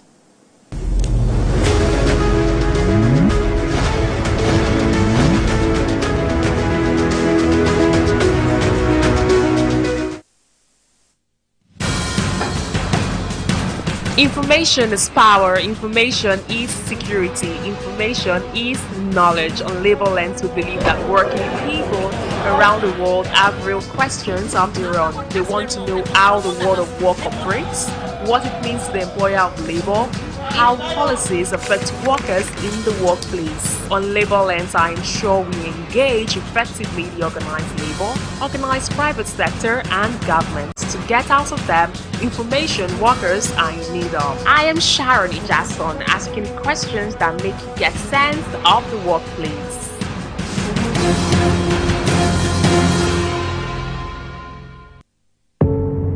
Doubt and fear doesn't occur at the canvas, it shows in the canvas. It shows the conation of raw earthen material slabbed, stroked and molded at a pace provided by the doubt and fear. Every move way in the struggle of one to the other, merging the past to the present, brushstrokes of colors seen but not known. For when the wailing stops, the pieces settle down in abject beauty erected for a century of a century. Speaking, advocating, protesting as the arts are meant to be.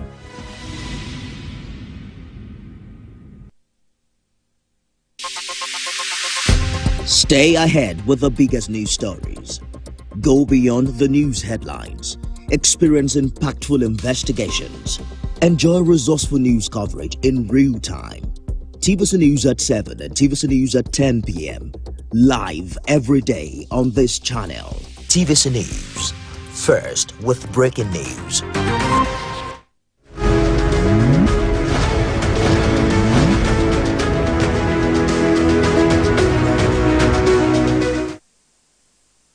Let's turn our attention to the business side of the coverage now. Business activities have been shut down in major cities across the Federation due to the ongoing protest as young Nigerians head to the street over the high cost of living crisis in the country, which previously boosted Africa's largest economy. In Lagos, some protesters took to Ojota, Ikeja, Ejigbo and Ikeja, Isolo areas of Lagos in what they call the mother of protests. Filling and gas stations, shops, malls and markets remain shut, and only a few vehicles are seen on the road, with traders hanging around after shutting their shops to avoid being looted. Well, we'll bring you a situation report from our reporters from time to time. Away from there now, the Association of Bureau de Change Operators of Nigeria has appealed to the Central Bank of Nigeria to extend the deadline for BDC operators to reapply for new licenses. The association also called for a review of the stringent conditions attached to the reapplication process. President of APCON, Dr. Aminu Gwadabe, made this appeal in a statement issued in Lagos. He suggests that the CBN collaborate with BDCs, leveraging their capacity as players in the forex market to achieve adequate liquidity and lower volatility in the retail end, thereby stabilizing the economy and cautioning against a rate war in the interbank market, which could be detrimental to the naira. Despite the CBN's interventions in injecting millions of dollars into the interbank market, Mr. Gwadabe said those efforts are yet to yield the expected positive impact. Partner and senior economists at SPN Professionals, Mr. Paul Alaji, has shed more light on the CBN monetary policy stance. According to Mr. Alaji, the increase in the interest rate is in the right direction. The senior economist said this on our flagship program, Business Nigeria. One of the policies central bank have used to respond to challenging times is raising interest rates. In fact, when we raise interest rate consistently to a point, it might crowd out employment, it might stagnate the economy, and it will crowd out investment. It does not mean that increasing interest rate in itself is wrong. No. It means that when you are increasing interest rate, you need to look at the environment of that policy. So this policy is not one jacket fit it all. Anytime there is high inflation, respond by controlling inflationary price. No. What we need to do, in fact, is to look at the currency, because inflationary pressure has already put pressure on the naira, such that the power of naira has dwindled. So in combating it, what the Apex Bank needs to do is we want to mop up money supply. Now, when you mop up money supply, which Apex Bank have done over the years, and not just with this dispensation or administration, even from the former administration. Oh, money supply is high. Let us take back money supply. But what have we done? When we take the money supply, how is it that inflation is still increasing? As much as the plans of central bank is to achieve stability of exchange rate, the challenge is that the policies are not holistic. And I want to admonish and also advise monetary policy makers that we need to look at both sides of the coin so that our policy can achieve much desired results. Outside Nigeria, Asian shares rallied earlier today, tracking a huge revival in tech stocks helped by Meta and Nvidia, while prospects of imminent policy easing in the United States boosted global bonds and commodities. European futures also set for a higher open, with Euro Stoxx 50 futures up by 0.2% and FTSE futures rising by 0.3%. Nasdaq futures gained 0.9% as a share of Facebook parent Meta. MSCI's Broadex Index of Asia Pacific shares aside Japan climbed 0.7% after ending July mostly flat. A regional MSCI IT index jumped 2% and Taiwan's shares surged by 1.8%. Japan's Nikkei tumbled by 2.7% as the sharp jump in the yen clouded the outlook for exporters. Chinese blue chips turned 0.3% lower after a private survey showed that China's manufacturing sector unexpectedly dropped in July, bonding ill for economic growth momentum.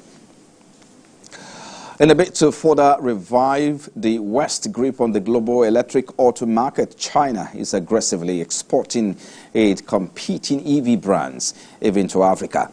Electric vehicles are less popular in Africa than anywhere else, but a crop of Chinese manufacturers are contributing to a change in the narrative as they look to rival the West influence in the industry and take a front position on the continent's decarbonization race. Now, Chinese automakers have hit Uganda's EV market with plans to expand the market. A 25% tax on imported EVs and hybrid could slow the growth in the nation's auto industry. According to what these people tell us, according to the cost, when you compare it with the fuel car, it is much cheaper. When these user cars are driving on the road, I think the safety issue and the pollution issue, they are actually not good. For me, I can see this is a trend, to move to EV or hybrid, right? So to protect the environment. From our exhibitions and interactions with so many other individuals, people have willingly come to ask us what it takes, for instance, to invest in a heavy-duty charging station. So it means that people are seeing the potential. Electric vehicles themselves will not function without electricity, and as we all know who live here in Kampala, we still have major challenges with a stable power supply. On top of that, it requires an ecosystem of services, for example, battery charging points. And in the crude oil space, prices continue their climb today after a surge yesterday following the news of Israel assassinating Hamas political leader Ismail Haniyeh in Iran and a senior Hezbollah official in Lebanon. U.S. West Texas Intermediate rose to sell at $78.68 per barrel with an uptick of 0.99%. Brent crude futures also experienced an uptick of 0.99%, selling at $81.64 per barrel. And Bonnet Like fell to sell at $86 per barrel with a price decline of 0.72%. And for the OPEC basket, crude oil dealers are offering $79.58 per barrel with a downward price reveal of 1.34%. Let us business, sports business. Please stay with us.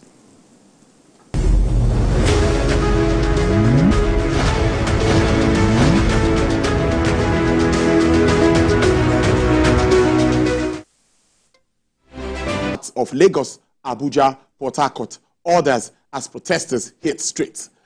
APCON urges CBN to extend BDC license deadlines review requirements as Asian shares rise on global tech surge, yen rallies. Well, it's the first day of the month of August, and the Ash End Bad Governance protest has taken off in states across the Federation. That's including the Federal Capital Territory. Some states got an order from the courts to restrict protesters to some particular locations. But we saw in some cases the protesters refused the protesters refused to use the venues as instructed by the code of law. As much as we have the right to protest, economic analysts have also expressed mixed reactions regarding the aftermath of protests like this one. We have seen states with low turnouts, some otherwise orderly in some cases, and full presence of security operatives. Our correspondent was attacked in Kano. We've also seen the use of tear gas canisters to scare protesters in some cases and help limit them to approved venues. We'll stay with this and, of course, updates as soon we have them from across locations. I would also be talking about the economic implication of this on Nigeria's fragile and growing economy. Business activities have been shut down in major cities across the Federation due to the ongoing protest as young Nigerians head to the streets over high cost of living crisis in the country, which previously boasted as Africa's largest economy. Now, in Lagos, some protesters took to Ojota, Ikeja, Ejigbo, and Ikeja areas, Isolo areas of the state, in what they called a murder of protesters, according to them. Filling and gas stations, shops, malls, markets remain shut as we speak. Few vehicles are seen on the roads, traders hanging around after shorting their shops to avoid being attacked or looted. We'll continue to monitor this situation. But the Nigerian economy now, which has been on a steady path of recovery, according to analysts, following challenges posed by COVID-19 pandemic and new faces of threats. Now, one of it is the nationwide protest, which is ongoing. The protest, again, which is aimed at addressing the rising cost of living and economic hardship, have sparked a debate among stakeholders about their potential impact on the country's economy. Experts say it has the potential to disrupt major sectors of the economy, as well as safety of government assets, which is very important. Well, let's get talking now. A management and financial expert who is also a lecturer at the University of Abuja Banking and Finance Department, Dr. Adelodun Sadrak, joins me via Zoom to talk about this. I also have Mr. Gbolao Olojede, who's a public policy analyst. He would also join me to continue this conversation around what this means for Nigeria's economy. Good afternoon, gentlemen, and thank you for being on the program. Yeah, good afternoon. Nice to be on the program. Dr. Adelodun, can you hear me? Good afternoon. I think you need to unmute yourself, Dr. Adelodun. All right, let me start with Mr. Gbolao Olojede. Now, Mr. Olojede, let's start with government policies, which many are talking about now, removal of subsidy and liberalization of the foreign exchange market. Many say this was what all the presidential candidates promised to do. But now this has happened. There was an unexpected fallout. What do you make of the policy move and the fallout of these policies? Okay. The policies in themselves, I think, are in order. We cannot continue to have multiple exchange rates in the economy. We cannot also sustain the fuel subsidy that we were paying before the removal. However, when such major policy steps are taken, there will be responses from the market.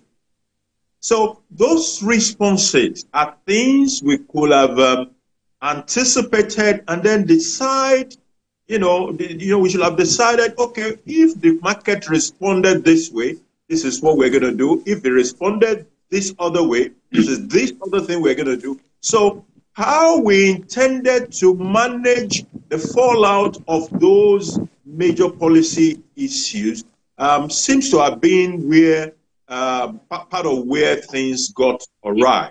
Now, if you also take the removal of fuel subsidy on one side and you put it together with the currency issue on the other side, is a very potent combo.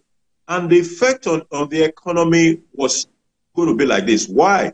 Because fuel, we're not yet refining in the country. Because we're not refining in the country, we're importing our consumption. So if the dollar, which is used for this importation, to increase dramatically relative to the naira when it comes to exchange rate, then the implication on that fuel price will be major. So there is no doubt that the policies in themselves are right, but maybe the approach to them and how we manage the responses and the consequences left a little, to be desired. But it is what it is. We are where we are right now, and the question should be more of, so what do we do? How do we move forward from where we have found ourselves? If we say the policies are not bad in themselves, maybe a few mistakes here and there. So what do we do? How do we deal with the cost of living a crisis that has emerged as a result of those things? That should be the real issue on the table today. All right, now let me speak to Dr. Adelodun, if you can hear me. Dr. Adelodun, can you hear me now?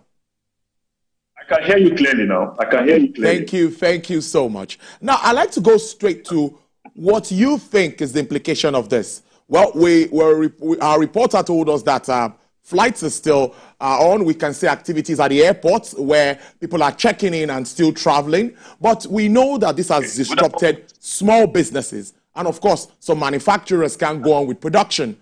So what do you make of this and the impact on small business, those that have to live on daily transactions? How do they cope with incidents like this?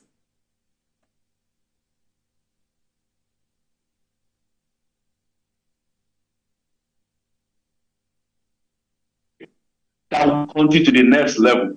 However,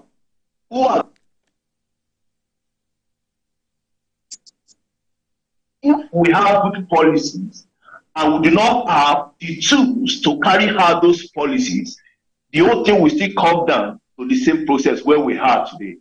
Now, let's look at it from this perspective. What is the rate of dollar as of today? Fix a piece, the value of naira to dollars. What can we do to increase the value of our naira to dollars? For instance, the first speaker rightly said, we have crude oil in Nigeria, but the end product of crude oil in Nigeria is being imported to us. We imported our crude oil.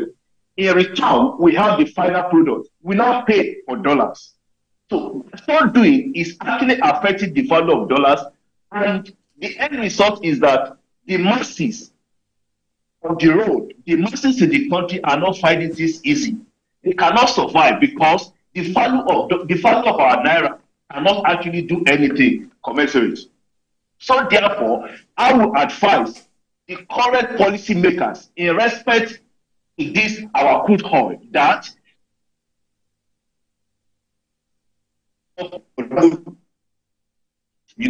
let us be buying this thing with our naira. The more we transact with our naira, the more our naira will get value.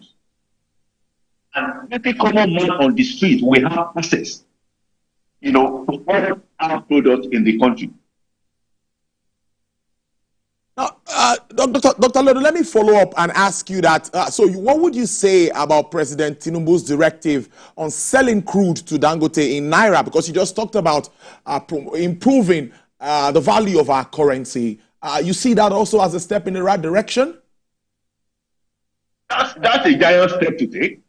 It is a giant step to take in the sense that the more we start buying crude oil, selling crude oil with naira, it will dovetail to the increase in the value of our naira, and therefore competing with the value of our dollar.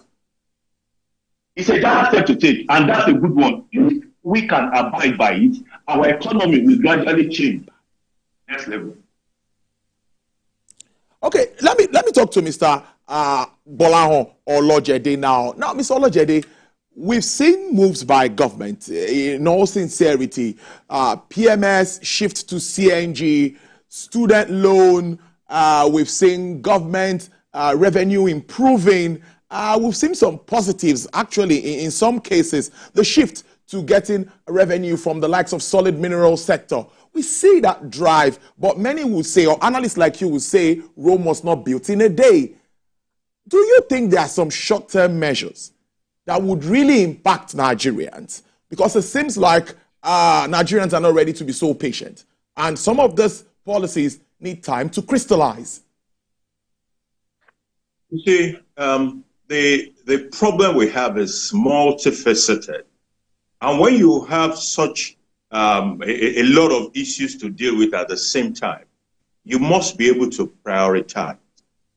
So when you look at let's look at inflation as a problem in Nigeria, which is a major issue. When you talk of cost of living crisis, you're actually talking of inflation. So let's take inflation. If you look at the inflation curve of Nigeria, if you break it down to the components, you will see the number one leader of that curve, and it is called food. Food inflation is the number one leader of that curve. So in the midst of several things that the government has to deal with, because that food matter has become a major issue, we must deal with it. If we deal with food matter today, I can assure you that we will have dealt with up to 50% of what is causing all this problem. Someone who used to spend 50% of his total earning on food before has now moved from 50% to 90% or 95%.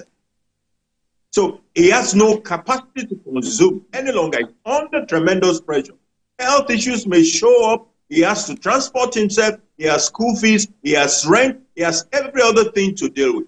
So if we solve just that food and we take him back from his current 95% that he is spending on food, take him back to 40 or to 50%, he has a little allowance. And his capacity to consume other items increases. See, food is so important in the hierarchies of need that it is only after people have dealt with that they start to think of any other thing. So if we don't deal with this matter, it will even affect our capacity to consume other goods. Inventories will pile up with manufacturers. There might be layoff of workers if people are not buying what these people are producing. So it has a chain of effect. So in where we have found ourselves is when the country is dealing with a lot of problems. Of course, you mentioned the issue of CNG. Yes, that is an approach to dealing with the energy problem. Energy has become a problem since that removal of subsidy. So let's have a substitute, which is CNG, and let's drive that process. Kudos, that is fine. So in my opinion, I think we have to move faster with how we implement that. On the education side, I think the student loan idea is a fantastic one. We're also all waiting for how that will pan out in the real implementation terms. I know people are already applying. That's a fantastic one. But like I said, a whole lot of problems. Dollar supply is there. The refining thing is also still there. So Okay, Mr. Olojede, Mr. Olojede, allow me to interject you. You make your point. Theophilus Selama is standing by for us at Ojota here in Lagos to bring us up to speed with what is happening at the moment on the ground there. Theophilus, what do you have to tell us? What is new?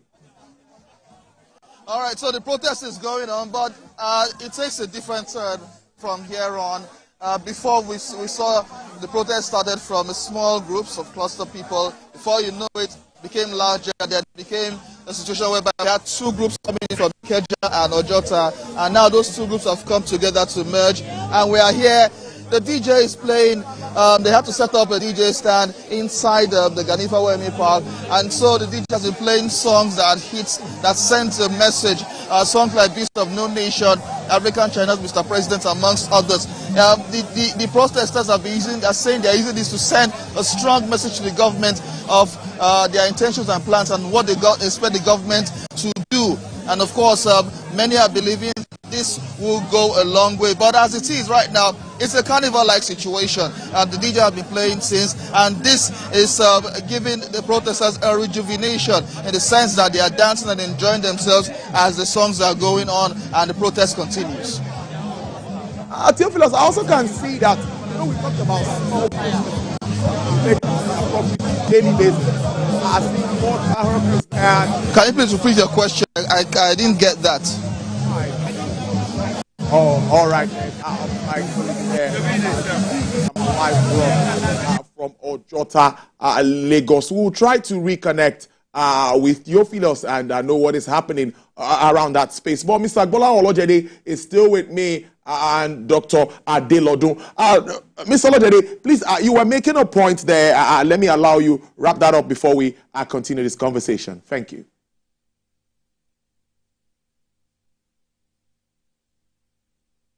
Struggling on many levels. So he's trying to deal with a lot of issues at the same time. And when you have a situation like this, the best approach is to prioritize. And when you look at that priority list, it has been made clear to us by numbers. The inflation number shows us that food is the primary driver. It's well above 40%. In fact, the argument is that it is saying 40% because we have not reviewed our bucket and the weight we attach to each of the items in that inflation bucket. If we do it, the belief is that the food inflation we are experiencing right now is much more than that 40%. So deal with food and we will lower significantly the cost of living crisis that people are facing, and the tension on the street will come down. That is the number one priority. Then all other initiatives that government is pursuing, the CNG initiative and the other ones, there was also an attempt to ensure that the prices of drugs will come down. We've had a situation in which people are even trying to skip their drug dosage because of the cost. So someone who is supposed to take a drug 3 times a day and is saying maybe I should take it 2 times because of the money. So government was trying to do something in the area of tariff, but let's pursue all those things to logical conclusion, but let's solve that food matter as a matter of urgency. Food. Let me ask Dr. Adelodun. Now, talking about food, insecurity is one of the challenge here. When farmers can't get to the farms, how would they be able to harvest their produce? Now, this is supposed to be the harvest season, and everyone expects that there should be a bit of drop with regards to food inflation. What is your reaction to with regards to efforts of government to empower farmers to increase production with regards to food security at this time? Dr. Adelodun. It's okay. Like I said the other time, we will not get to the promised land with ease overnight. It's going to take a gradual process that come along with persistency, that come along with consistency and the power of focus. When you look at what government is doing recently, you will discover that the issue of insurgency in this country has reduced drastically. Therefore, I want to employ the government, the stakeholder, to look into that area very well. That if the issue of insecurity is being tackled properly in this country, definitely people will be ready to go back to the farm since they are secured, and by so doing, we will have enough food to consume, enough food to sell, enough food to actually export. So I want to employ not only the government, the stakeholders across the board to look into this case, into these matters of insecurity. If we are able to conquer this insecurity, definitely we are going to improve on our production of our consumable goods.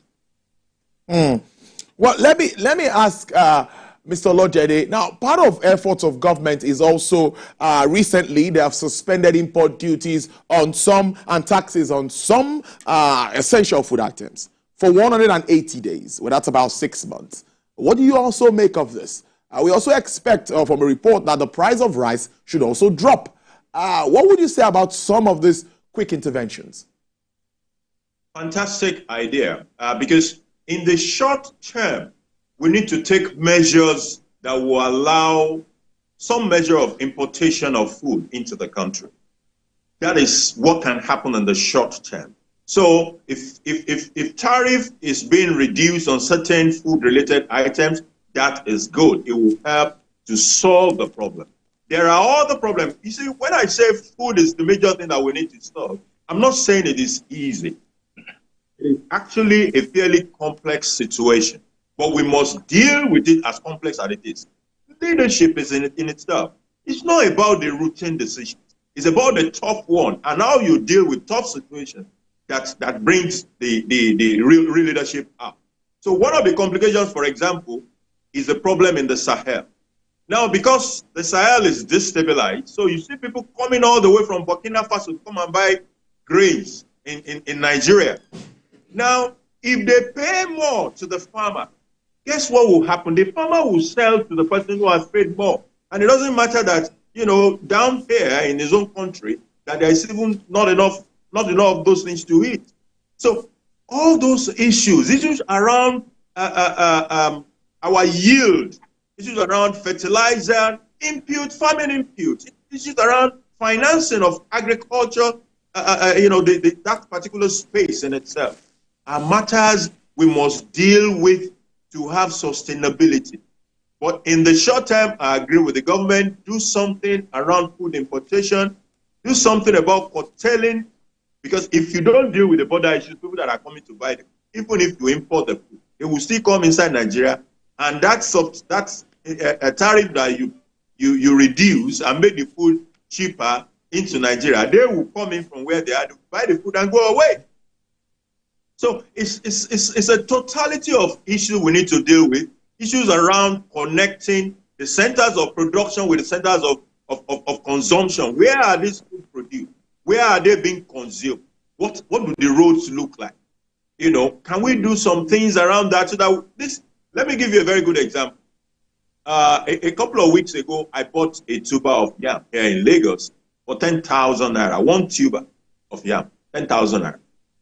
Last weekend, I was coming from Osun State, and somewhere near Ikire, we saw people selling yam, and we parked and went to price yam.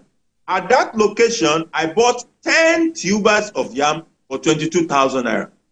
Each of them were not as big as the 10,000 anyway, but there is a huge gap between the cost per tuber and that one that I bought in Lagos. I was telling myself that, look, if some of the players in that space hear about the price that is going on here, they will come there, they will buy everything up, and that 22,000 that I paid, I will be paying 50 or 60,000 by the time it gets here to Lagos. So there are other intrigues and intricacies around the food space which we must deal with. What must not be argued, or what cannot be argued, that we must solve that food problem if we are going to deal significantly with the problem on the table. Dr. Adelodun, now, many also argue, or analysts have opined, that this is also a global issue. We see that even UK just got out of recession recent times, and we see other countries grappling with currency stability and all of that across the world, that it's not just a Nigerian issue. But specifically, many are looking at the impact on this part of the world, that's Nigeria. If you are to assess both fiscal now and monetary side, their efforts to complement each other, with what you've seen so far, 1 year or more than a year of President Bola Tinubu's administration, what would you say about some of these policies really and their expected impact on Nigerians? Yes, we know it could take a while, but can we just look at some specifics like what the monetary policy has been doing and the fiscal side? Okay, yeah, honestly. Okay, is this for me? Yes, for you. Yes, for you. Okay. You start. I like the way you started that particular question. You see, in reality, post-COVID and with the advent of the Russia-Ukraine war, there was a cost of living crisis that was global. It wasn't a Nigerian. As a matter of fact, you have countries like America that was experiencing 30-year all-time inflation at the point in time. In Germany, it was the same way. In Japan, I think it was 40-year all-time inflation. But let's talk about this inflation figure. So when some of these people are saying they have 40-year all-time inflation, you ask them, what is this inflation figure? And they tell you it is 4%. So when you come home here and you talk about that inflation, in certain categories, it might be up to 100% inflation rate that we're talking about. So though it was global, but the impact is more severe in some parts than in the other part. The other thing is that some of the policies, for example, in the developed markets, monetary policies were used to drive down inflation significantly in most of the developed market, and it worked. as we are speaking, those countries are beginning to relax their monetary tightening because the inflation curve has plateaued and is beginning to decline in most of these markets. But the complexion of our own inflation does not lend itself to an effective control by just the monetary policy. So essentially, the nature of our inflation pressure is not one that monetary policy alone can curtail significantly within a short term. So for us to achieve a more effective curtailing of inflation in Nigeria, it will not just be the CBN affair. The fiscal side is important. I'm glad they are beginning to pitch in issues around tariff, for example, that is fiscal. So for them to step into the tariff area, it means that they are already getting conscious of the need for the fiscal side to support what is going on in the monetary side of things to change this inflation problem that we have. And the more of those measures that we have, one of it is this food matter that I'm talking about. The fiscal has a huge role in it. The monetary can also support. If you deal with that food matter, you can take it to the bank, 50% of this problem will disappear. Yes, Dr. Adelodu, yes, I also want your views with regards to that handshake between, of course, the fiscal side and the monetary side. With regards to policy now, don't also forget, we have the Taiwo Oyedele-led committee working on fiscal policies and tax issues. All of this are to also support the fiscal side. What do you make of that handshake? Yeah, that's very fantastic. Looking at what the Apex Bank is doing currently in the area of monetary policy, you will discover with me that we cannot get where we are going to overnight. It's a gradual process. Like the first speaker has rightly said, if we are able to increase in the production of our locally produced goods, that will definitely dovetail into a monetary policy in which every other person, both the poor, the middle classes, they will definitely benefit from it. Dr. Adelodu. Dr. Adelodu, yeah, with you. Please, I need to come in now. My colleague is live from Abuja. Let's get updates from him so we continue our conversation here. Sifon Esen, security correspondent, joins me live from Abuja. Sifon, what are you learning? What is new? It's a precarious situation, I must admit, coming from the Murtala Mohammed Highway as far as Kubwa down to Dede, then to Dakwa. Dakwa is a border community between Abuja and Niger State. This has gone just beyond protesting. It's more or less like a violent mob has taken over the protest, and they have put up barricades, not allowing free flow of vehicular traffic. And they are smashing vehicles. That is the extent to which we can report and which we have seen. We also came under, such an experience, but, for the assistance of local vigilante and the police, we were able to, scale through and make our way to safety. But it's a precarious situation, as I reported. All kinds of activities, be it business activities, personal activities are affected. Businesses are shut down, and even those that managed to open shop were forced to close shop for fear that the mob could loot businesses. What about security operatives now? They're trying to manage this situation. How is that playing out? Well, we must commend security operatives. From what we have seen, they've applied minimum force or reasonable force in curtailing the situation to the extent of firing tear gas to disperse the irate mob. But as it is, the protesters are defiant.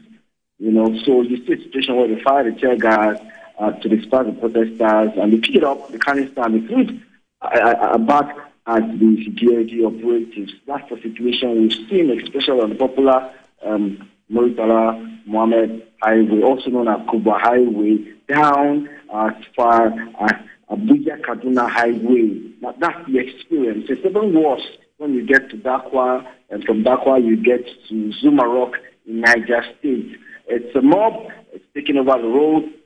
Security officers are having an uphill task managing the entire situation, firing tear gas, appealing to them. Everything has fallen on deaf ears. The mob is defiant. All right, Siphon, we'll get back to you again for updates. Please stay safe. Dr. Adelodun, there you were making a point with regards to that handshake. You heard my colleague there from Abuja. You are also in Abuja. If you'd like to comment on that too, but let's wrap up on that aspect of that handshake, which is important for inclusive growth that is expected of government. Yeah, if government will continue in this new policy, I bet it with all Nigerians that in a matter of time to come, things will change drastically for good in Nigeria. That's number one. Number two, the value of Naira will definitely rise because now we cannot depend on those things we are able to produce by ourselves. But without that, I can bet it with you, we go nowhere. Like you said the other time, that's fine. Globally, we are having issues. Japan, Germany, UK, America, all of us they're having different issues. But I keep telling people, you cannot compare developed countries with developing countries. Where they are today, we've not even gone there. So we must take conscious effort to make sure that all this policy, this current government puts in place, we work dogmatically about it so that we'll get to the end of it. And I believe in a short while, Nigeria will experience a renewed hope sincerely in this country. All right, let's take a break, gentlemen, and we'll come back and we'll continue this conversation. You're staying with TVC News, where we're bringing you up to speed with economic implications of this protest and, of course, live feeds from across the Federation. We'll be back, and this will continue. Stay with us.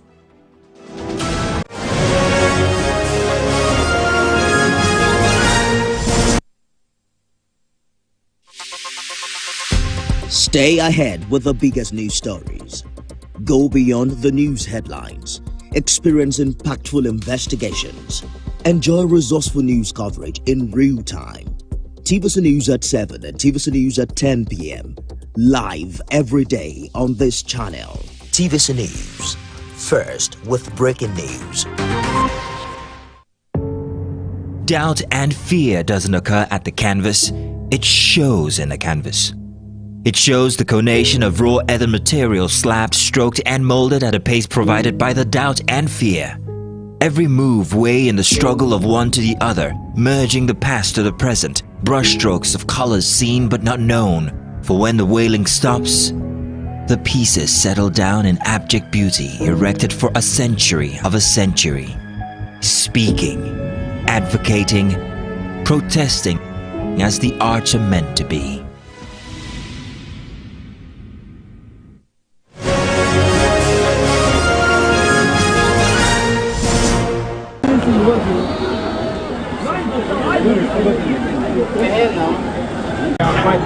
Why you go put your other people? That's their problem. That is the leave this one. This is no reason. Why you go put your other? Just try to be careful.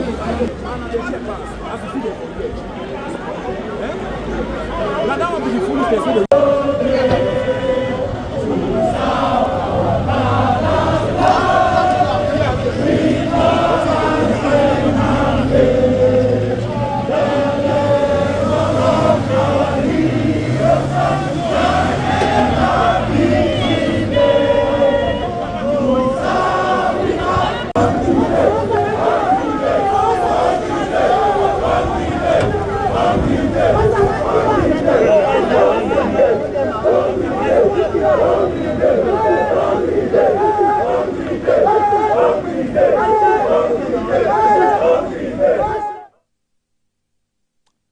Right there, you're still with us, where we're bringing you up to speed with the nationwide protest. And I have a lecturer from University of Abuja, Dr. Adelodun Sadrak, who is joining us, is with us via Zoom, and Mr. Bolan Olojede, the public affairs analyst, is also there. Thank you so much, gentlemen, for standing by with us. Dr. Adelodu, again, I'm going to start from your end. We also see that this protest in some states, particularly, I think, Imo, Enugu, some eastern states, the turnout seems to be very low. Nothing not even happening in some cases from what we've seen with our correspondent reports. But on the other side of it, we see that this protest, some places gaining momentum, some places the turnout not really so commendable. What do you make of this mismatch, kind of? On this note, I would like to say this to all Nigerians, that everybody is feeling the hard time. So those states that seems to be calm, they understand the fact that things are very hard, not only in their state, but across the board. And let me tell you the truth today, by protesting, we will not get anywhere. Fine, constitutionally, we have right to protest. But the truth of the matter is this: if we enter into dialogue, and with the way this government is being run, I believe with time, we will get to the promised land. It will not happen overnight. I keep telling anybody that cares to listen to me, it's a gradual process. So look at the states where we have protests today. You know, when you look at the turnout, you discover that people didn't come out. I came from my house today. I'm in my office. So the truth of the matter is this: we all know the truth, and the truth is the fact that we are experiencing hard time, and we believe that with time, with these policies that are in place by this current administration, we believe that with time, everything will calm down. It's a gradual process, no doubt about it. That is my view on that. I also have situation report from Akwa Ibom State here. Residents ignore nationwide protest, go about their lawful businesses. No sign of protest is observed in the state's capital. That's Akwa Ibom State. Prior to the day, the governor had addressed a cross-section of relevant stakeholders on the need to shelve the protest. Now, the day began with heavy rains that lasted for hours. And as at the time of filing this report, as from our correspondent, residents were seen going about their lawful businesses. And this is really very important. Markets are operational. There is business operations, major streets, Akpa Road, Ikodekpene, commercial banks are also observed to be closed. But businesses are on in Akwa Ibom State. So we see, just like what Dr. Adelodu just talked about now. But let me ask you, Mr. Olojede, very recently, President Bola Tinubu signed minimum wage bill into law, 70,000 naira from 30,000 naira. Clearly, that's above 100% increase from what we used to have before. And that was done as fast as possible. So let's also look at the implication of this, because in this protest, I'm not seeing anywhere where workers are coming out outrightly to say they are in support of it. Okay. I think it was a fair deal on the on the improvement in the minimum wage. We went all the way from 30,000 to 70,000. It might even be a record increase. I'm not sure there has been like a 133 or thereabout percentage increase in minimum wage at any time in the past couple of decades. However, salary, the minimum wage is not just about the absolute amount of naira that is made available to people. It is also about what that amount of money can purchase. So while that is a great leap, one other thing that might support that leap is the food matter that I mentioned. So that guy who used to maybe get 100,000 naira salary before is now getting 90 or whatever it is with the consequential adjustment and the rest of it. But if what he will eventually spend this money on is made to become more affordable, then the money will have even much more value than that 130% increase that we're talking about. So I will still say kudos on the increase that we have seen in the minimum wage. Of course, that might also exert a little bit of inflationary pressure when it is implemented. It has its own little cons by the side. However, to give it the full benefit, which will further depress all the pressure that we're talking about, is just take one of the items. I'm not talking of many items. One, and that item I will always recommend is food. When you deal with it, the value of that 70,000 will be as if you have given them the 250,000 that they were initially asking. They will be able to consume not just food, but other items that are being made available in the economy. These are the things that will help us tremendously get out of the cost of living crisis that we have found out. Dr. Adelodu, now let me ask you the next question. But before that, let me tell you, look, live updates from Kaduna State. Security forces in Kaduna have arrested about 25 protesters following clashes that erupted when demonstrators attempted to block the road leading to the government house. Weapons, including jackknives and live ammunition, were found on the protesters. Earlier, police officials claimed that the protest had been infiltrated and taken over by band members. A lot of updates here. Tear gas was used to disperse protesters who were determined to break into the government house. We're bringing you up to speed with all of this, and our correspondent would be joining us. Dr. Adelodu, we now see that in some cases, they started destroying some facilities. We see burnings in some cases now, and this is what we talk about, the negative effect of protest. Like when some people come out, to let Nigerians know or let the government know, have their grievances known. But at the end of the day, we have challenges like this happening. People breaking into shops in some cases, people looting small businesses in some cases. How do we marry this together? At the end of the day, it becomes a loss for both sides. No one wins. That's very correct. The truth of the matter is this: most of people that are instigating this protest, they are doing it with their own personal motive, and in which the motive is not only to fight the government policies, but the motive is to make sure that things are destroyed, to make sure the system and the structures are destabilized. However, on the long run, just like you rightly said, it is the masses, the common men on the streets that strive to get their daily food that will suffer for this.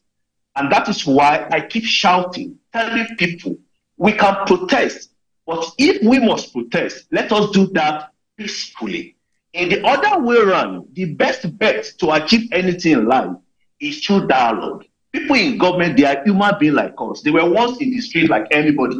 But today, they are in government. So when you talk to them, they will listen to you. Now look at what is happening in that state right away. The truth of the matter is this: before now and in the evening, another things will have happened there, because people will capitalize on what is happening there to loot all those properties there. So I want to encourage those people over there that they should take something to stop, take a step and stop what is happening there, because before it leads to another thing entirely. So we don't need it. If we need anything, let us protest peacefully. It is our constitutional right. But after that, we are still going back to sit down on a round table and discuss this is what we need, this is what we need, this is what should be done. Like my first person said the other time, he talks about 7,000 naira salary. The truth of the matter is this: as long as that 70,000 salary is on board, a lot of prices of items will skyrocket. So we still come down to the round table, to the same thing where we are complaining about. So I believe strongly that the best thing we can do is to actually sit down with people in government and see what we can get out of this mess. Thank you. Okay, Mr. Lojede, let's look at some of the demands now, demands specifically. And one of it is to revert pump price and, of course, electricity tariff. We know what's happening with Band A's and other bands since there was a review by NERC of electricity tariff. And some would say, well, they prefer to pay more if they have steady supply. Some say, no, this is too high, we can't pay. And mixed reactions, of course. So how would you react to that, considering the energy market? You know the politics in that market to cost-reflective tariff issue has been on for such a while, and now we are at this point. So how feasible do you see some of this happening? I'll first speak to the fuel price matter. That is an impossible demand, and it is one of the dangerous parts of the protest. The demands of the protesters have to be something that is realistic. I have seen certain placards today saying, take fuel back to 100 naira. That is a grand self-deceit, and it's a way of perpetuating the protest forever when the demands are impossible demands. As we speak, there is already subsidy on that PMS, and it is easy to figure out whether there is subsidy or not. We are talking of an imported product. When you are importing product, that product cannot remain around the same price when your dollar is 600, when your dollar is 1,000 to a naira, or when the dollar is 1,600. If you see that happen, the dollar rate is going, the exchange rate is going up and up and up, you know. I think it stabilized a little bit around 1,500, 1,600. But it was going up, but the price of that imported product was not going up commensurably. Then it's an indication that there is even an element of subsidy already as we speak. So when people say take it back to 100 naira, it is an impossible demand. Rather, I would have loved to see a demand that is saying fast track the CNG initiative as a substitute to cushion the effect of the PMS price. I would like to see a demand that say support the Dangote refinery and other local refineries, including the public refineries, to succeed. Those are possibilities, those are possible, and they will have positive effect on our economy. So let's look at those things that are possible and would help to transform the economy and focus on those as demand, rather than asking for the impossible as a demand. Then the issue of energy cost. Incidentally, both at home and in the office, I am on band A. My experience might be different, and I'm not going to use my experience to, I'm not going to extend it to what my expectation of all the other people. For me, I'm better off on band A. I am better off, and I'm okay to pay the charge on band A because I have done my numbers, and it is more costly for me to run generator. As simple as that. Apart from that, is the peace that has descended on my neighborhood since we were put on band A. The noise from generator. In fact, my neighbor's generator, you know, brings up so much smoke that my guest toilet is permanently stained. The porcelain, everything there has element of smoke in it. Since band A, all that has disappeared. My generator, I'm sure if I try to put it on now, it might not start because nobody has used it for several months. So for me, it is possible. I'm not extending that to everybody. There might be people who feel otherwise. But I would rather have the light and pay for it. That is a personal opinion on the band A. And I feel the same way in the office as well. I prefer that thing than running those humongous fuel guzzler continuously for the purpose of business. All right, Mr. Olojede. Now, let's take another break and we'll continue this discussion. It's really getting very interesting. Dr. Adelodun Sadrak, he's a management and financial expert and a lecturer from University of Abuja. Mr. Bola Olojede is a public affairs analyst, bearing their minds on the effect of the ongoing protest across the country. We'll take a break. We'll be right back.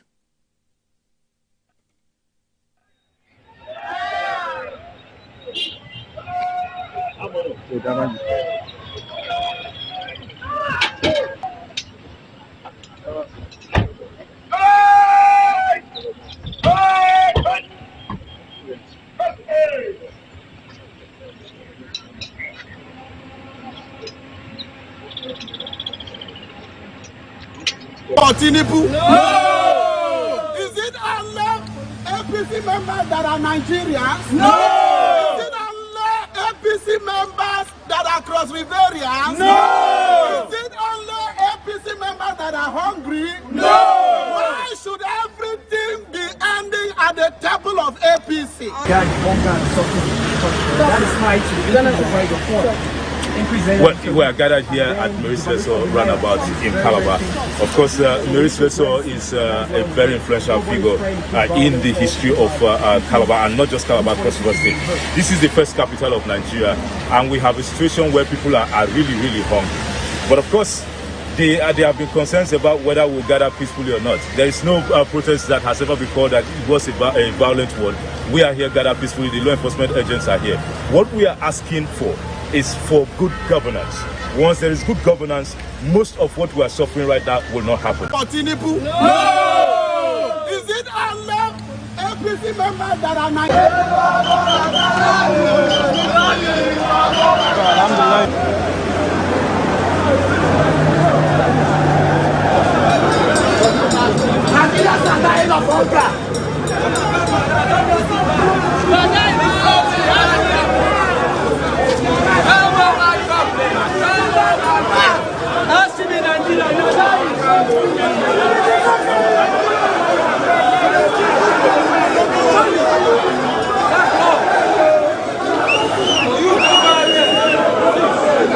the risk of infiltration of any peaceful democratic protest by our citizens, the risk of infiltration by violent non-state actors is always there, and it has already happened. In order to avert any future infiltration by violent non-state actors, the Borno State government has taken a firm decision to impose the risk of infiltration of any peaceful democratic protest by our citizens. The risk of infiltration by violent non-state actors is always there, and it has already happened. In order to avert any future infiltration by violent non-state actors, the Borno State government has taken a firm decision to impose the risk of infiltration of any peaceful democratic protest by our citizens. The risk of infiltration by violent non-state actors is always there, and it has already happened. In order to avert any future infiltration by violent non-state actors, the Borno State government has taken a firm decision to impose the risk of infiltration of any peaceful democratic. All right, there. Well, let's take another break and we'll wrap up while we come back. In order to avert any...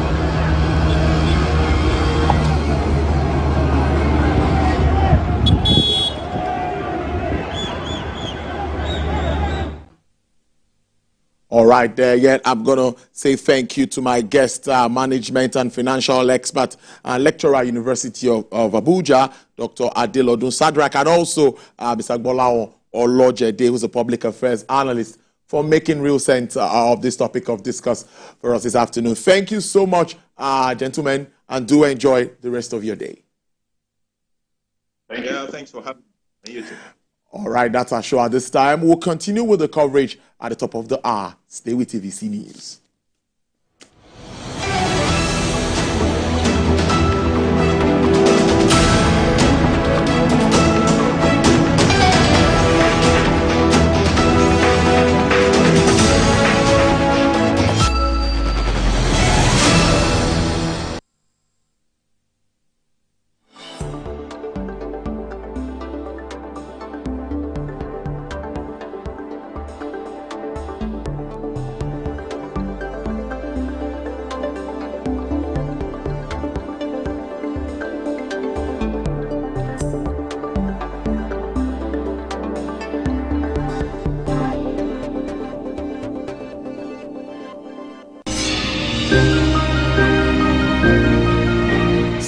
times, it's the story that calls. At other times, the people just want to be heard. School, I need students, but I need teachers. Can't continue like this. Their voices re-echoing through time itself. We haven't done anything. If the tide is high, everybody run for safety. Their tears leave a sweet sour taste for all. Their demands, a familiar call beckoning for change. In our world, no one expects a disaster to happen. But when it does, we'll be there to x-ray all sides, from the east to the west, north and south. Community Forum will examine the oddities and challenges to economic development, as well as issues yearning for government intervention. Watch fresh episodes of Community Forum on Sundays by 9:30 p.m. only on TVC News.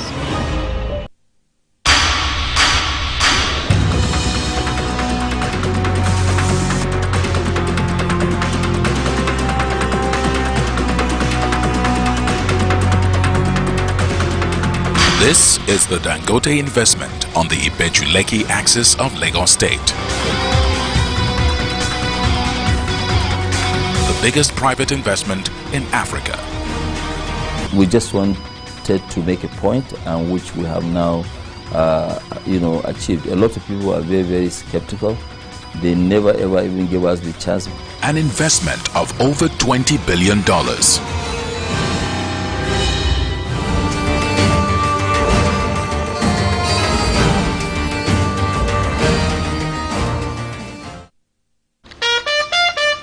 Get ready to drive into the world of the Nigerian Navy as Nigerian Navy in Focus, a captivating TV program, takes you deep into the heart of the activities of the nation's maritime centennial. Join us as we navigate the waters alongside the brave men and women of the Nigerian Navy who have dedicated their lives to this noble cause. Their hopes, dreams, sacrifices, and triumphs. Experience their courage, their resilience, and their unwavering commitment to serving the nation and protecting her waters, and relentless pursuit of safeguarding our maritime borders. Let Nigerian Navy in Focus transport you to the seas, where bravery meets honor and the depths hold countless untold stories. Don't miss out on this unmissable TV experience. It is the Nigerian Navy in Focus, every Sunday at 6:30 p.m. on Television Continental TVC.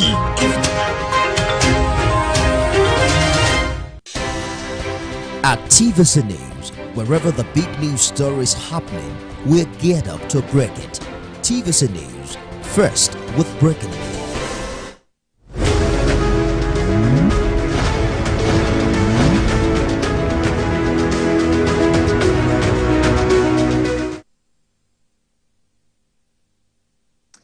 Thanks for staying with us on our coverage of the nationwide protest, which has now started across some states in the country. Now, in order to maintain law and order in Borno, the state government has declared a 24-hour curfew in the state with immediate effect. The State Police Command made this known in a statement from the State Police Public Relations Officer, Nahum Daso. This comes after 16 people were killed following the detonation of improvised explosive devices, ordnance device. Several others were critically injured and on admission across various government hospitals in the state. Governor Babagana Zulum said, after a consultation with heads of security in the state, that it is expedient to declare the curfew to restore law and order in the state.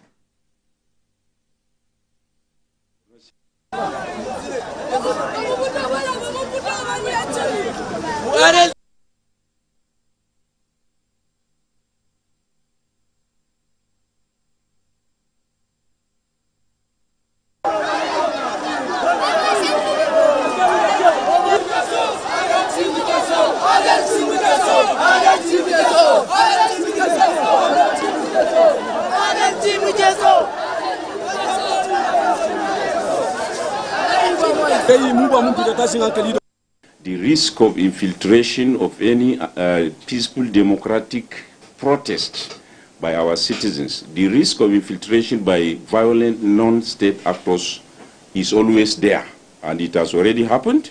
In order to avert any future infiltration by violent non-state actors, the Borno State government has taken a firm decision to impose the curfew.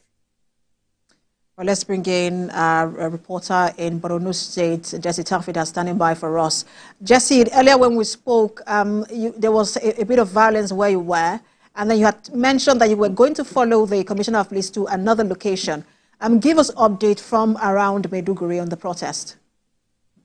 Well, currently it is good to note that everywhere is calm, everywhere is peaceful as a result of the curfew imposed by the state government and the police command. It is very, very important because earlier today in the morning, the situation was peaceful. Everybody was going out, going about his local businesses until when the protest erupted. When the security operatives were trying to contain, they tried to talk with them to tell them that hoodlums might come and hijack this. Before we know, you could see them trying to stone the police officers, and then we as journalists, as I was talking to you earlier, you saw me running. I got injured earlier, but we are all fine now. Because of this curfew, everybody is at home. We just came into this location because we were trying to see if we could see people outside again to continue protesting after the curfew was imposed. But everyone went home, and Maiduguri, the Borno State capital, at the moment is very peaceful. And how is the curfew being enforced? Do you have the presence of security officers in and around Maiduguri? There is heavy security presence, and it's a joint operation in Maiduguri where all the security operatives from different security outfits are out to ensure that law and order is being maintained. The fear is, before now, from the state government is that it's democratically for people to come out and protest, show out their grievances. But hoodlums always come and hijack the peaceful protest, to loot shops and burn some. And that is why weeks before now, the state governor, Babagana Nazulum, has sat with stakeholders, reverend stakeholders, to talk to them about this protest that, okay, now everyone knows that it's democratically right for everyone to go out on the protest. But what about the outcome? How are we sure that hoodlums are not going to hijack? And this was exactly what happened today. But thanks to God, everything is now peaceful in Borno State. Everyone is at home because of the curfew. Those that went out to work are security operatives and allowing them to go back without any harassment. So Borno State is now peaceful. Thank you so much, Jesse, for that update.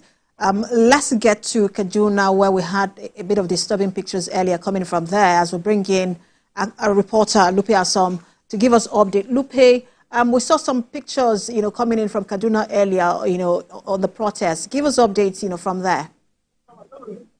Well, good afternoon, Precious. The state capital was quiet until 9:30 a.m. when some of the protesters started gathering at Ahmadu Bello Way, the very famous Lepa roundabout. And in a very short while, they now marched the government house. We were out there when things were quite calm. The process was quite peaceful. They started converging in droves. It became a beehive of activities. And suddenly, the security operatives in that area were almost getting overwhelmed because the protesters were chanting and trying to gain access into the government house. So they barricaded the gates, the road that leads into the government house. And in a very short period, the process was almost getting violent.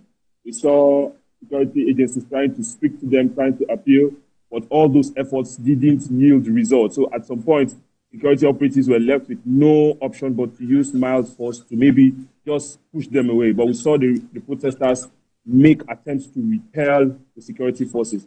In the process, a security personnel was injured. He sustained very serious injuries. He has been taken to the 44 Nigerian Army Reference Hospital. And we also saw the protesters march to Kadipa. That's one of the government buildings. They broke into the building, looting, picking up things. Of course, the police had issued a warning that processes like this may be hijacked. And that was what happened. We have the Kaduna State Transport Authority, that's the Kasuda. Their office was also broken into, their chairs were stolen. If you go there now, you can see the windows are shattered and all of that. But one thing that stood out was that the police alleged that the protest was hijacked by members of the Islamic Movement of Nigeria, of which they also presented some evidences that made it clear that the protests were hijacked. So, according to the police, they said these people were not actually protesting for maybe an improvement in their living conditions. There were people with ulterior motives, sinister motives, who made attempts to take advantage of a process that began very peacefully. And so that was when the police were left with no alternative for them to use mild force to push them away. Some of the 25 protesters were arrested. Some of them were seen putting on police camouflage. One was arrested with a jackknife. One was arrested with live ammunition. I forwarded all those visuals to the office. So these are some of the weapons that were recovered from these people who came out to protest. But in other parts of the state, we noticed that it was calm, although businesses, several shop owners and business owners didn't come out because of fear of what might happen.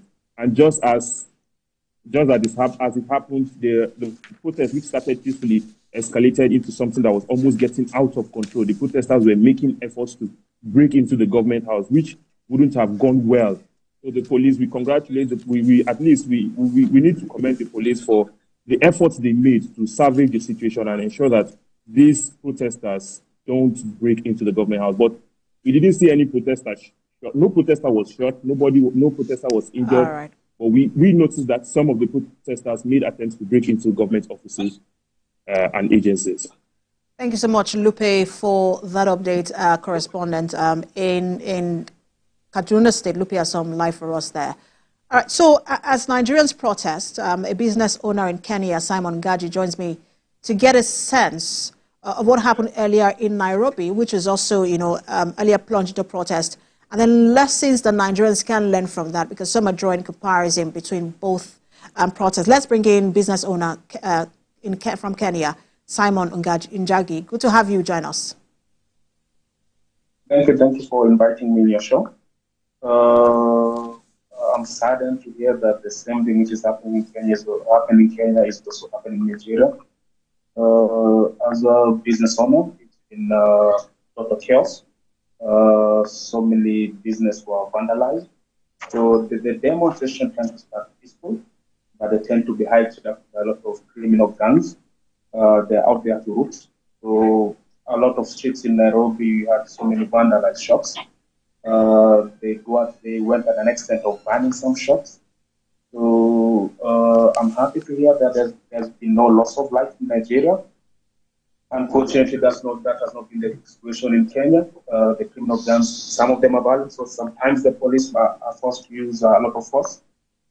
So I would really hope that whatever the grievances the citizens have in Nigeria, that they would use the channels which are there, for example, legal or parliamentary. I think that would be the best way to resolve any grievances we have. And I wanted to ask, because in Kenya, we also saw, the violence erupted in that protest as well. In Nigeria, some part of it has been peaceful. We haven't really heard anything untoward in Lagos. It's been really peaceful. But in the nation's capital, Abuja and some other parts, we've seen the violence. And police is saying, look, these protests have been hijacked. At what point should protesters, begin to pay attention to perhaps those who have an ulterior motive in their midst? It's very difficult to know at what point. Like I said, all of them start peaceful, but unfortunately, there's always some guys, some criminals find it easier to protest and break into shops and steal things like phones. So, and also, at some point, I'm sure right now everyone is being fearful, everyone is avoiding towns. But unfortunately, when that starts, even the business owners sometimes tend to form their own kind of militias. That's what happened to Kenya.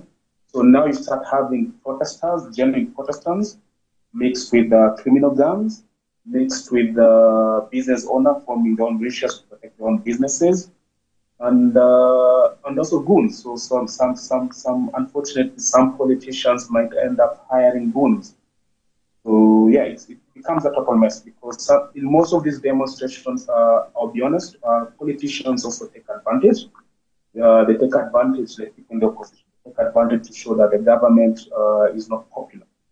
So unfortunately, it will end up being a chaotic kind of scenario. So let's talk about the comparison between that is now been drawn between the protest in Nigeria and that in Kenya. I wanted to ask, because this protest started just by one post on social media, just one person with a banner, and then, it became something that a lot of people, started to buy into. And so what role does social media play in terms of this protest? Social media is quite influential because it's being used to coordinate people from very different regions. For example, like the Kenyan one, leaderless, there's no face to it, and that's a challenge because sometimes we find some organization working behind the scene because when people are protesting, you find there's definitely some element of organization. So you find banners, printouts. So there's someone funding the protest, but it's not someone you can easily trace. It now becomes a big press because there's no one to control them. So and all this they're using, all this is being coordinated through social media. And the question a lot of people ask in terms of these protests, whether it's because we also know that the court has now banned protesters, from taking to the streets of, in Ghana as well. But the question people ask is, what impact in the long run do these protests have, especially when you look at the demands being made by protesters? For example, the one in Kenya, can you say that, look, Kenya is better for it, after that protest? 50-50. When this started, it was a win because at least the government was able to pull back some of the bills it had brought, which were not popular.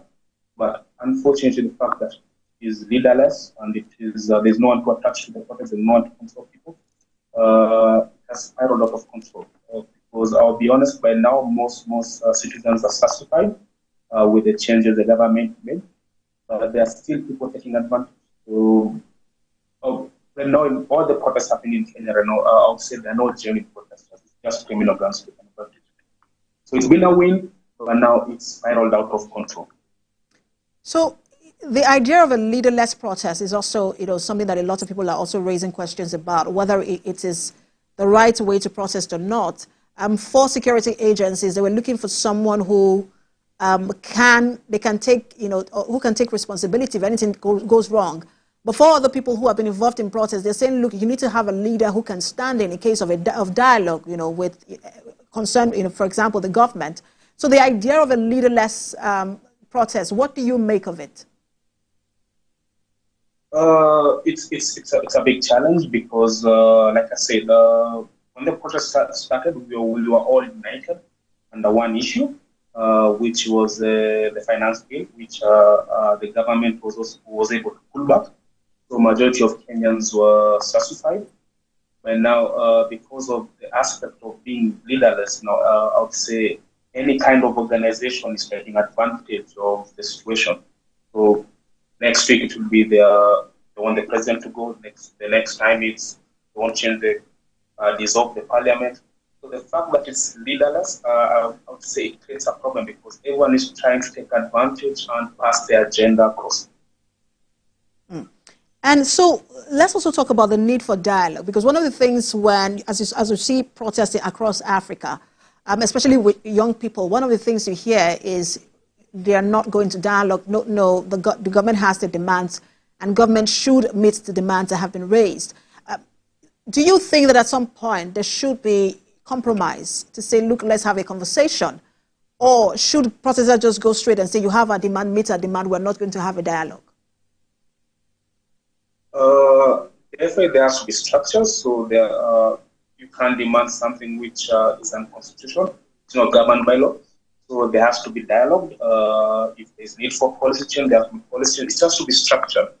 That's the problem with the kind of demonstrations we're having, because some of the things which they're asking for is not actually structured. It's not something which can just be implemented. So that's the challenge of not having a leader, like someone who can articulate the issues comfortably, clearly. So people end up asking for things which are quite frankly not achievable. And that will bring more issues. That will make it a demonstration bigger because start saying, look, these guys are not listening to us. But now you cannot force them. You can make the entire leadership go against the constitution. And the idea of discontent in Africa, whether it's in Uganda, where the idea of a protest is also brewing, I talked about Ghana earlier. How should African leaders begin to address all of these issues and the idea of just discontent back home? I think they just have to follow intelligence. I'm sure most governments have the intelligence service within their government. They need to be proactive. There's definitely, I feel like some NGOs are taking advantage of the situation. So I think they need to be proactive and at least arrest the thing before it gets out of hand. And in terms of arresting it before it gets out of hand, what should be the strategy? Okay, for example, say for Kenya, we did public participation. So before the new bill is introduced, political leaders went around all the country getting the views of the Kenyans. So that's a big step. So once you get the views of the Kenyans, you get the temperature of what's happening in the ground, implement that at that time. Don't try and force your way into something which is not possible. So unfortunately, our current government, they did the public consultation. They voted in the bill the first round, even after the citizens saying that they're not comfortable with some issues. So I would say the best thing is just at least follow what the people are saying. Feel the ground, the pulse of the people, and implement things based on them. Unfortunately, for most of African countries, they're a little bit in a financial situation. So they have out of debt burden. It's a pain because taxes have to be increased. But I think this is something which can be implemented on step-by-step basis. And also, I think the best thing is just better utilization of funds. Because with better utilization of funds, with no corruption, I don't think most of us would be in this kind of situation. And Simon, just before I let you go, if we're to use this protest as some sort of barometer, and not just the protest, also government response, as some sort of barometer to gauge democracy in Africa, where would you say we are at? Oh, I think it's we are growing. I'll give it in the 70s, 80s. It's good that people can come out and voice their concern. It's good that people can demonstrate peacefully. Unfortunately, there are people who are taking advantage of the demonstration. But I'll be honest, it's a growth because in the past, a lot of dictatorship regimes do not allow this. It's good that people can unite. It's good that it shows that the level of education has increased because people are very conscious on item by item in kind of bills which are being introduced. So I think it's a good sign that Africa is really growing in terms of democracy. The only challenge is that people are taking advantage of the demonstrations. All right, so I understand that I was going to let you go, but I understand that I have 4 minutes left in the conversation. As you I'm sure you're monitoring somehow the situation in Nigeria, and you saw what happened in Kenya. What lessons can we draw from all of this?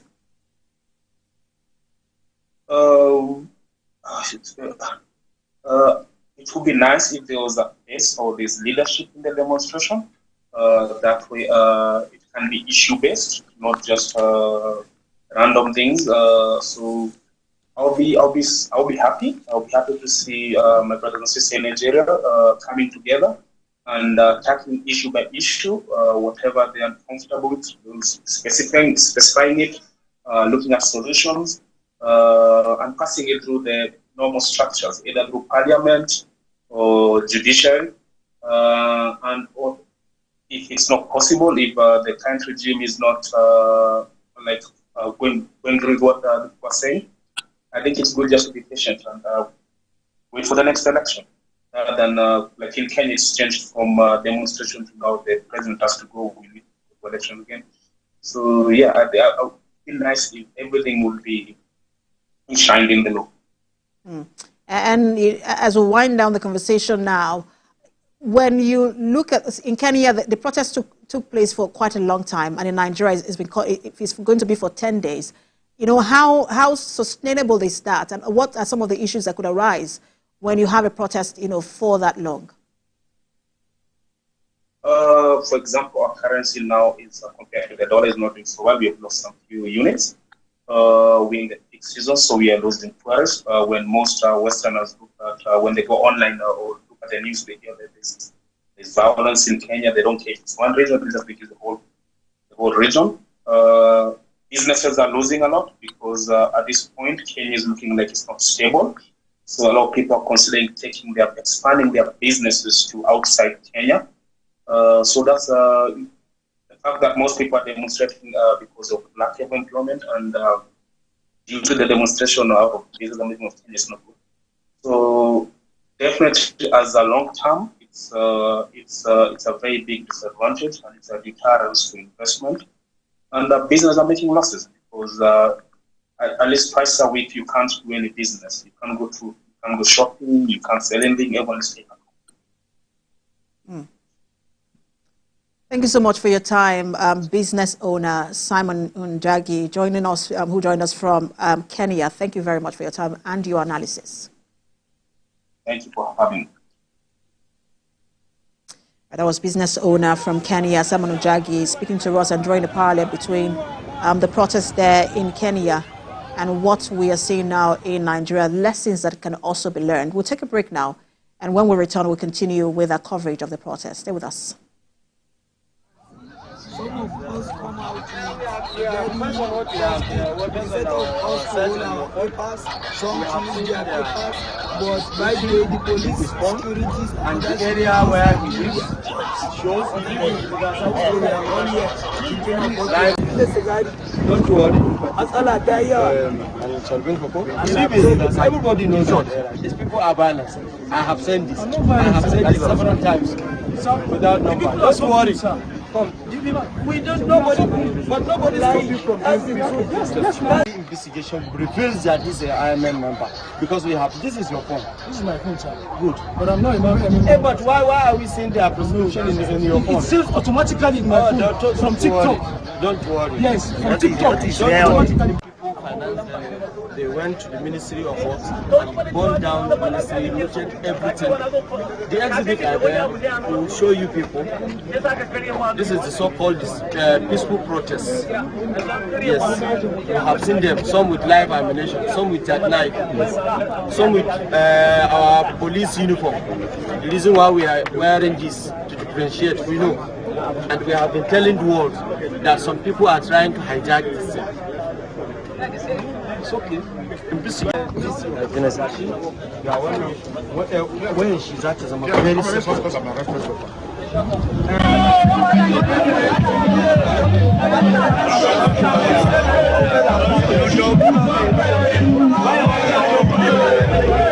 What did we go do?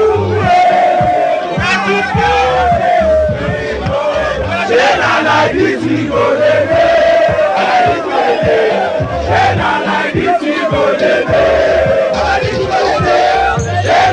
this we go like this we go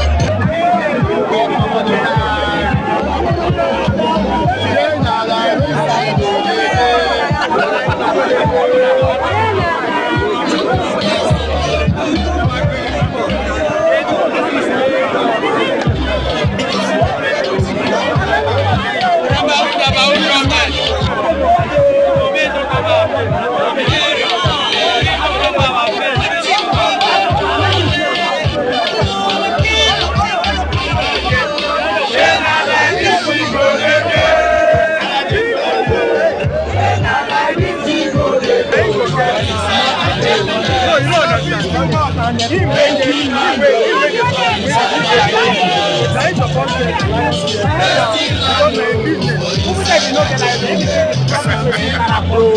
no reason why.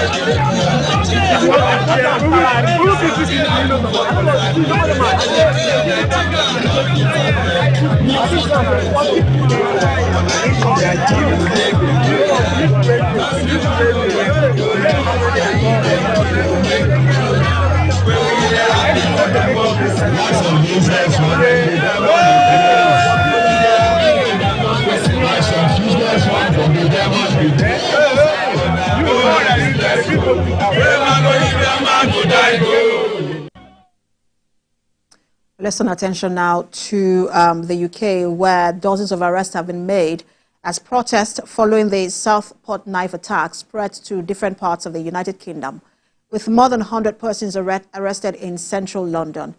On Wednesday evening, officers clashed with protesters at Whitehall, close to Downing Street, during demonstration leading up to a disorder breakout in Hartlepool, having 8 people rounded up, resulting to the injury of several officers and a police car set ablaze. 3 children died as a result of the attack at the Hart Space Community Centre. In the meantime, a 17-year-old boy has been charged with murder, attempted murder, following these attacks. The suspect will appear at the Liverpool City Magistrates Court later today. Southport on Monday, the 29th of July. The 17-year-old cannot be named for legal reasons as he is under 18. He has been remanded in custody to appear tomorrow, the Thursday, the 1st of August, at Liverpool Magistrates Court, Derby Square. Whilst these charges are a significant milestone within this investigation, this remains very much a live investigation, and we continue to work with our partners from Lancashire Police and Counter-Terrorism Policing North West. I would like to thank all the forces who've offered and supplied support to Merseyside Police during the last 3 days, and I can confirm that we are being supported with investigative resources from across the North West. Now, thousands have turned out for the funeral procession in Iran of the Hamas political chief Ismail Haniyeh, who was killed in a strike in Tehran on Wednesday. Iran's supreme leader Ayatollah Ali Khamenei led prayers for the Hamas leader, whose body will be buried in Qatar. Israel has not commented on the assassination directly. However, Israel's Prime Minister Benjamin Netanyahu said his country had delivered crushing blows to its enemies in recent days, including the killing of a senior Hezbollah commander in Lebanon, as before the Tehran strike. UN Secretary General Antonio Guterres warned against a dangerous escalation of hostilities in the region. Hamas armed wing said the death of Mr. Haniyeh, who was widely viewed as the group's overall leader, would take the battle to new dimensions and have major repercussions. The group attacked Israel on the 7th of October, killing around 1,200 people. Since then, since the attack, Israel has vowed to destroy Hamas. Manifestation of Israelis decaying long patterns of terrorism and sabotage targeting Palestinians and other supporters and sympathizers of the Palestinian cause across the region and beyond. In addition to its terrorist objective, Israel was also pursuing political goal with this act, aiming to disrupt the first day of the new government of the Islamic Republic of Iran.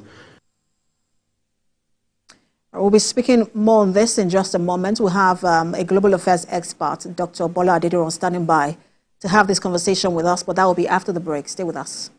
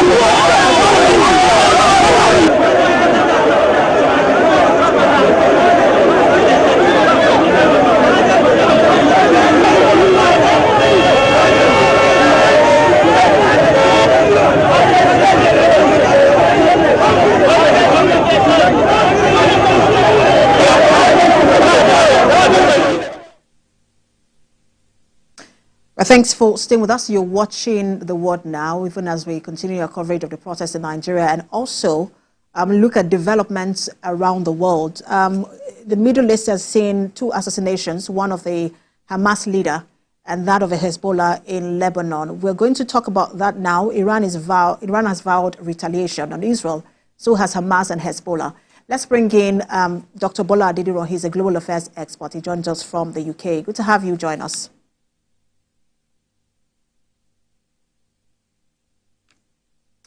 Right, so Dr. Adediran, these dual Israeli assassinations we've seen, Israel has not claimed responsibility for the one in Iran, but we've seen one in Iran and another in Lebanon. Where does this leave the efforts to negotiate a ceasefire agreement?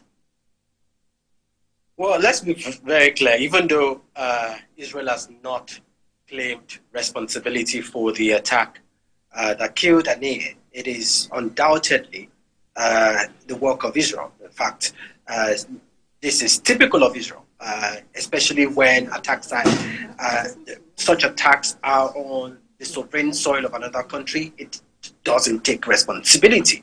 But in terms of your question, what impact does it have on the negotiations and the ceasefire? I think it definitely will create more difficulties around bringing the hostages home and agreeing to a ceasefire. And there is no two ways about it, partly because Aniyeh was not only a prominent leader involved in the negotiations, he was also the head of Hamas's political bureau. So in many respects, I think that at least in the short term, this will hamper efforts to agree to a ceasefire. And I think that what is much more likely to see an escalation of the already brewing tensions within the Middle East. And let's talk about that tension.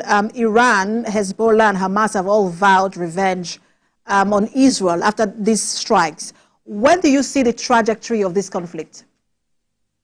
Well, definitely we can expect some form of reaction from Iran. The Supreme Leader has already vowed a response, and I think that that is to be expected. Of course, we know that when the deputy commander of the IRGC was killed in Syria a couple of months ago, what Iran did was to send over 300 projectiles, drones, and short-range missiles into Israel. And it only took the efforts of not only Israel, but also the efforts of partners like the UK and the US to shoot down many of those drones and missiles. So at the very least, we would expect something like that. In fact, new reports show, have stated that the Supreme Leader has ordered a direct attack on Israel. And so in the coming days, we should expect some form of reaction, especially in form of a direct armed response to this, what Iran would see as a provocative attack on its sovereignty. And after this incident, there is no doubt now high-stakes efforts to project, some sort of region, to project power in this regional proxy war. Do you see a roadmap at all to de-escalating regional conflict? Everybody keeps talking about de-escalation, and I wonder whether we have now passed that Rubicon, because not only, let's be very clear. Israel has a right to respond to the attacks of October 7th, and Aniyeh was a prominent actor in that respect. In fact, 3 of the people who are the leaders of Hamas, 2 of the 3 of the people who are leaders of Hamas have now been assassinated. Not only Aniyeh, but reports came out today saying that Mohammed Deif, who was one of the orchestrators of the October 7th attack, was killed in July. So only Sinwar is currently alive. Sinwar, who is the head of the military wing of Hamas, is reported to be in Gaza. So in some ways, Israel has a right to respond and to assassinate individuals who have who undermined its security and killed thousands of its citizens. However, we should also not be naive to the fact that these kind of actions only brew tensions, only increase the possibility of tensions within the region.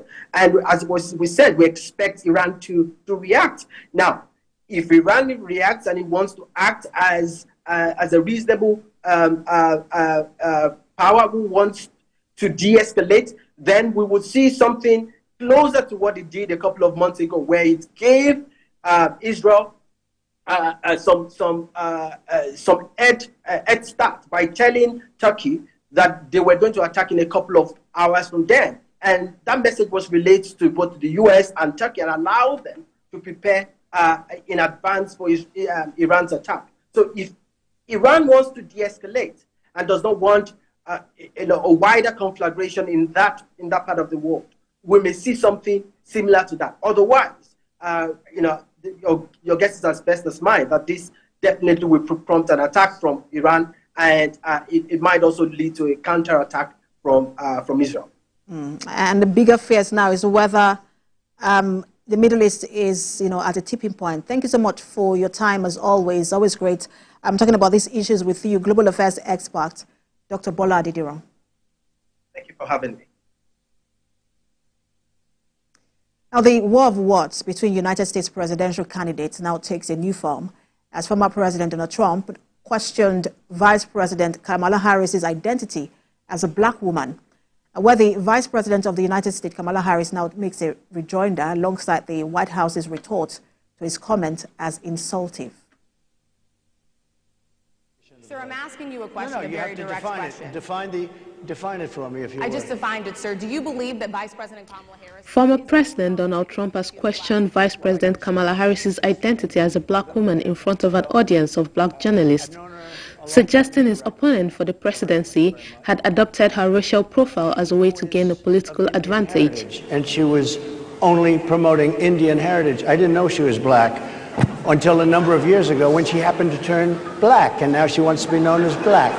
So I don't know, is she Indian or is she black? She has always identified as a black woman. She went to a historically black college. I respect either one, but she obviously doesn't, because she was Indian all the way, and then all of a sudden she made a turn and she became a black person. Just to be clear, sir, do you believe that she is... I think somebody should look into that too when you ask continue in a very hostile, nasty tone.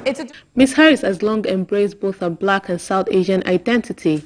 As records show, she attended Howard University, a historically black institution, and pledged Alpha Kappa Alpha, the nation's first sorority established for black college women. Headlines from her earliest political victories dating back to the early 2000s also highlighted both identities. Vice President Kamala Harris responded to the former president's interview comments, saying they were false accusations of her misleading voters about her racial identity. Donald Trump spoke at the annual meeting of the National Association of Black Journalists. And it was the same old show.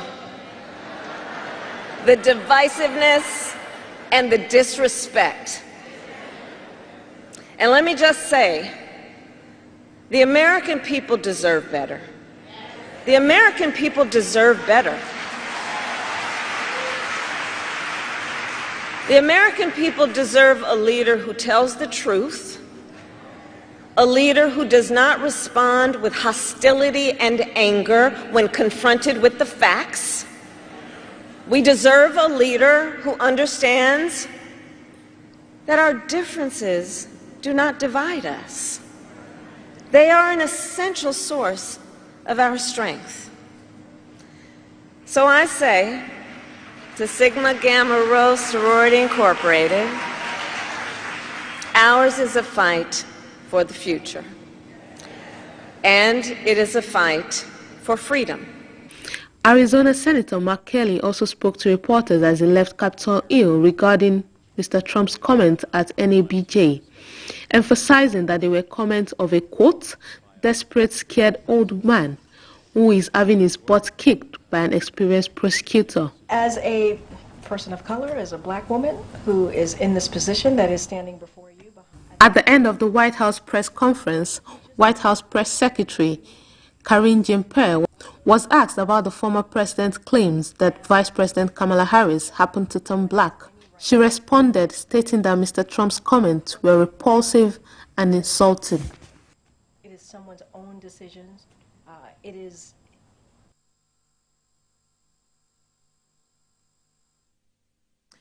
All right. Thanks for you're watching. You're still watching The World Now, where we're looking at the protests around the country and then some global issues as well. We'll take a break now. When we return, we'll turn attention back to the protests here in Nigeria. Stay with us.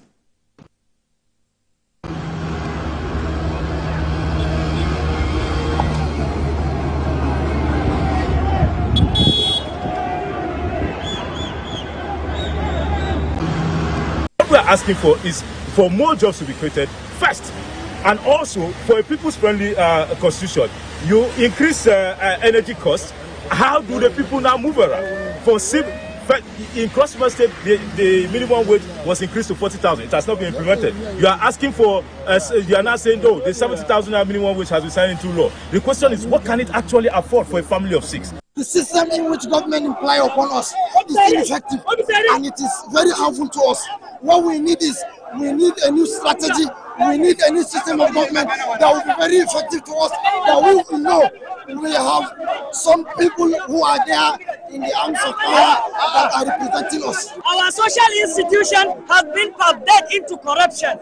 The political leader, the religious leader, our preachers, they are all going to the political leaders and collect the bribery. They should just go and start preaching to us that we should not organize any protest. We don't want by camera. We just want the legislative, which is a legislature, and we want it to be a part-time. It is not necessary for them to go in four times in a month or 5 times in a month and take what is even more than what a professor can earn in a year. All we are saying is this: if they want to stop the rally, the protest, they should arrest the hunger in the nation. Because it's growing. Very soon now to get to farming. When people go to farm, they will farm, it will not grow. The anger of God is coming down. See people outside. So because some of the associations that are psychopaths, some of them are psychopaths, they collected money from the government, and some of them they have already read something on the Facebook, on the social media, saying that they are not going to demonstrate. That's why the people, they don't know the points where they are going to meet to the protest.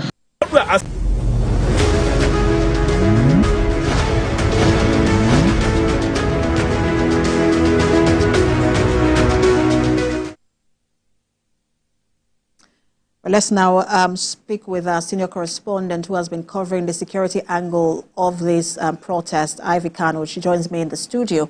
Ivy, you've been with the security personnel all day covering, this protest and their response to the protest. What were your observations?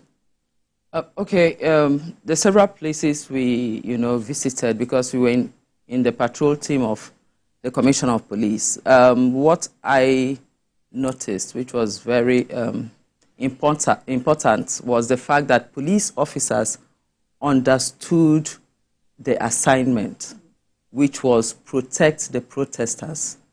So most of those places, you will see them at the back, while the protesters were in front. And even in the face of what you may call provocation, because at a particular place where we went to, the protesters were really, really angry, which is understandable. It is their right. But the Commissioner of Police really, displayed high level of calmness, restraint, and he listened to them, and they vented their anger, their demands, and everything. And he was more particular about them, moving to the designated areas where they are supposed to hold the protest.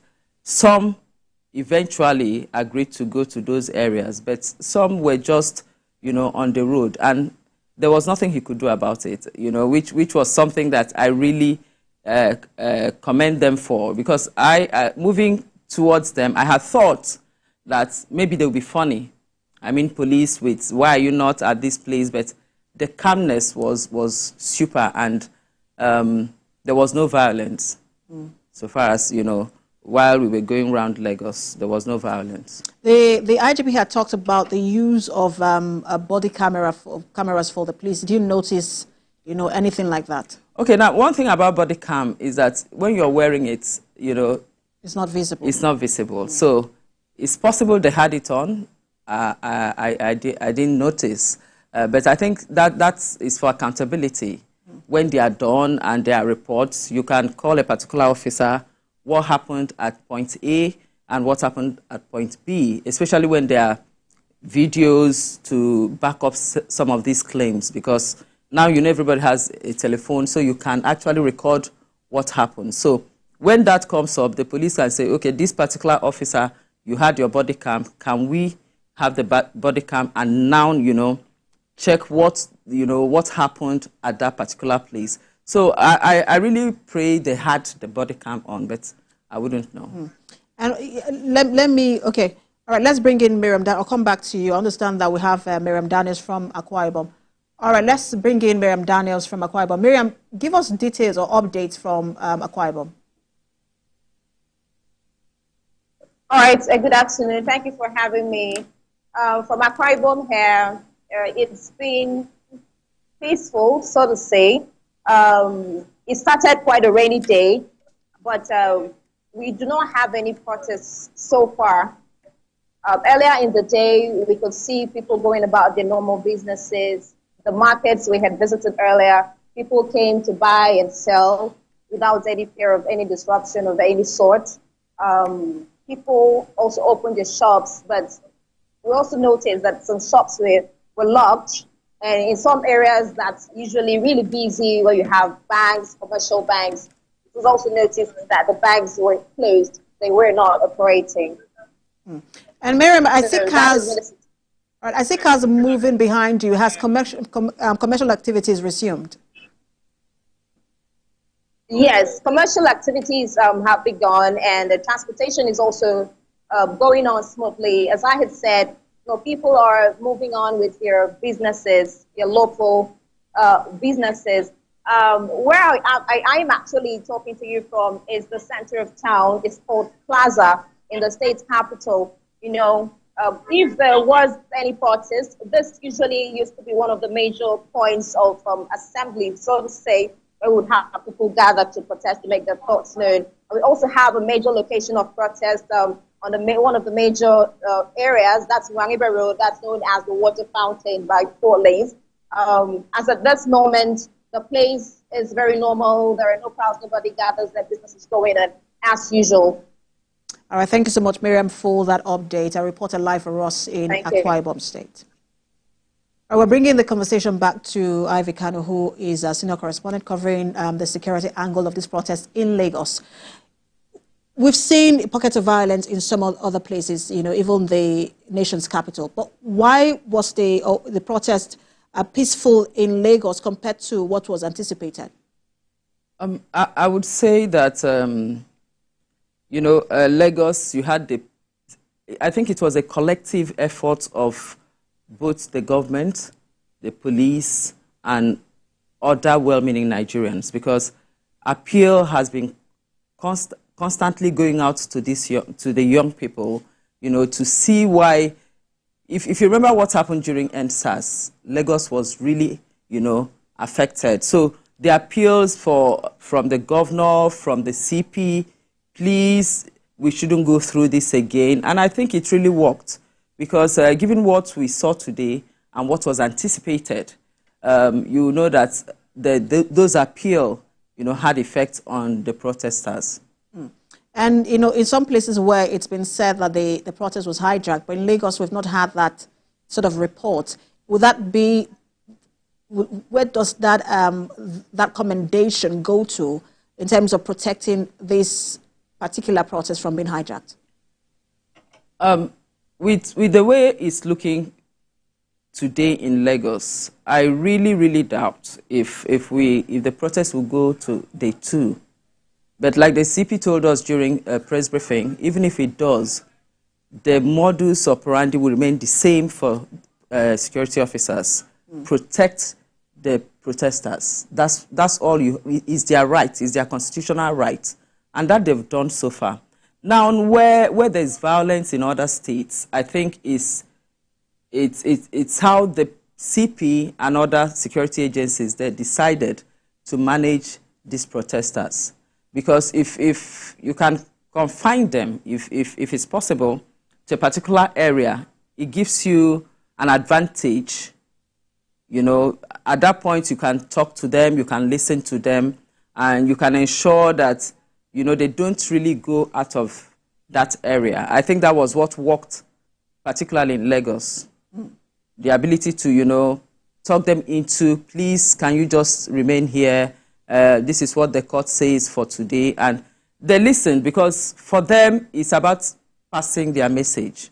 And perhaps the protesters in Lagos perhaps maybe are a bit also more organized than other states. But I also wanted to ask, because I know there was a parade today. Did that have anything to do with the protest? Oh, no, the parade in the morning, it was, we're told that at about 1 a.m., you know, today, the police had a distress call from Mushin area of Lagos. The tactical team from Surulere, you know, rushed down to the area, and they were able to pick up 16 suspects, which that was paraded this morning, and different caliber of arms were recovered from them. So that's a separate incident? A separate incident entirely. Okay. All right, thank you so much, Ivy Kano. I know that you have much work to continue to do, even as this protest continues, whether today or, you know, in the next 10 days, as the protesters have stipulated. Thank you for your time. Our senior correspondent, Ivy Kano. All right, that's the What Now. Coverage of the protest continues in just a moment. But for more details of the protest across the country, in states where it held, you can visit our website, www.tvcnews.tv. You can also follow us on social media to get updates as they come in. We're on Facebook, Instagram, and on X at TVC News NG. And on YouTube, we're live. You know, you can watch all of this process back again on YouTube at YouTube TVC News Nigeria. Thanks for watching.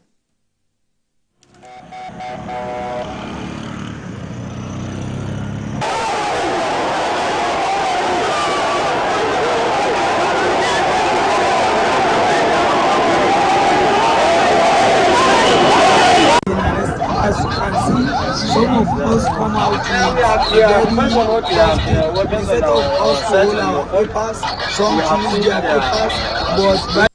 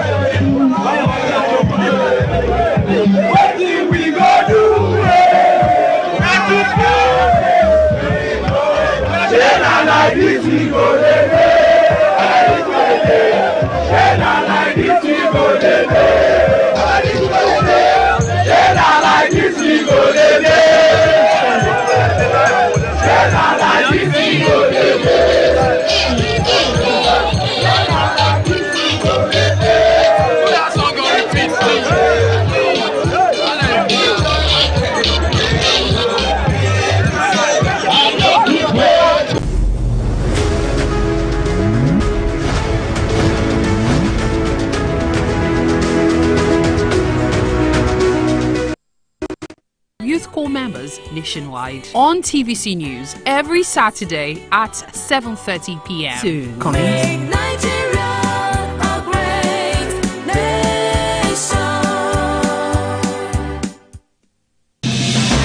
The task of the leaders is to get their people from where they are to where they've not been. How do we hold our leaders accountable in the business of lawmaking and representation? The mandate that you have given to us is not abused in any way. The primary purpose of government is to ensure the welfare and security of the Nigerian people. Constituency projects had noble intentions, and they still remain the most veritable tool. Do they really know their representatives at the states and national assemblies? Our people, they don't have water, they are suffering. They only drink water from where rain fall. For the current one, the 10th assembly, I don't really know who is in charge. From the mountaintops to the deepest valleys, we're ready to go an extra mile just to show Nigerian your constituency project. Know your representative with Maria, bridging the visible gap. Yobe State in northeast Nigeria has witnessed steady growth in many sectors in 3 decades of its creation. With a decade-long Boko Haram insurgency subsiding, the administration of Governor Mai Balabone is building on the progress recorded by past administration and executing new projects and programs to deepen development and the pride of the Sahel. Watch as Governor Buni consolidates the achievement of his administration on Impact Yobe. Impact Yobe, Saturdays 8:30 p.m. on TVC News.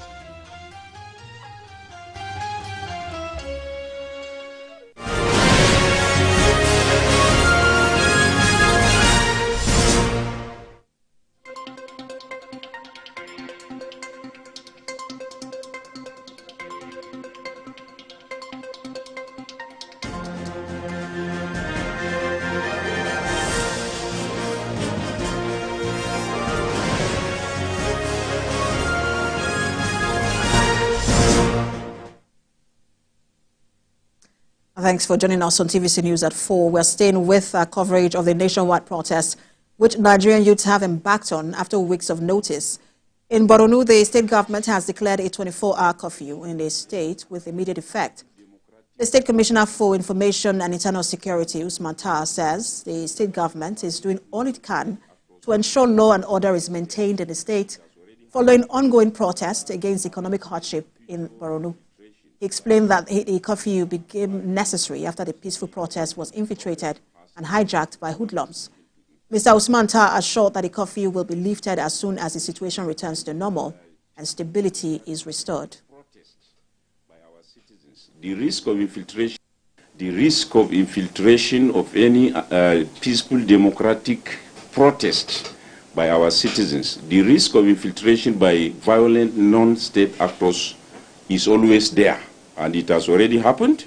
In order to avert any future infiltration by violent non-state actors, the Borno State government has taken a firm decision to impose the curfew.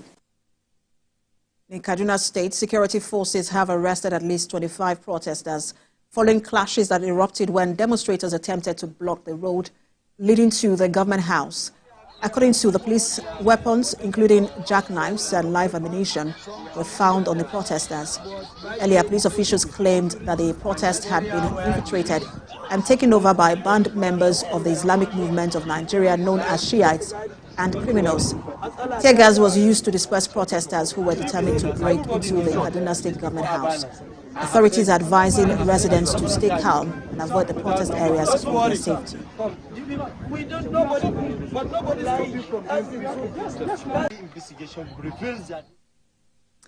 Right here in Lagos, let's turn attention now to Ojota, where our correspondent Solomon Ajozeku is standing by to bring us update. Solomon, bring us update from there.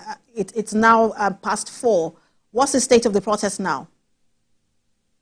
Well, I'm here with the police who are doing a sweep of the protest area after the protesters just dispersed. They are opening up the service lane of the Ikorodu Road facing Maryland now for vehicles to begin to pass. The protesters just left this place just a while ago, and the police now advancing towards the Owena end of the road, Owena Park end of the Ikorodu Road, where they are opening the way. All their vehicles that have cordoned off the way are now moving out of location so that vehicular movement will resume on Ikorodu Road on towards Maryland on the service lane. What next? Did you speak with the protesters? Because this is supposed to be for 10 days. Are they expecting to be back there tomorrow? Well, when they were dispersing, one of the things they talked about was that they will be back here tomorrow. One sticking point of this protest today has been the refusal of the protesters to enter into the Ganipo Aheme Park. They just stayed outside the Ganipo Aheme Park on the service lane throughout. But then one thing was the park was also bushy. So today, after the commissioner of police came here, he walked inside saw that it was bushy. The Lagos State Parks and Gardens authorities have come here. They have cleared the Ganipo Ayeme Park. So in case the protesters want to come again tomorrow, they now have a neatly cleaned Ganipo Ayeme Park for them to come and protest.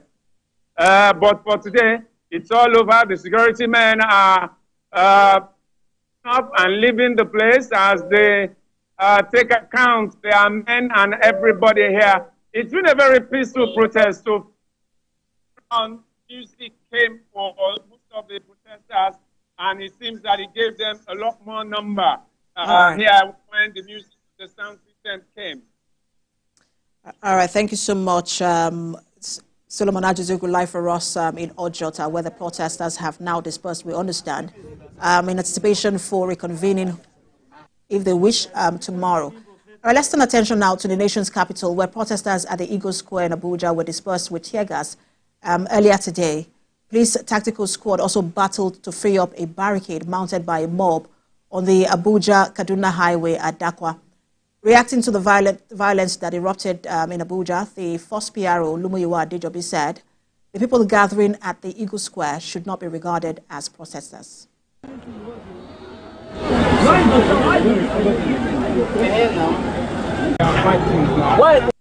There is a difference between protesters and violent trigger people, because for those who have assembled at Eagle Square, I don't think we're expected to have any protester at Eagle Square in the first instance. Let us get it right.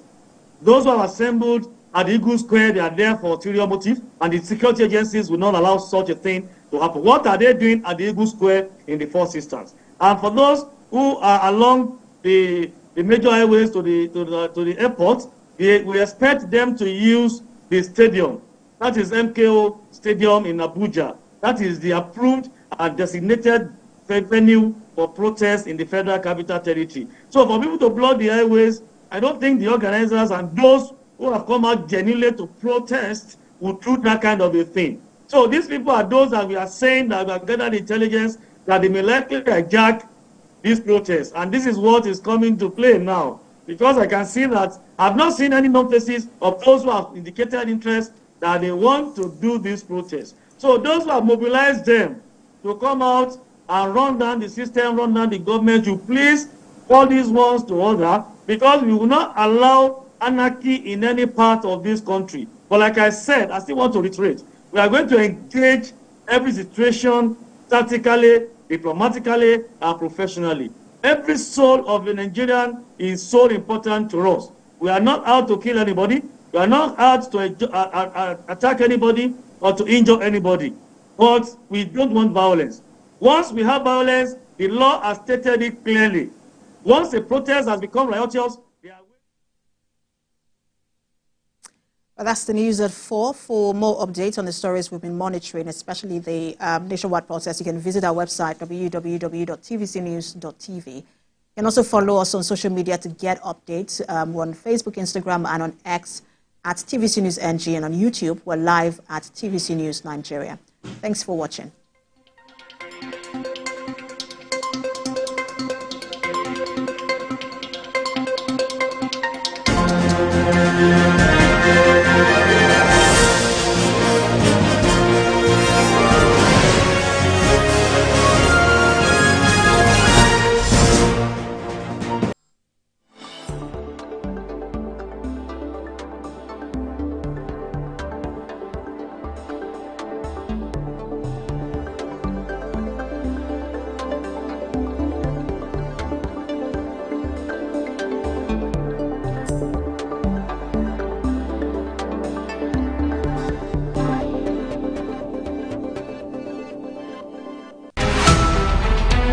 Every major news story is with many perspective and layered with different levels of impact. Hello.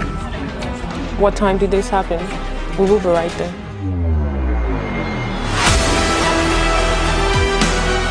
At TVC News, we follow the big and major news, gathering the facts, witnessing the outcome. I am here live at the aftermath of the approval of the new national minimum wage. Your TV station of the year, not just for breaking news, but for being first, fair and accurate. TVC News, first with breaking news. At TVC News, wherever the big news story is happening, we're geared up to break it. TVC News, first with breaking news.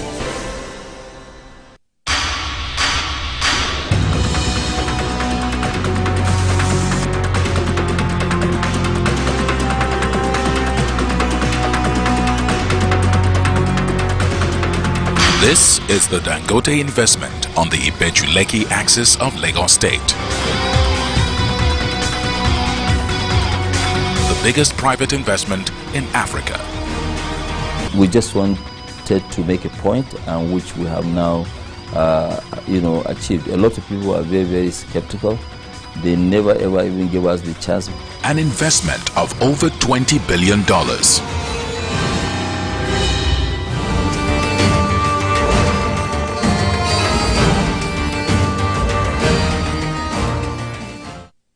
Wherever you see destruction, is because God is absent. There is no destruction in God. So who started killing from Genesis? Satan. Jesus exposed him. The thief cometh not, but for to steal, to kill, and to destroy. But I am come that you may have life and have it how much? More abundant.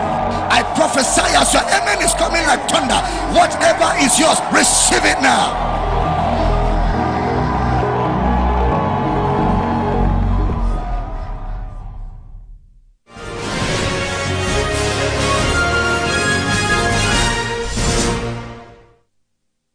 Kano State, the commercial capital of northern Nigeria, is on the march to progress and innovation with Governor Abba Kabir Yusuf in the south. At TVC News, wherever the big news story is happening, we're geared up to break it.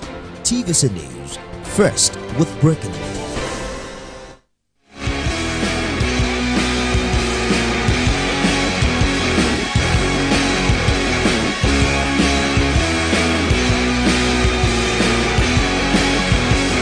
TVC Sport Desk. All right, the ongoing protests in Nigeria is the biggest conversation on the domestic front, but the Olympic Games in Paris, France is catching global attention as well. It's day 7 since the opening ceremony was held, and the reactions to the Games have been very divergent. Of interest to Nigerians is how well Team Nigeria can do at the Games. But that interest is now divided with the following protest across the country. So while we take you through our sports on the program today, we shall continue to share with you updates from all centers where our correspondents are covering and keeping an eye on developments with regards to the nationwide protests. Hello and welcome on Sports Desk. This is the Thursday show. I am Promise Afoge. Coming up on the program today.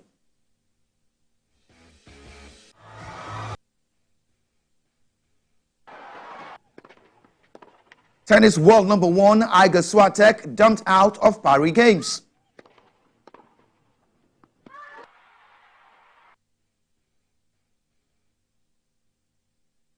Business owners in Paris lament over poor patronage despite ongoing Olympic Games.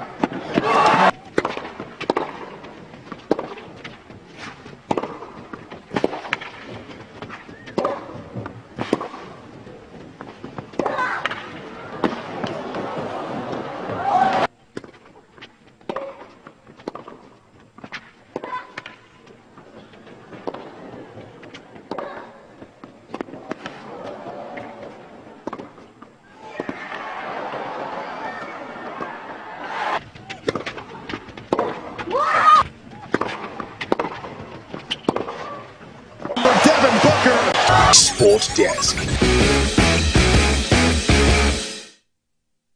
All right, some of the highlights we just enjoyed included pictures of American Katie Ledecky winning a record equaling 8th Olympic gold medal on an epic night of swimming in Paris. The 27-year-old achieved that feat after dominating her rivals to retain her 1,500 meters freestyle title in an Olympic record time. We also saw pictures of Carlos Alcaraz producing a stunning display to defeat Roman Safiullin in straight sets to reach the quarterfinals of the tennis event at the Paris Olympics. In the women's tennis, we saw world number 1 Iga Swiatek losing out against China's Qi Wenzheng. We also saw highlights of the United States basketball team as they continued their quest for a 5th successive Olympic gold medal. This dream remains on track for the U.S. after securing a place in the quarterfinals with a win over South Sudan, a very strong basketball playing nation as well. The United States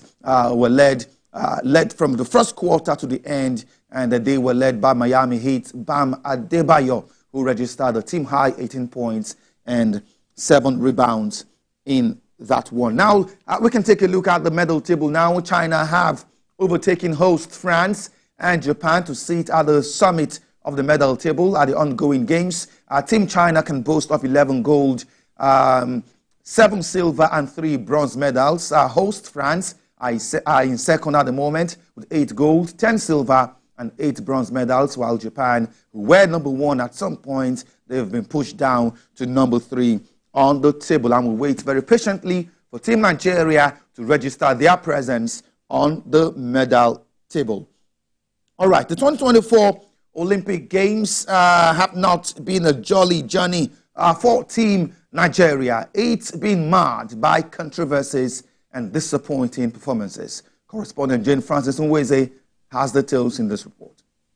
The first controversy to hit Team Nigeria was the disparity.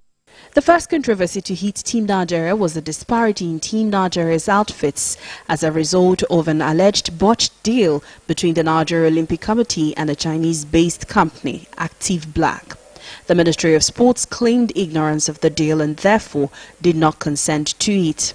At the twilight of that disagreement, news emerged that Nigeria's sprinter Favour Ofili was omitted. In the 100-meter event, Ofili qualified for the 100 meters, 200 meters and 4x100 meters relay and was eligible to feature in all the event.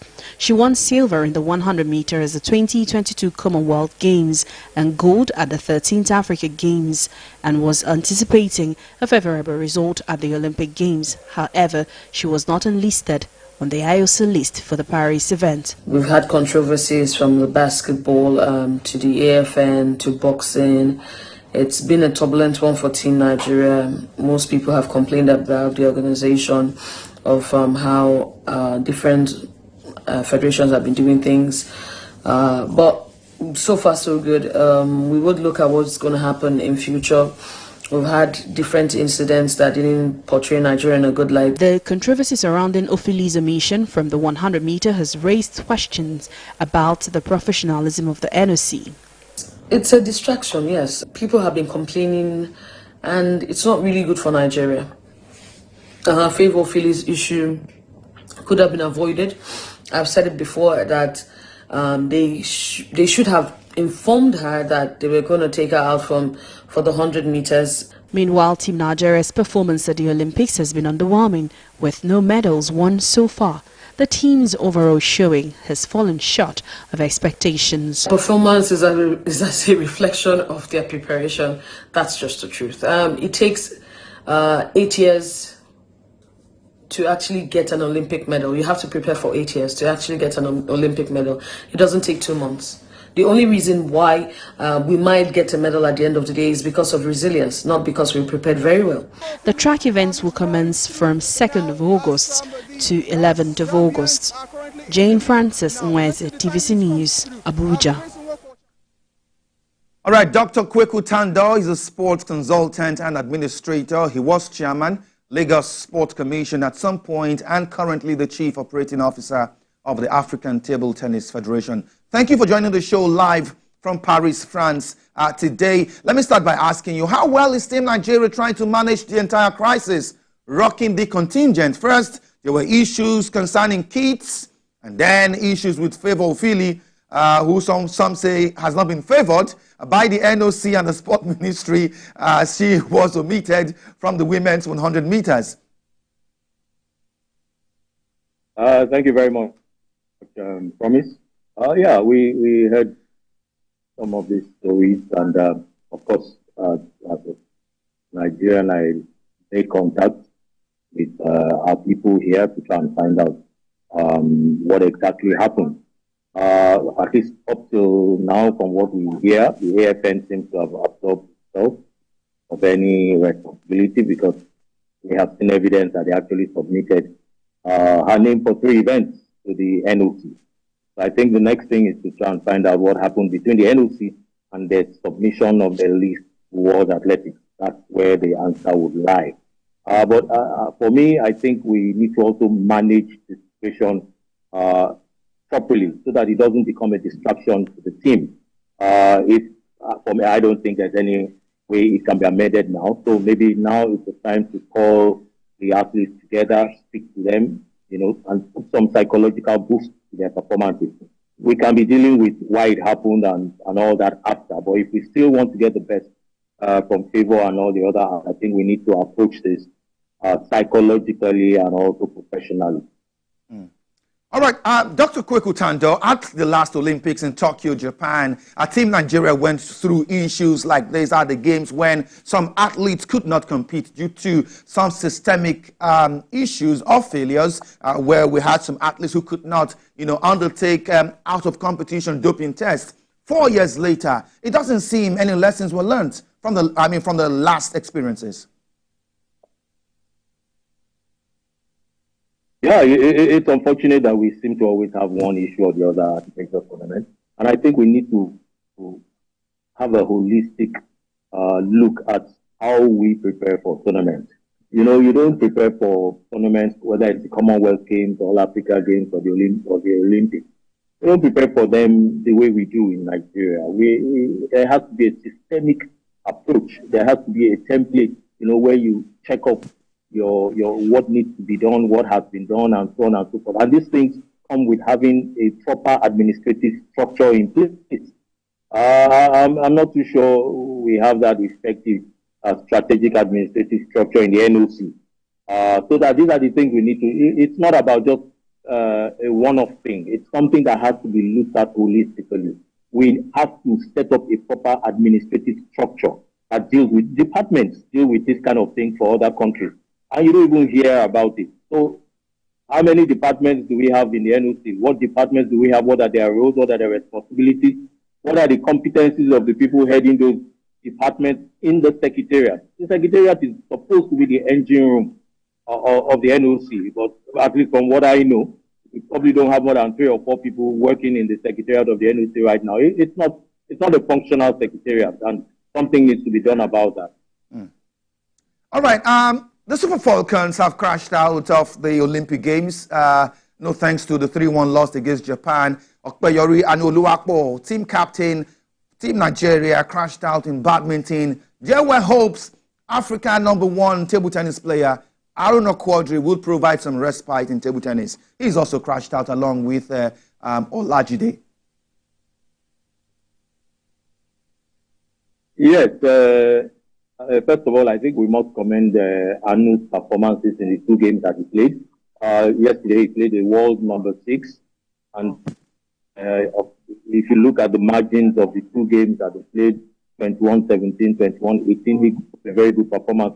And that even showed at the end of the game when the whole arena where they were playing rose up to applaud his performance. So, yes, he's out, but he put up a magnificent performance, and it can only help him going forward. With Aruna, we're still in shock. I can tell you, Aruna himself is still in shock. He cannot believe it. Leading 3 games off 3-0 and then 10-6, and then you lose that game and you lose the next 3 games.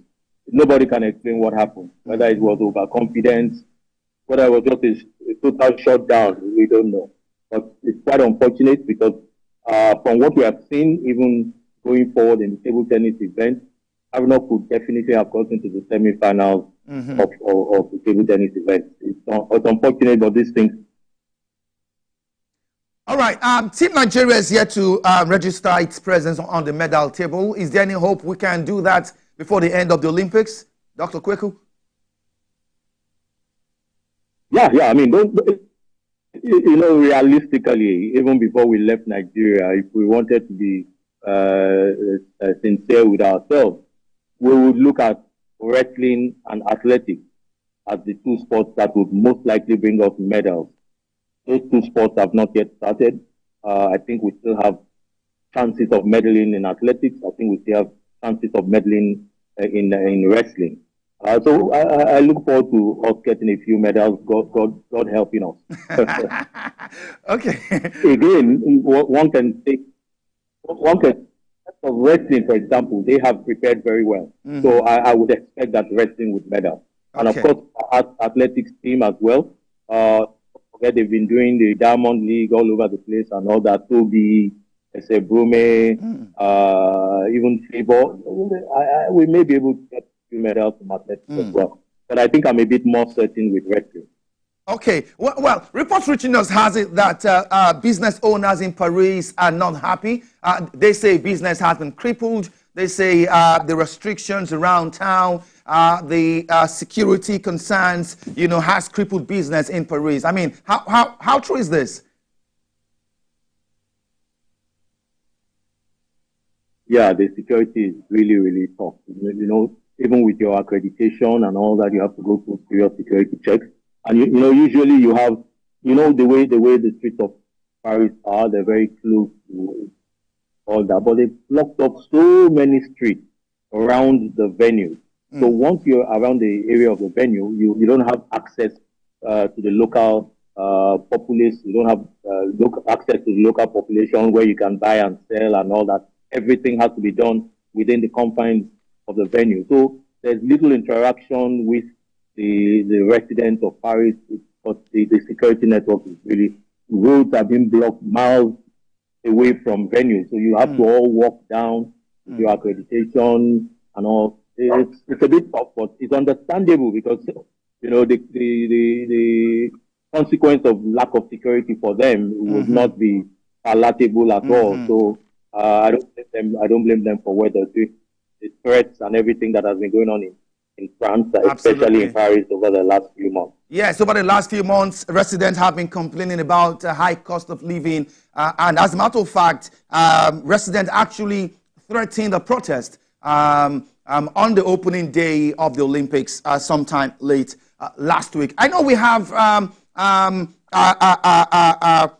fair population of Nigerians in France. What are Nigerians generally saying about the protest back home in Lagos, Abuja, and across the country? I mean, that's the biggest conversation here in Nigeria at the moment. Well, maybe it's because of the Olympics. The biggest conversation here is the games itself. So no one has really been talking about any other things now. The games have been exciting. The venues have been spread around various areas of Paris. Some of them are actually outside of Paris. So every area seems to have, some sort of semblance or some sort of relationship with the game. So everyone is talking about the games. The other, you go to Paris, you go to north of Paris, or you stay in the center. There are venues scattered all over the place. And I think that inclusion of the populace in terms of participating in the game has really helped them a lot. Okay, to take their minds off other things. All right, Dr. Kweku Tando, thank you so much for speaking with us live on the program from Paris, France, this lovely Thursday evening. Thank you for your time. Thank you, Promise, and it's my pleasure always. All right. Well, still talking about the Olympic Games, Nigeria Super Falcons have crashed out of the Paris Games after losing 3-1 to Japan. Japan raced to 2 goals up by Maika Hamano and Mina Tanaka in the opening minutes before midfielder Janefa Achejini pulled 1 goal back for Nigeria. Hikaru Kitagawa restored Japan's 2-goal lead with a stunning free kick as Japan held on for a 3-1 win. In the other group game, Brazil legend Mata was sent off in what would potentially be her last game for her country as Brazil were beaten 2-0 by Spain. Let's see the action. We'll come back and take a look at the quarterfinal appearance as far as the women football of the Olympics is concerned. Voilà! Kitagawa, ça sera soit le pied gauche de Kitagawa, soit le pied droit de Hasegawa. Si Lorena Leite no puede hacer nada, Alexia Putellas está consiguiendo el segundo. Joaquín Beltrán. TVC Sport Desk.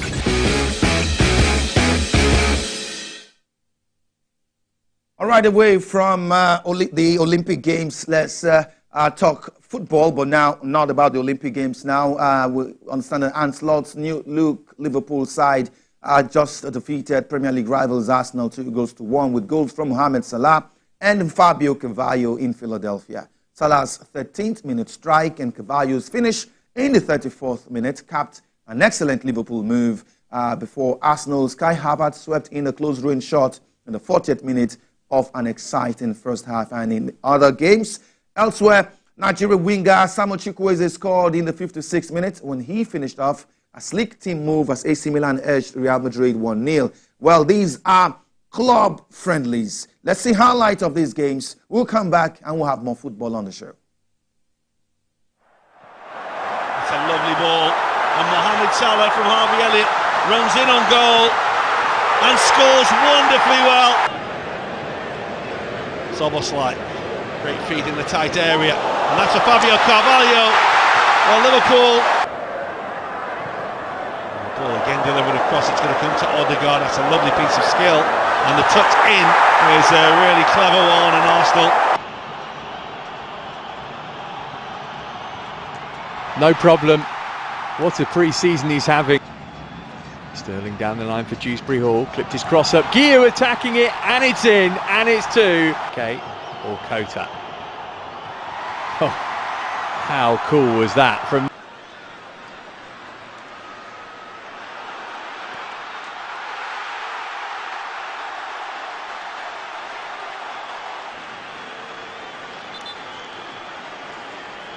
And of course our drone cam capturing some epic footage tonight. This was not an epic touch from Ross Barkley, a giveaway, and then Andre Silva with the opening goal, Ricky. U21 group. Meanwhile, Leipzig would continue to knock the ball around in some really intriguing fashion. Kevin Campbell was in the midst of a lot of what they were trying to accomplish, and then Luis Openda coming off of... There, Brennan Johnson, quick ball into Son. Carl's an effort.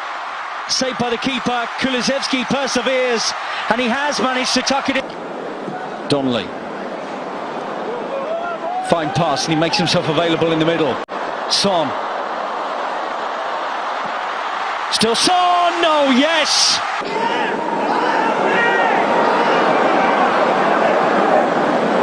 Son. Kulusevski, lovely football. Oh, what a goal this will be! Listen, flying forward again.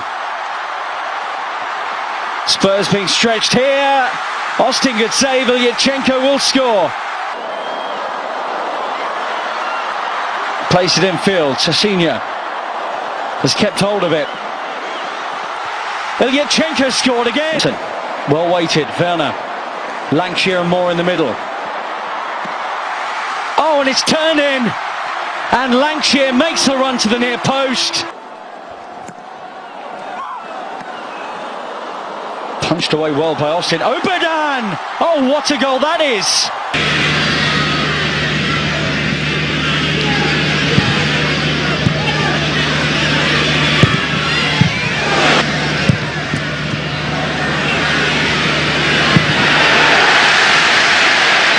Big opportunity.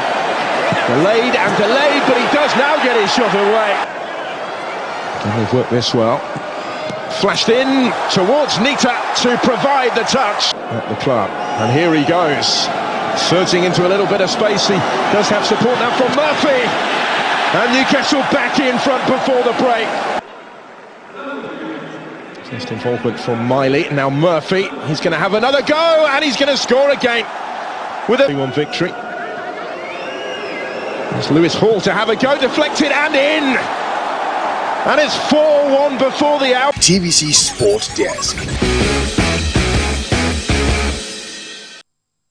All right, teams continue their progress in the UEFA Champions League these are teams who cannot make it directly to the group stage of the biggest club football competition in the world, and they have to go through qualifying series. And we've seen a couple of games in the last few weeks, and the first round have been concluded, and we'll have a confirmation of the results for you now. Bodo Glimt defeated ROFS 3-1 away from home, and Bodo Glimt of Norway would go through on aggregate in that one. FC Midtjylland peeped UE Santa Coloma 1-0, having won the first leg of that encounter. FC Midtjylland of Denmark will go through on aggregate. FCSB, as against all odds, defeated Maccabi Tel Aviv 1-0 in Israel, and they would qualify on aggregate. The first leg ended in a draw. And Partizan Belgrade of Bulgaria lost at home 1-3 against Dynamo Kiev, and Dynamo Kiev of Ukraine will go through on aggregate. Jagiellona defeated FK Panevis 3-1. They would qualify on aggregate. Dynamo Minsk of Finland peeped Ludogorets 1-0 at home in Finland, but Ludogorets had won by a better margin while they played their home game, and so they will qualify on aggregate. Borac Luka lost at home to PAOK Saloniki of Greece, and PAOK would go through on aggregate. PAOK won the first game 3-2, and the Super Eagles captain Troost Ekong scored the winning goal on that occasion, and they will go through 4-2 on aggregate. And so those were the results of Champions League qualifiers played on Wednesday. Let's take a look at Conference League matches played as well. We had UEFA Conference League qualifying matches played on Wednesday as well. Let's confirm the results for you. Auda defeated their opponent, Cliftonville, 2-0. They will qualify on aggregate. We also had the very, very unusual names here in the Conference League, but Ostrovien defeated Ivis 4-3, but Ivis won the first leg and will qualify on aggregate. Spartak Trivana defeated SFK Sarajevo 3-0. They will qualify on aggregate, and Mona defeated FK Ratlinik 2-1 on penalties. All right, let's take a look at the Europa League. More games coming up later today. We've got a confirmation of the second leg fixture. We had games played last week, but let's have a confirmation of the fixtures now. Elfborg will be home to FC Sheriff. Silkeborg will host Molde FK. Maccabi Petach will host the SC Braga. Trabzonspor will play Rosenborg, and Botev Plovdiv will play Panathinaikos of Greece. Cercle Bruges of Belgium will play Kilmarnock of Scotland. Rijeka will play Honedora, and Ajax will travel to Vojvodina. Remember, the first leg between Ajax and Vojvodina ended in a 1-0 win for Ajax. That goal was scored in the latter part of that game, and this promises to be another very tough game for the Dutch team. Rapid Wien will be playing Wisla Krakow. These are the UEFA Europa qualifying matches that will take center stage across Europe later today. All right, as we hit home stretch on the program, let's come back home on the domestic front and tell you that title holders Shomolu Bariga, this is domestic football now, they will begin the defense of their crown in the Lagos Community Cup on the 5th of August. Well, we hope that the ongoing protest does not put a paid to that intention as we speak. Well, they've been drawn in Group B. Shomolu Bariga take on Collins Edwin FC as the competition will kick off at the National Stadium in Lagos. We've seen pockets of protest across Lagos, especially that in Ojota, and we've also seen pockets of protest around the stadium area, and we are hoping that on or before that time, perhaps the action may have been called off, probably, and that these games will hold. But if not, organizers will have to shelve this plan and perhaps get another date for this domestic football competition. But here's a report previewing the tournament. Led by former Super Eagles players, the Lagos Community Cup kicks off on the 5th of August at the National Stadium in Lagos. 20 community teams from across the state, drawn into 5 groups, will be competing for the top prize of 20 million naira. We've got a lot of tough teams playing in this championship, and as such we expect tough tournaments, because you know why?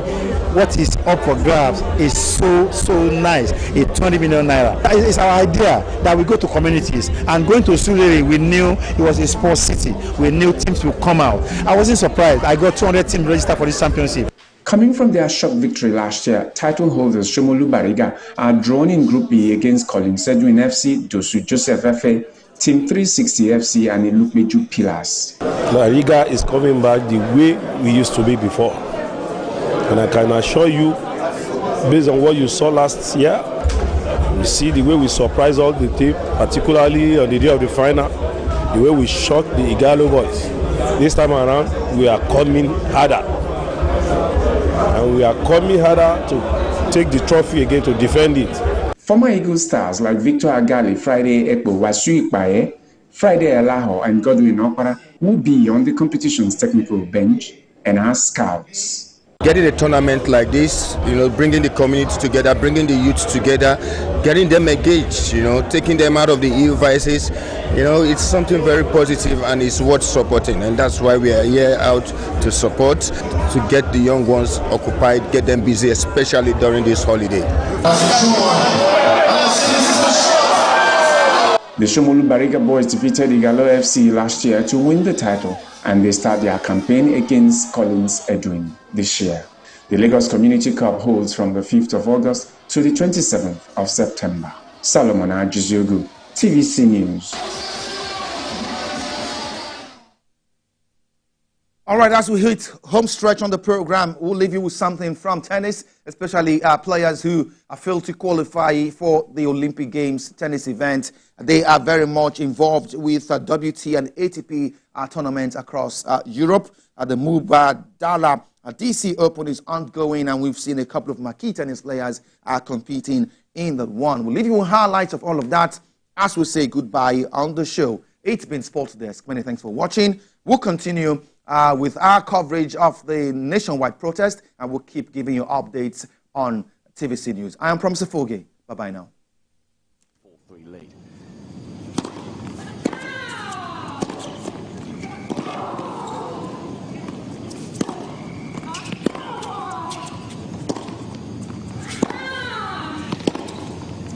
Yes, she can. Could be a big moment that. But in a match that has had so many twists and turns. Oh, well, she sealed it with an ace. What a match. What a match. And what a performance from Rakimova, who pushed Sabalenka and then some. But the top seed has found a way through. It was tough, really tough. Did not play her best, but big players find a way to win. And Sabalenka has won on her return. Just shy of 3 hours in the end. 7-5, 4-6, 6-4.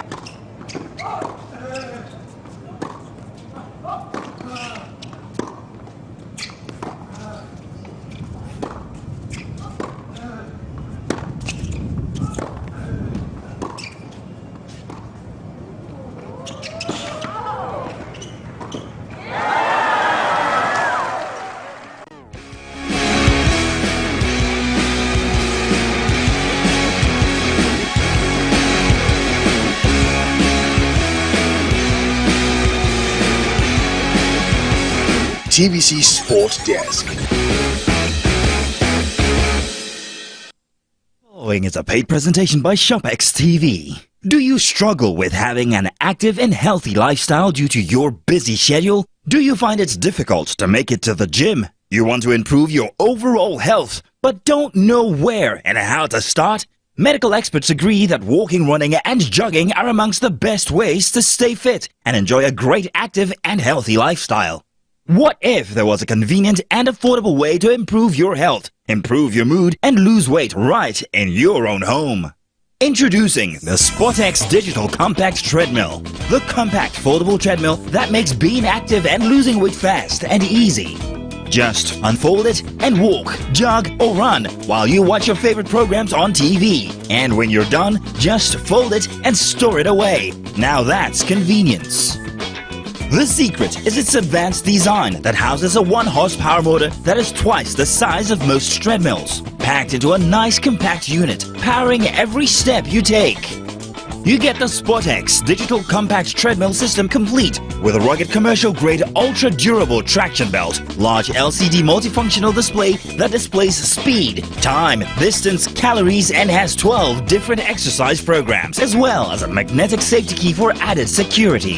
The SportX treadmill has really helped me get back in shape after childbirth. I love it because it's compact and can fit anywhere in the house. And when I'm done, I fold and put it away. Easy peasy. This is the best piece of equipment for people like me who want to stay active without leaving the home. I simply unfold it and use it while I watch my favorite program on TV. Joining a gym can cost an absolute fortune, and you could be paying up to 490,000 naira in annual gym fees. Get the SportX Compact Digital Treadmill to save the cost and work out of the convenience of your home. You would normally pay 500,000 naira for a treadmill like this. Call the number on your screen now and get the SportX Compact Digital Treadmill for not 450,000 naira, but for just 400,000 naira only. And that's not all. You can get the SportX Compact Digital Treadmill in 2 easy payments of 200,000 naira. That's right, pay twice and get this amazing fitness solution. But wait, there's more. If you order now, you get the SportX Compact Digital Treadmill delivered to you for free wherever you are in Nigeria, and it comes with a ShopX 30-day money-back guarantee. If you're not satisfied with the treadmill, send it back for a full refund. But hurry, limited stock available. Call the number on your screen now or scan the QR code or visit our website to place your order while stock lasts. The preceding was a paid presentation brought to you by ShopX TV.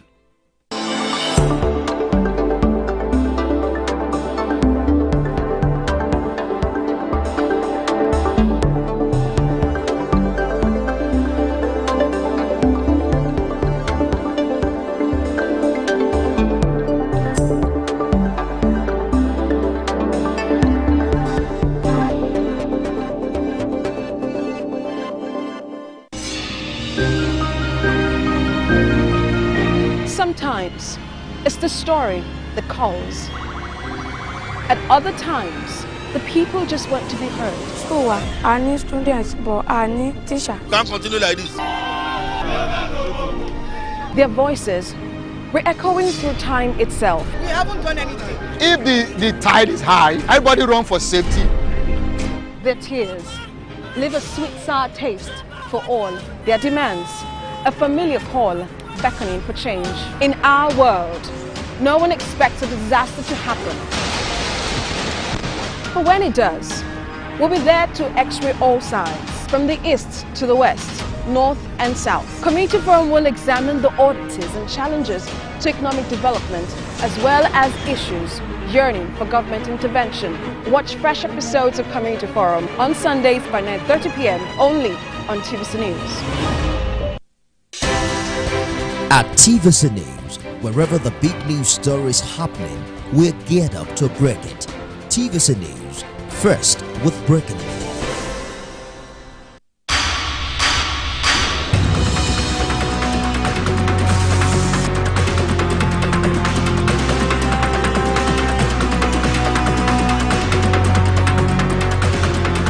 This is the Dangote investment on the Ibeju-Lekki axis of Lagos State. The biggest private investment in Africa. We just wanted to make a point, and which we have now, achieved. A lot of people are very, very skeptical. They never ever even give us the chance. An investment of over $20 billion.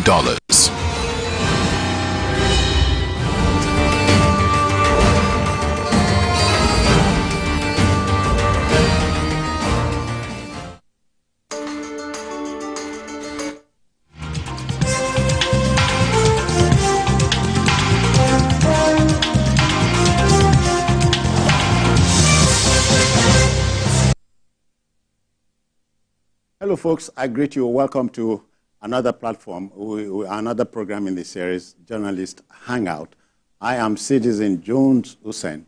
Now, today on the program, banks, fuel stations, and others shut as hardship protests begin in Abuja and Lagos, turns violent in Kano, Maiduguri, just as police fire tear gas in Lagos. Traders cautious, security heightened as Kogi State remains calm. And later on, we'll share this